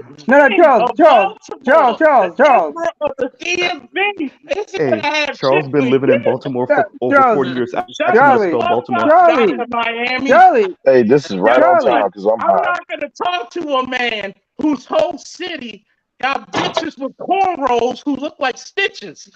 I know you ain't talking Hey, this about is right cities. on time because I'm high. Hey, you don't live in a city. Baltimore's not a city. Baltimore's still stuck in the 1800s somewhere. Ray, pass me some of that. Pass me some of that. Before they even fucking gastric bypasses look like fucking E&J bottles. Hey, Mr. Z, why do Charles Go look ahead. like a milk dud with fungus? He is a milk dud head ass. Why the fuck do you look like a single mother on fucking Wick? Oh shit! They said his hair looked like almond joy. Oh shit! They said that nigga. They said that nigga's dickless in Seattle. Hey, Ray Hama think he's slick. Ray Hama remind me of every dude that gets his. Wait, Charles.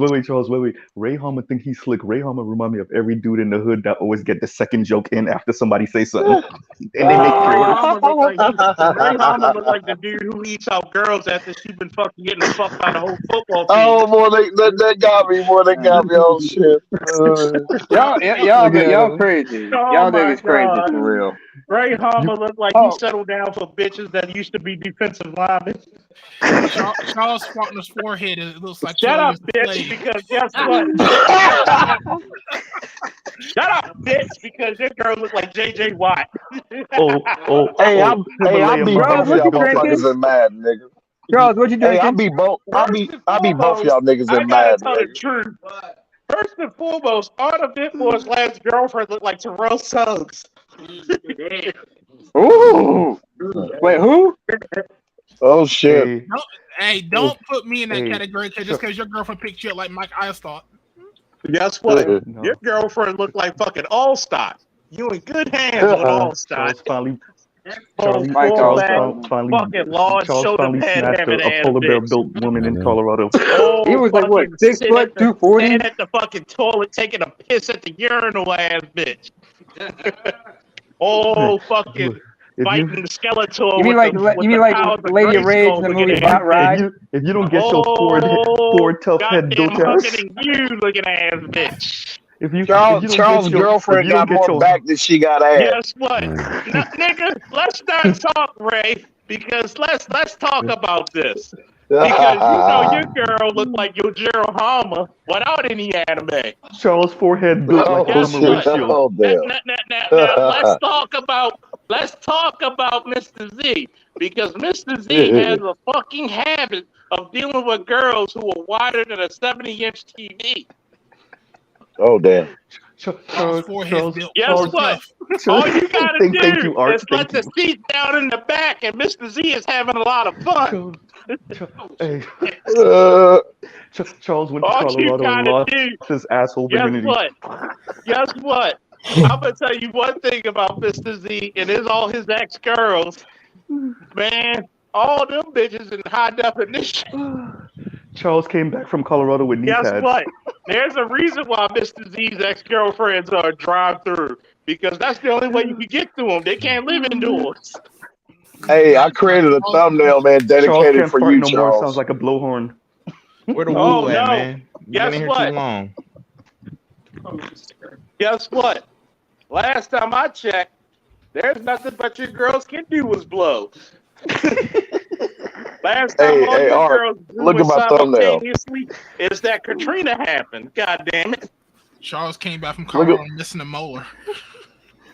What you say? Hey, look at my thumbnail. I dedicated for Charles. Last time you had a girlfriend, she was younger than you. Oh man. And Charles came back missing a molar. Last time you checked, your girl's clit was harder than your dick. What you say? Charles came back without a tonsil. What you say? Last time I checked, Superboy is gay. That's a flabby What ass. the What Rick you say? Your James girl had a slurping the better bench than dolphins out you? of Charlie Murphy? You're talking about? Oh my god! Oh Charles' no! stomach is growing Oh, seeds that looked now. like Arta Whitmore's girl. That's just cellulite. That's the flappy ass. Oh my god! They Z, said Arta Oh Whitmore's Z. man. girl built like Phoenician blinds. By the way, Z, I think I got Charles came back with a girlfriend that looked like Roseanne. Guess what? They said Arta Rosie Whitmore's girl O'Donnell. built like an upside down car charger. Oh shit. They say every time Charles girl come outside, they be yelling Godzilla, Godzilla. Every time your girl come outside, she jump up, she gets stuck. Damn. They said Charles' girl used Saturn rings as a belt. Oh, wait a minute. Let's not talk about your Hey, girl there's some butch because we bitches know out your here girl though. got There's so some much butch plastic bitches in out her, here. she a flotation device. She's so tall. She's in a car well That girl's so fucking big. She fucking They jumped up said 5 feet and she gave Charles' fucking girl need to Captain use the Kirk a high Pacific Ocean five. as a shower.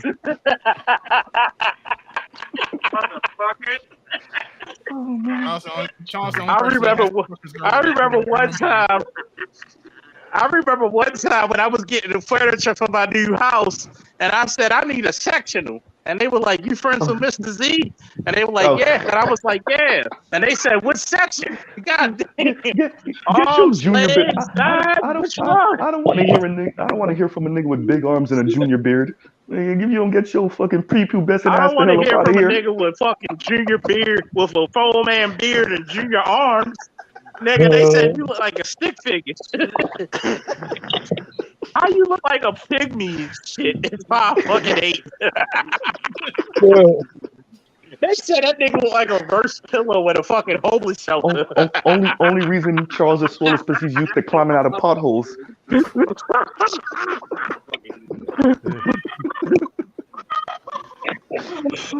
What? That nigga look like something. That nigga look like. That nigga look like some designer jeans with the butt fucking ripped out. Charles is feeling good today, gentlemen. Nigga, you look like some tires with the fucking ass poked out in his hand.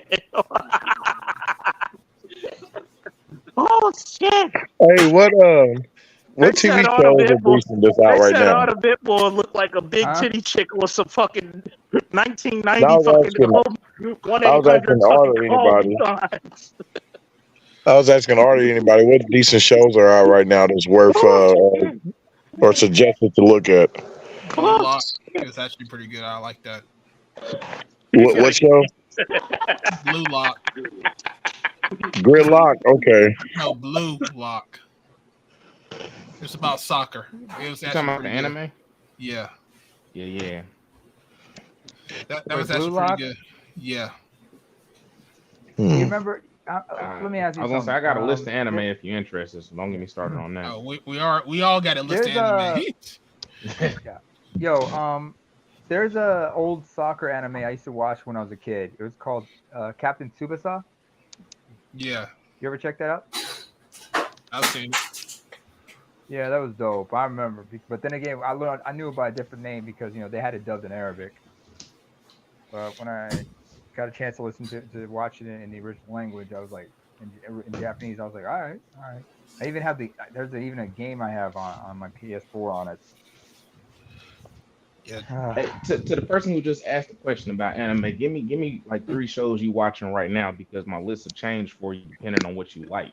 Well, my list is my 3 right now. I'm catching up on is 7 Deadly Sins. I'm close on that, and I'm gonna go back to One Piece to catch up on that. I'm probably like 10 episodes behind. That's intentional, mind you. Wait a minute. They said Ray Hama's chick looked like she got no One Piece. Oh, nigga, shut your Jack Squirrel looking ass up, nigga. Oh, Jack, you like a big strong ass squirrel, nigga. Bitch ass having ass up. That's our Superboy game, nigga. That's our Superboy game, nigga. Ray Hama's bitch look like a Superboy fucking be gas taking it up station the ass, nigga. How you super and you taking it up the ass, nigga? Drake left Serena for Charles. No. A gas station bathroom will be an improvement. Oh, shit. Hey, smell like some gunpowder and some. Before I get lost on it, when Oh it comes my to god! She smell like the key with the hubcap attached to the motherfucker. Oh, by the way, Oh Jules, my thank you for the god! Bart Simpson This is quote. what you By get the for way, Smell like getting an Officer infirmary Charles and started. some bad underarm deodorant. He smell like a fucking high school gym locker with some socks that never been washed in 2 years. She smell like a soiled Depends. like, hey, do y'all understand the difference between like Zeke, if shojo you, and you know, She if you could smell like, like a whole Yeah, fucking I do. first fucking down. yeah, it's hard to recommend anime when people don't know like shonen versus shoujo versus shonen and all Oh of that my type of stuff. god. Well, I, yeah, White I was mama I was like a trying to bitch learn built the like I ain't difference gonna in that, lie, man. Play-Doh. Oh, I'm And glad I you. ain't talking about don't. their bizarre adventures. Oh, I'm glad. I'm Nah, glad you JoJo ain't no mentioned that, JoJo man. slander gonna happen. JoJo's the shit, but it is pretty gay. I ain't gonna sit Hey, here and cap. It I is. ain't gonna lie. what are It's those? good. What do you call Ray those? What Harmon you like just all his named? bitches look like Dio. Hey, Like Dio is you the said, best villain of shonen, all time. sonin. Like you Yeah, you said, got shonen, sonin, and there was a inning or some JoJo. chick. It's a bunch of Well, them. well, It's like well, 9 different options. It's yeah, different yeah, yeah. categories. Oh, and I'm like, damn, what do you call that though? Like, you know, what I In mean, to Japanese, I speak English, but like if you start talking, I can put them in the category because I can't say the word. yeah, You yeah. know, Because niggas can't say English. one anime that I know of, right? I'm trying to describe. Okay, what do you call that? It's adventure fantasy, but it's comical as hell, and it's like you got a bunch of It's chicks called that transgender, you got nigga. a bunch Tell of me what chicks. you really like. You got a bunch of chicks, right, that are after Harem. one dude. That are Harem. after one dude That's that a are obsessed. harem, yeah. That's Yeah, harem. harem. Okay, That's like Tenchi. Tenchi is a good example of a harem anime where you got one guy and a bunch motherfuckers of chicks who grabbing. are trying to get his attention. Yeah, motherfuckers grabbing boobs and shit and titties and Yeah, flaunting that shit. Yeah, Borderline softcore porn type shit. it really is. You got like what you got to Google is you will need to but Google but but manga but they got categories. badass action in it. That ain't all it is, but it's very comical. There's It overlap. focus There's on that, and overlap. the action is really good. First There's of a all, you They lot ain't of got to used to have explain a shit to it. when Hey, go Netflix ahead. but when Netflix first started, they had a series Hold where on, hold there on. was a Before you okay. begin, hold up, hold up, hold up, hold up. Silence. Silence. This guy drunk. Everybody put your glasses in the air. No, we said glasses, not asses, ought a bit more. Hysterical. Number one, we gotta give a drink in the air for Street Fighter 6, Tekken 8, and Mortal Kombat 1 coming Yeah, I out saw the in 1 commercial. year. Yeah, I saw the commercial for Mortal Kombat. Well, Yeah. let's Is have our anybody gonna drinks and blunts pre-order in the Mortal air Kombat for 1? Jim Brown. My Rest blunt in is in peace. the Wait a air for minute, Jim Brown. Street Fighter wait 6 a started to get minute, that wait a action. minute. No. Since you said it, everybody get your fucking glasses in the air. No, nigga. No. Get this drink. Pause that motherfucking shit. Here. Everybody better get a drink, a blunt, or both in the air. Don't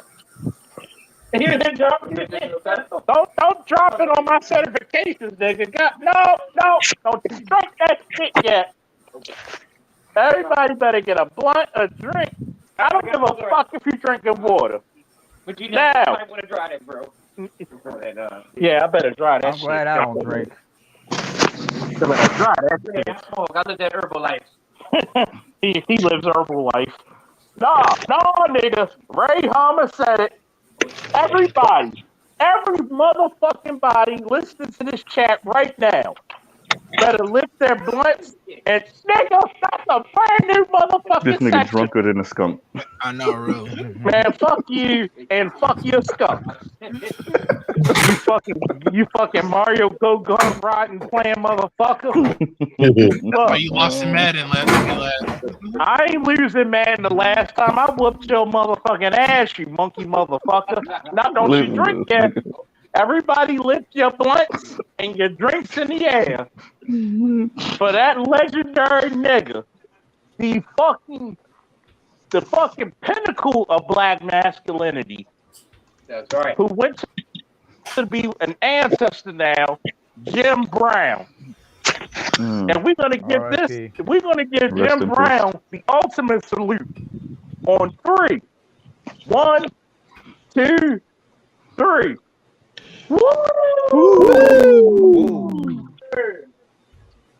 Z, I got a question for you in the back chat. Okay, give me a second. Just salute to you, Officer Charles. Congratulations on becoming an even more accomplished person who can defend all of us against pretty much any enemy, foreign or domestic. We're gonna need Charles to defend us from right Charles. now, I'm so certain. Matter of fact, I'm so certified I could defend black people against Cobra. That's a good one. Can you hear me? I'm gonna Yeah, put we it can to you hear you. this way. I gotta make this one thing because I know Art of Itmore got the Coliseum. If there's more reason for you to go to BlurCon, the 22nd, I get to speak with the Padawan and go up there to do a threat assessment and threat management plan with the CEO of BlurCon and the Hyatt management, where for 3 to 4 days I'll be the director of security of BlurCon. So we can get in free. I ain't say all that nigga because the nigga gotta get paid. He can get us some deals and special shit. I mean, if you working for me, you might. But I'll say this: if any nigga want to come up there and want to do some active shooter shit, he's gonna be dead before he pull the trigger. Damn right. Hey, I do some active shooter shit on the fucking field, and you won't do shit. Nigga, I'm an active shooter on the field, and next thing you know, it's gonna be 21-0, and you gotta put the controller down, nigga. Hey, I can beat y'all But Madden guess what? and any Last Call time of I Duty checked, game. your girlfriend was an active shooter, and that's only because she had a dick. But anyway. Hysterical. But see, on a Hey, you ain't serious going note, you ain't going to stream Art? What happened, bro? Oh, I thought you was taking over. I had an update on OBS. Oh, okay, gotcha. but on a serious note, unlike a lot of niggas, see, when we got a lot of niggas who are detractors of the black manosphere, you gotta understand something. Where a lot of niggas say, well, you niggas talk, boy, you better brush that shit off that couch. Oh, okay. I got a video to send you, Art. Hold on. You get to say it after this. But see, here's the problem. A lot of these niggas are Johnny come latelys. See, where a lot of these niggas talk about the issues of the black community. Guess what? Send me a young black man who's 18 to 21, 22 years old, and I'm going to give him a job for BlurCon. Where you got problems in the black community, I give them careers. People don't want to hear that, bro. I ain't even disagreeing with you. No. Should I say that? Give me a woo if I should say that again for the niggas in the back who don't even fucking hear me. Boo! I gave more niggas jobs than fucking Milton Bradley. That's right. Yeah. See, you gotta understand something. It's a family affair, and I'm the head of the motherfucking table. That's right. See, one thing my father told me when I was a young lad, he said, when I told him, Daddy, I want to be just like you when I was 5. You know what my father, Charles Sr., said? Nigga, you better be better than me. That wasn't a wish. I wouldn't mind. That wasn't a coming hope. working That for was you. a mission. Hey, I wouldn't mind coming working under you, man, for a little bit. You know what I mean? Shit. Guess what?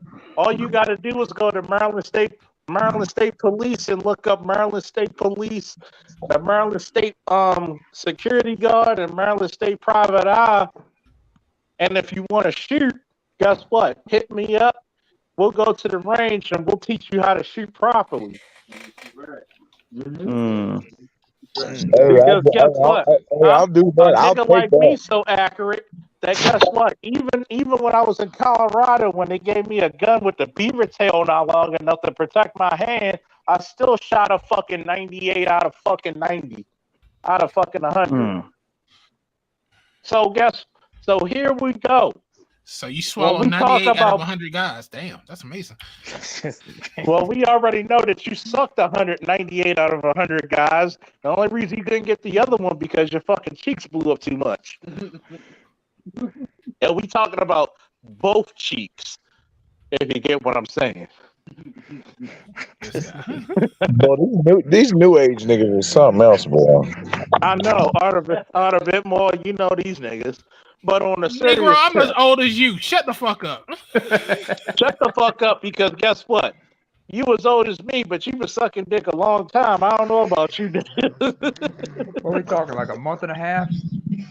Not even a I month. know. A month. A month and what, 3 days? 2 But days. anyway, the nigga still suck dick.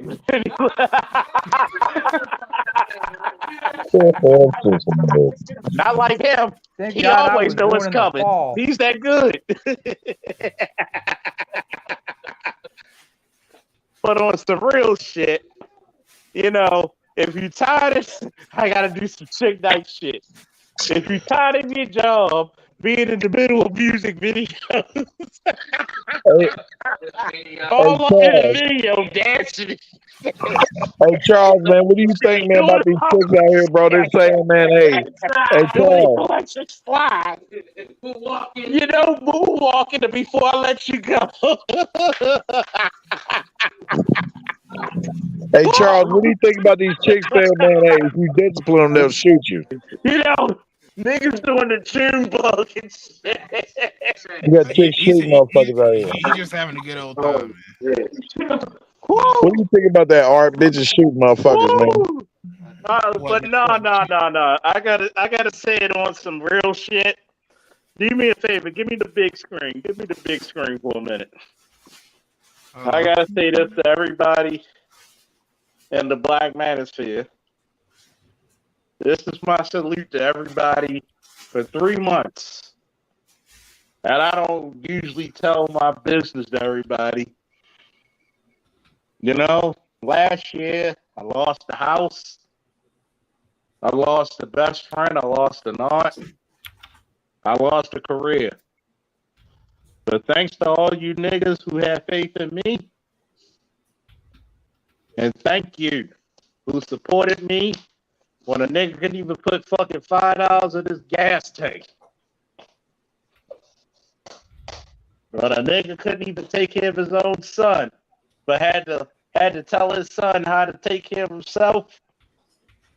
And I had to encourage my brothers. This is my boy Josh, by the way. And Josh was just as close to me as Leon as anybody. Hey, what up, See, Josh? This is the part when, and if you don't even understand, come over here, boy. Come over here to the Padawan. Get over here, man. The Padawan, believe it or not, has the same birthday as my boy Josh, my godson right here. My nephew and my godson. Give me a hug, man. You know, took care of my son, protected the house, man. When I was in Colorado, there was a lot of people who had to take care of me. You know, everybody gets your drinks, blunts, cigarettes, cigars in the air. You know, we don't live to ourselves. We don't die to ourselves. Hey, we all go through shit, bro. You still make it, man. You still persevere in that strength. You're choosing the path of strength. But guess what? I got a better house than the house I lost. That's right. That's right. I got more certifications. I'm giving more young black men jobs. I'm even connected to people not only in the United States, but around the world. Thank you. That's all I can say is thank you. And we're going to say it all together in unison in 3. 1, 2, 3. Woo! Woo! Shout out to Billy Graham. Woo! Yeah, superstar Billy Graham passed away. Shout out to 2 of the greatest people in athletics ever, Jim Brown and superstar Billy Graham. 1, 2, 3. Woo! Let's not forget Jason David. Let's not forget Jason David Frank either. Yo, I gotta say this about Green Billy Ranger. Graham. See, a lot of times y'all don't understand. And I ought to tell you, there's a lot of trials and tribulations that go through a lot of us who are Manosphere content creators. Mm-hmm. See, I'm going to tell the truth that Art and BGS told you, but a lot of you didn't have the empathy to understand. But I'm going to tell you today, if a guy like Art or myself just did comic book, paraphernalia or content, we'd have had 10, 50 to 100 subscribers. Stop right there. Stop right there. Stop right there. If that's what you want to do, I'm the nigga who I'm about to tell you how to do that right now. And I'm not the captain type. Hold on. I gotta get this. I gotta get this shit out. Get it out. I'm gonna tell you how to do it though. And in the words of Ric Flair from the '92 Rumble, right, Josh? In a tear in my eye. Let me tell you something. I gotta give salute to Charles Lawrence Faulkner III, aka Peanut, my son, and I gotta give salute to Robert Montgomery III, my godson, the Padawan, for holding down my house when I wasn't here and I was in Colorado. You know what they told me? What? And I ain't trying to be no soft nigga on this shit. They said, yo, you made everybody else's dream come true. And I'm going to say this to the camera. You know what they told me? We got it on the home front. Go make your dream come true.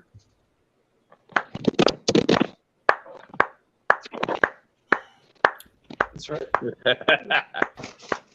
What I was about to say though, to his point. God damn it, you're gonna get your time to stay, but it's my time tonight. I mean, I just want you. You said you want something. I'm trying to get it to you. Silence. Go ahead. Silence. One man's dream can hold the name over the entire world. You gotta understand something. A lot of brothers in the Manosphere are never told to say, go make your dream come true. Executive Security International was a dream of mine to graduate from since 2005 when I left Iraq. What year is this today? 2023. How many years is that? Damn near 18 years. Almost 20 years. I waited to graduate from this shit. 17 and a half, 18 years. And you know one thing I had to tell people? What? When I told the Padawan the same thing, what's the motto of Fort Benning, Georgia?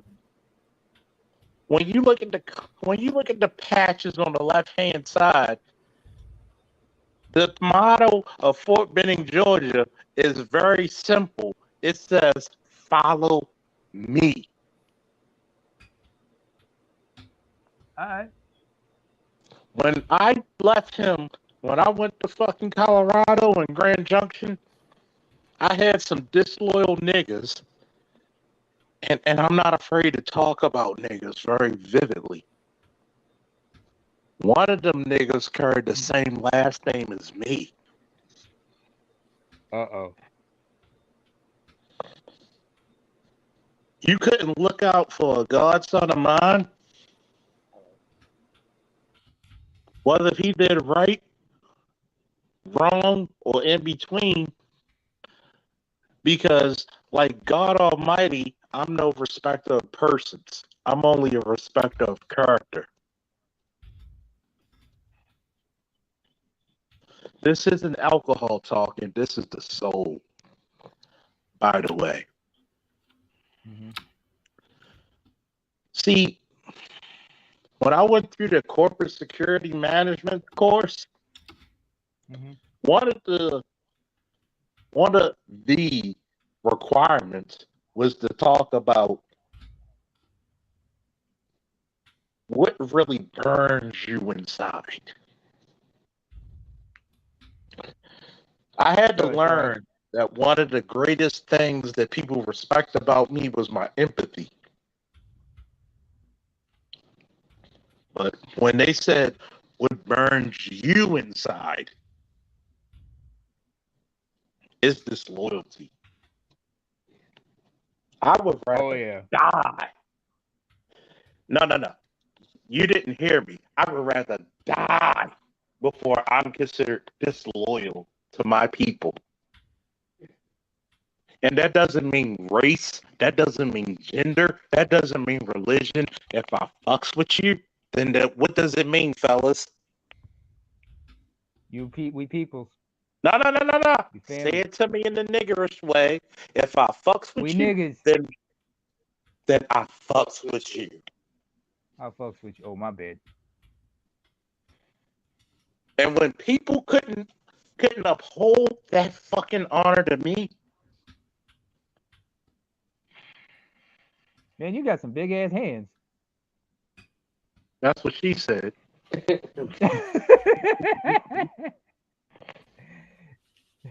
Many a times. Yeah, and Superman I still know got checked out everybody by wants to be Batman. humorous about this. And there's a lot of content that I need to hold for my channel, but Art's a brother like me. His birthday is only a month and a couple of days after mine, just like Namer. His birthday, I'm April 1st. His birthday, September 1st. Yeah.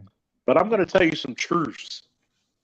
Because one thing about being a black man in today's world, you smile even when you have a lot of daggers in your motherfucking back. See,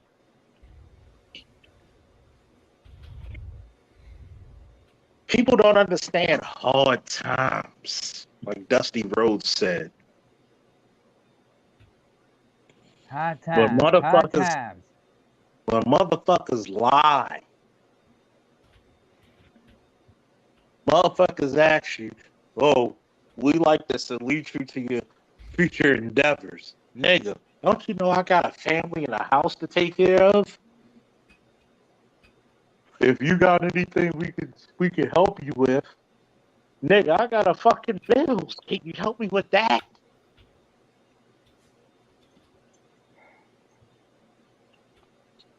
People don't understand that shit. Yeah. People don't want it. People don't care.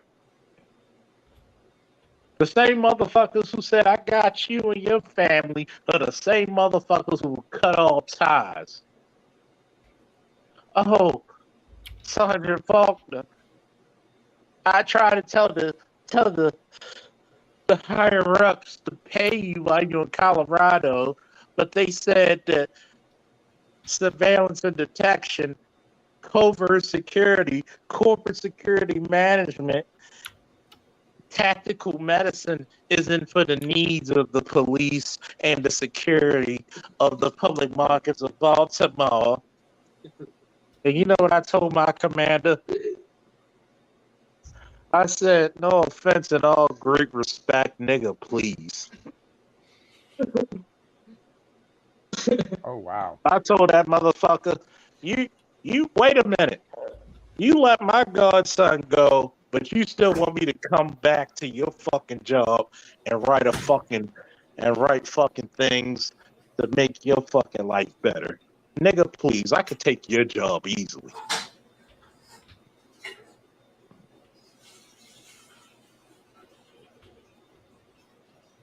You know what's worse than a fucking enemy? It's a disloyal nigga because you never see it coming. Yeah, that is true. That is indeed true. You want me to sweat in my toil and back when a nigga like me in Colorado, because my bank account says negative, but my peanut butter and jelly says positive. Oh, shit. You want me to fucking make you look good. Really, nigga? Really, my nigga? You ain't even talk about promotion, but you talk about promoting the company. Nigga, please. I make more money pissing in the toilet than you pay me. Damn. I gave away more money to niggas. And I don't give a fuck if niggas see this shit. I pay more niggas under my company than you pay me. I pay black men and black women $50 an hour than you pay anybody else. Nigga, I'm a certified, nationally recognized firearms instructor. I'm internationally connected from being an ESI graduate.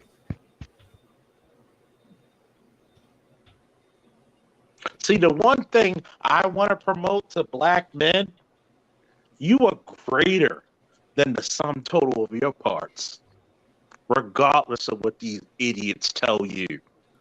And the only reason they want you to feel the way you do now is because they can't capture the essence of what you are. Take it from me. Yep. I'm sitting on a bachelor's with all the college credits that I've earned. I'm sitting on probably a master's with all the college credits that I've earned. Hey, Charles. Have you you're in Baltimore, right? No, nigga, I'm in Baltimore. Yeah, I think all the universities from Mary Washington up to Drexel in Philadelphia, all of them have like a bachelor's of individualized study of some sorts that you could do from the military side. Like one of my best friends. KD boy, did you see that art? No, one of my my best friends phone is died. boy. Well, hold on. Before my phone died. Can I finish real quick? Hold on. One of my best friends is he's a Marine guy. Before my phone died, what do you think I'm secretly doing now? That's silently. Yes. Yeah. Because like one of my best friends is a Marine, and you don't realize how many of those. His phone died.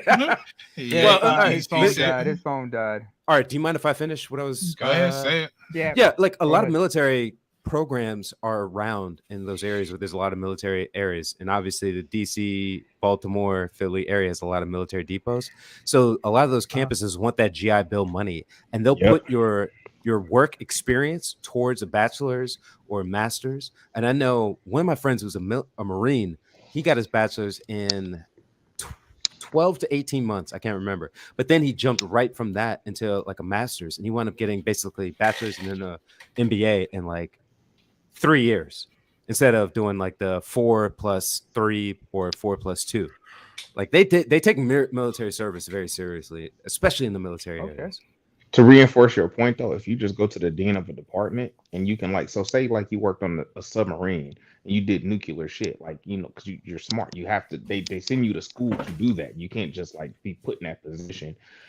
They will give you credits for that shit. Like you can get math credits for that shit. Like they will but you have to talk to the people. And like you were saying, like a lot of people just don't know, but like when you go and say, hey, dean of mathematics, dean of computer science, dean of this, I did this in the military. They set those up. That's what I was talking about. It's like instead of doing like a BA or a BS, they'll do like if you were like a nuclear sub, they'll give you like a BS in electrical engineering or nuclear engineering or something like that. I had to switch phones for a second.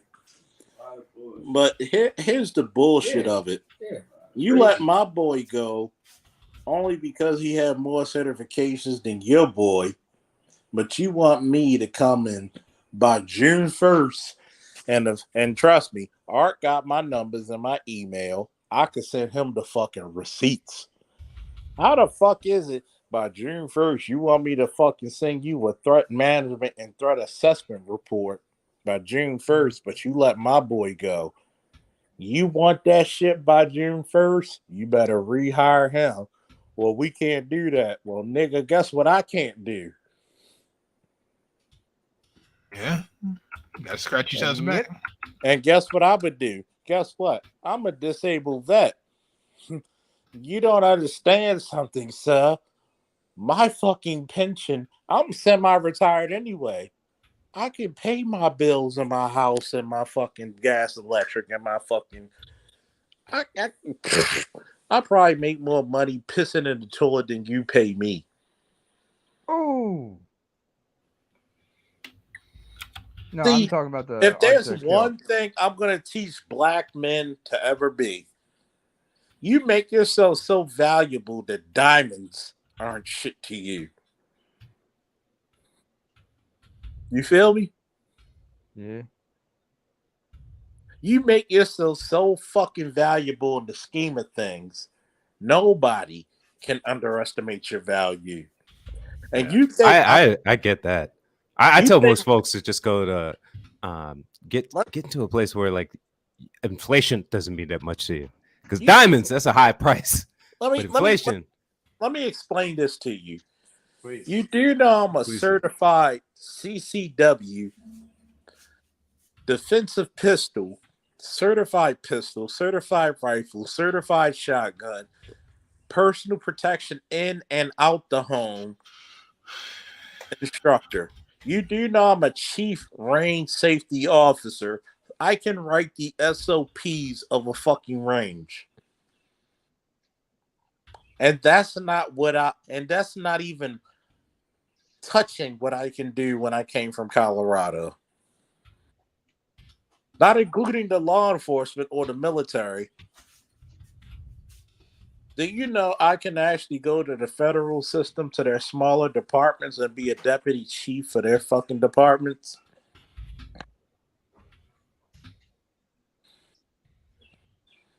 Make yourself so fucking irresistible that niggas who hate your guts need to hire you. Irreplaceable. Yep. Make yourself so inexpendable that they're gonna need you anyway. Make yourself so valuable that they can't, no, make yourself invaluable to any group. But here's the fucked up part. Uh-huh. These niggas think that I'm a stupid nigga, that I'm gonna fucking train your guys when you let my guy go. I will bow out gracefully and nut on fucking top of your business and let you fucking fall from the wayside that you already been doing when I first met you, nigga. Oh damn.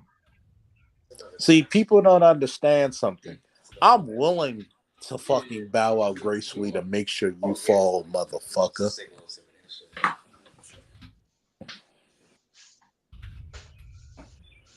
Damn, Charles If doing you some if Legends of you the if Fallout you shit. really want me, if you really want a person like me not to like you, be a disloyal nigga.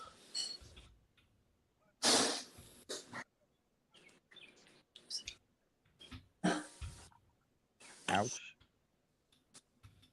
Be disloyal. I'll be the motherfucking. I will make sure that I do enough dastardly shit in hell to be the motherfucker throwing gasoline on your fucking coffin. Ouch. Who washing the I dishes? work. I work hard enough not to even fucking not to even buy fucking bottled water in my house ever again because the refrigerator does enough. Yep. I don't even have to wash a dish ever in my life again because of my house. Well, you got a sex button? No, I got your ex-girlfriend, Dishwasher. bitch. Y'all and, niggas ain't shit. and I got a sex bot. But on a serious note, in the words of Green Arrow in Identity Crisis, when he was talking to the Flash, he said something so profound that I think every nigga on this chat need to hear. If you ever gonna pick an arch villain, pick a friend because that motherfucker will know where to hurt you the most. As you would know how to hurt him the most. But he damn sure gonna know where it hurts for you. Absolutely. This See, is why they say keep your friends close and your enemies closer. see, I look at these You can fucking do new like Michael individuals. Irvin, who said Michael Irvin used to say, it was it when he was drafted, he was wearing sunglasses, and this was like 1987 or whatever. And they were like, "Hey, Michael, why are you wearing sunglasses indoors?" He's like, "Look, my future's so bright, I gotta wear sunglasses inside." I'm gonna tell you one thing. I'm gonna Wait, tell you wasn't that Deion Sanders? one thing before I sign off, man. Yeah. It A could have lot been of these, him, but I think a it was lot. Mike Irvin too. Hold on. First, Before I sign off on this motherfucker, Mm-hmm. the one thing you notice about a lot of these so-called modern men, they so bitch made. These bitch ass niggas are having periods. Yeah, I have to agree with you on that. There are a lot of bitch ass men out here. A lot of these bitch ass niggas are so fucking bitch made that they having periods and they damn near about to give birth. Guess what? If you really want to be if you want to be considered a real man, real nigga, whatever the fuck you consider real, you better fucking turn another leaf. But then again, your track record runs before you, nigga. And trust me, next week his will roll. And I'm gonna give you one lesson about something. Give me a second. Give me 2 minutes on the big screen. 2 minutes, and y'all could go back to the game. Probably the last 2 minutes because I might go ahead and close out. Black men, put yourself in such a position where not only they need you, not only they want you, but you can walk away with a smile. Yep. Yeah, I agree. Man, you got to put yourself in a position where Hold you're on so for a good second. that you Hold cause on. a problem by Hold being on. there. Hold on for a second. Because at the moment that I am currently at, I don't give a fuck. I'm in semi-retirement everywhere.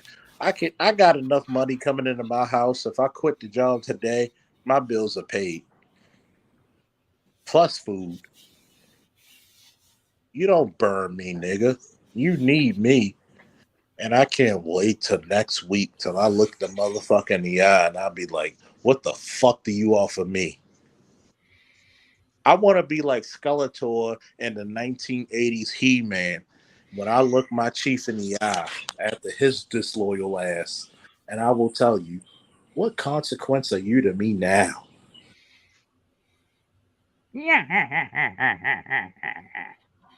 What consequence are you to me now? Ooh. Remind me not to get on your bad side, And Charles. I'd be like, and there's many a times through my wrestling career, through my military, police, and other, you are not my equal.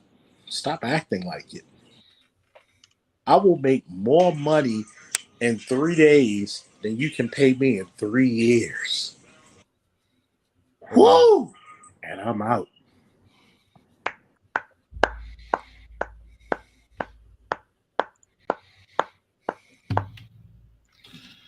That was Charles Faulkner, everybody. Was he drunk? Salute. What you He been think? drinking. Probably so. You know, it's Charles after all. Shout out to I mean, Charles. it's weird how some people. I don't blame him. But looking forward to next week. Um, but anyway, if we're gonna sign off, I just want to say first of all, Art, thank you for having me up. And as usual, I just want everybody to know, all y'all motherfuckers ain't shit, and God bless y'all for it. We'll be doing this again tomorrow. I should have asked BJS if he's gonna do behind the wall. If he does, I'll do it after his behind the wall or before. Just depends on what time he does it. I'll send him a message. But yeah, I plan on doing another live stream tomorrow, and you'll probably have a pre-recorded video tomorrow too. That'd be cool. Hey Jules, you gonna be sticking around? Maybe we could chop it up a little afterwards when we go offline. I can stick around for a couple minutes. Yeah. I want to pick your brain about something. Pick his brain.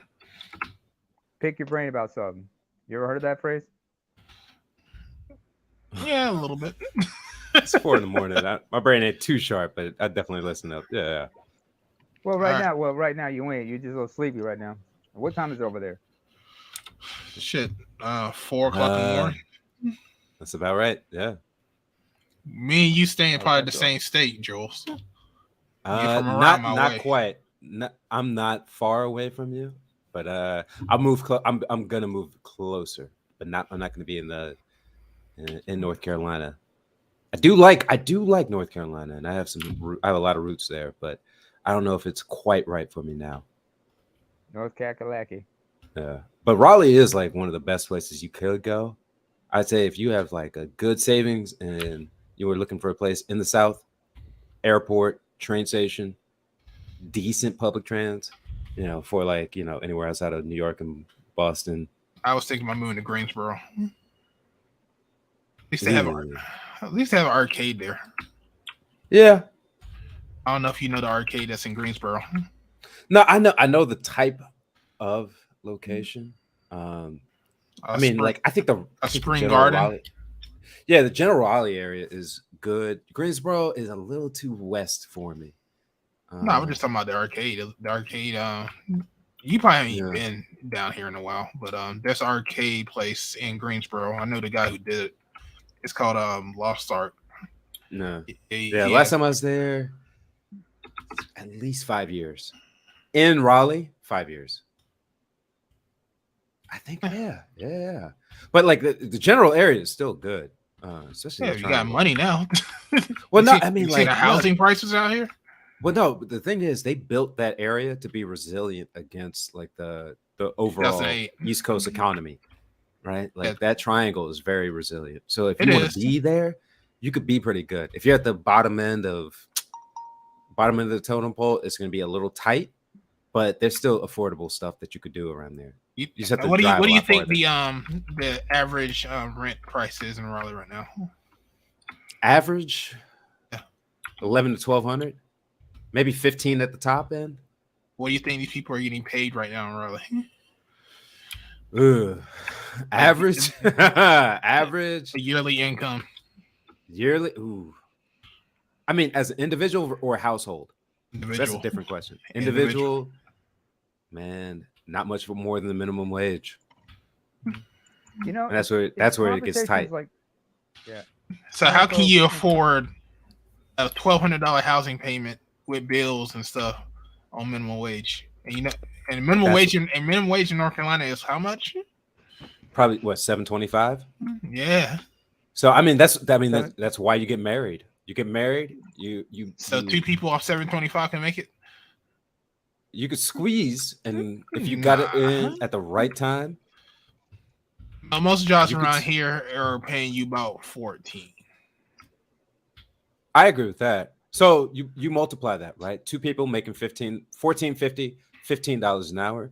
That makes 60,000 household income. That's doable. It's not fun, but it's doable. Yeah, but the type of people that we have right now, you talking about individual? Because you got to think about individuals. Yeah. Growing up. Yeah, and that's the problem. Right now, the average income in Raleigh is about 36, 37 a year. Yeah, that sounds about right. And then if you break it down by zip code, oh man, you start to see, oh, this is where the rich people live. Like, I got $500,000 homes by me. Yep. So. Yep. Oh, and if you go a little bit north, it goes to like 1 million, 1.5. I mean, I know where there's these little cuts that, I mean, they don't talk about. Yeah. They just built a $6 million home by me. And it's in a little cut because I used to deliver bottled water for Le Bleu back in the day. Yeah. And it was just this little cut, and it was just a little cut in the woods, and it was just not these big gigantic mansions they were building. Yeah, because I mean, like, look, you don't realize how well rich people live until you work on their homes, and you could talk to Dre about that because I used to do internal work on it, like plumbing remodeling, carpentry remodeling, and stuff. and these people will have insane houses in places that you didn't know that they built anything near, but there would just be like a little islet out on the off the peninsula or based off of like the sub area near a river, and there'll be like these 3-acre lots with 6,000 square foot homes. They'll have a pool, they have a tennis court, and you're like, holy shit, where the fuck is this? And you didn't realize that, oh, it was hidden behind all these trees that were off the interstate, but it was tucked behind this city planning, public planning. They put rich people in a nice place. Oh yeah, and they mean it. Stay here, you good? Yeah. The goal is to be like good enough that you can live well, but not live so well that people start to target you. You want to be comfortable, but you don't want to attract too much attention. You want to be like somewhere, the Getty kid. You want to be comfortable but discreet. Yeah, because the Getty kid. I mean, he was the one who got kidnapped and they cut off his ear and stuff. I mean, that changed. That was Italy, though. Yeah, I know. And he was from New York. He went over there, and they was just like, "Hey, this kid comes from money." His grandfather was a cheap bastard. I'll tell you that much. Yeah. Well, that's the thing is like, even if you're rich, like having that much money liquid is a very different thing. Like very few people have, $1 million liquid or $2 million liquid, especially like in the 70s. Man, that's a whole different thing. That's like if somebody just said, "Give me $1 billion cash." Like, he was like, "Keep them," and they couldn't understand like why the grandfather wouldn't pay up. He cut off his ear. Because he was that hard of an He was a hard dude. I can make another one. What's 17 no, this more was not years? His son. This wasn't his son. This was his grandson. Yeah. They can make another one. I think like that boy died like sometime later, and then whatever was it like after? They all gotta die, son. It's just part of life. Well, I think the Rockefeller kid disappeared too. That was around the time when the Rockefeller kid went native, or it might have been eaten by cannibals or whatever. Like, there's a whole bunch of these rich kids who just like they check out. You get disconnected when you don't have like that struggle to get towards the top. There's a weird place where you got to be. How about that missionary kid who got killed? Trying to mess with those natives off the coast of India. Oh, the Sentinelese Islands. Look, man, don't mess with those people. Yeah. Do not mess with those people. They are like 70,000 years in that area. Yeah, just let them be. Like they don't need to hear the good word about the Bible. There's some other islands similar like that, and they've been a kind of like assimilated to Indian society, but they've been pretty much marginalized. Yeah. Let them be. All right. Thank you for having me up, man. I'm not gonna let you stay up and drink coffee until 2 a.m, 7 a.m. Man, I'm off tomorrow. I don't give a fuck. I am off tomorrow. Art's going for the 8 hours. All right. I might take 30 minutes to just cook a steak and then get back on the game. Whew. I got some food going right now. That's what I'm doing. Yeah. Yeah, I've been playing this old game lately. Murder Sole Suspect. Kind of interesting game to play. I don't know the game. Check that out later. Anyway, it's a guy that has passed away, and then you have to solve your death by using your supernatural powers. And because Murder Sole Suspect. I was able to get it on PS3 and PS4. Good game. Because I got a bunch of Square Enix games. Yeah, I saw it. I didn't mess with it. I mean, it's been out for like what, 3 years, give or take? Nah, longer than that. Because it was on the PS4. Murder Sole Suspect? Hang on, let me check. Yeah, it's been out a while. It's been in 2015 at least. I remember that game came on the PS4, then it was on the PS5. I'm getting old. No, it came out on the PS3. I'm getting old. Goddamn. Oh, that's right. PS3. Yeah, that's true. PS3. So that game is old as shit.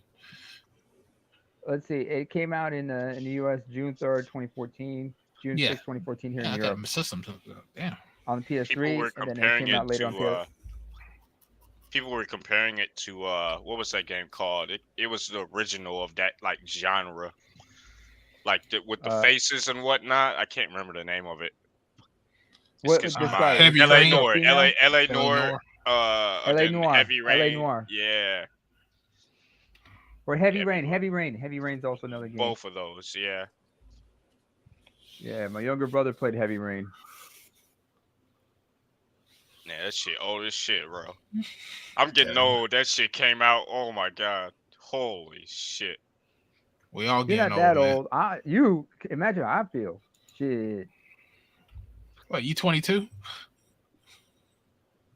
Neymar? No, I'm 40. I'm gonna be 41. Yeah, I'm Next 41 year, now. I'm looking forward to next year because I can do the Bernie Mac thing. Like, I'm 42, but I'm in good shape. But I'm tired. My body weary. Get your core It's like strength. even Right. y'all remember he's like, I'm sick of sex. I'm not bullshit. I'm sick of fucking. My wife asked me, how I used to be. I mean, I was good back then. I was good. I can't be good like that no more. He's still quit fast. that is one of the best. He really did have one of the best Def Comedy Jam routines. I'm blessed. I'm big boned. No, that was the second time. The first time he came on, he had those jeans with his name, Bernie on one leg, Mac on the other. That was the second. That was the second time he was on. That was the second time he was on. He was on Def Comedy. His first time, that's where he did the thing about stirring it like motherfucking coffee. If you remember that one. Because like he came in the way he was dressed and like, thank you, goddammit. Yeah, I know what y'all thinking. That's a black motherfucker that came out here because he was so dark and everything. I know I'm black. I'm not black. But I figured I'd shock y'all. You know what I mean? I'd be dressed in all black. Was wearing blue contact lenses. I'd have fucked y'all up. You're a black motherfucker if you can put fingerprints on charcoal. Yeah, you are. I remember telling that joke to a couple of Norwegians, and then I flipped it on them and said, but then again, on the flip side, I've yet to see a white motherfucker put fingerprints on chalk, and they just like, their expression changed immediately. Until they got the joke, but yeah. Hey, it's called equal opportunity, motherfuckers. But yeah, walking around dressed in black with blue contact lenses. Scary ass sight.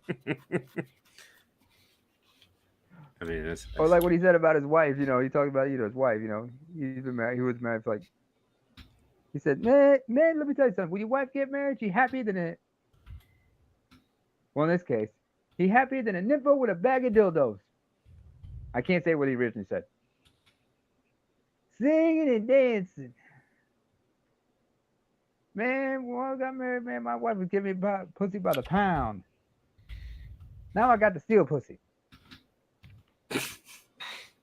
I mean, he was golden. He was good at what he did. Yeah, he learned comedy and made it his own. There's very few comedians that did it very well, and you could say, oh, it's not just that he had it at the right time. He was very good at what he did, and he hit at the right time. I say he was gone before his time. Absolutely, sarcoidosis, man. Those immune diseases. Yeah, it's an autoimmune disorder, and what's his name? Crazy Bone also has it. Crazy Bone from Bone Thugs. He also has sarcoidosis. Yeah, what was his last movie? Was it Transformers or was it Soul Man? I think it was Soul Man. I think it was Soul Man. Him and Isaac Hayes died on the same week. If you all believe that. Yeah. And Isaac Hayes did have a cameo in Soul Man. But then again, I was wondering who's gonna out motherfucker who in that movie between him and Samuel L. Jackson. I mean, that was a good movie. I ain't gonna lie. Isaac Hayes still has the iconic watch stacks where he shows up with that chainmail armor out of his Cadillac and starts performing on stage. I don't know if you've ever seen that, but that is one of the best concert films that never gets talked about. Yeah. It starts with that Richard Pryor scene in the pool hall, and it goes on to like just performance after performance. It's like everybody from like 1965 to like 75 is just on that stage. or not staged, but on the platform. I mean, it is. It's an interesting movie. They really don't make those. When I think of when I think of some of his iconic looks, I think of like Black Moses. If you remember the cover for Black Moses, because that was the same look he had in the Wu-Tang song "I Can't Go to Sleep." Yeah, With the I hoodie remember and some. everything. And I also remember there was if you guys might remember the cover for Chocolate Chip. It's just him with the Bill Cosby sweater, with a chocolate chip cookie in one hand, or what's the name of that one song, that one album? I don't remember that. Anyways, I gotta get There's going. that one album where he has a song Moonlight Lovin'. Guys, now, have a Moonlight good Lovin' night. introduced everybody to Menage a Trois. All right, guys, that's a wrap for tonight. Check in tomorrow, and we'll be able to do this thing again. I'm gonna go make me a steak. PK, if you're still up, I'll be on. All right, sounds good, man. I'll be around. All right, later. See you later.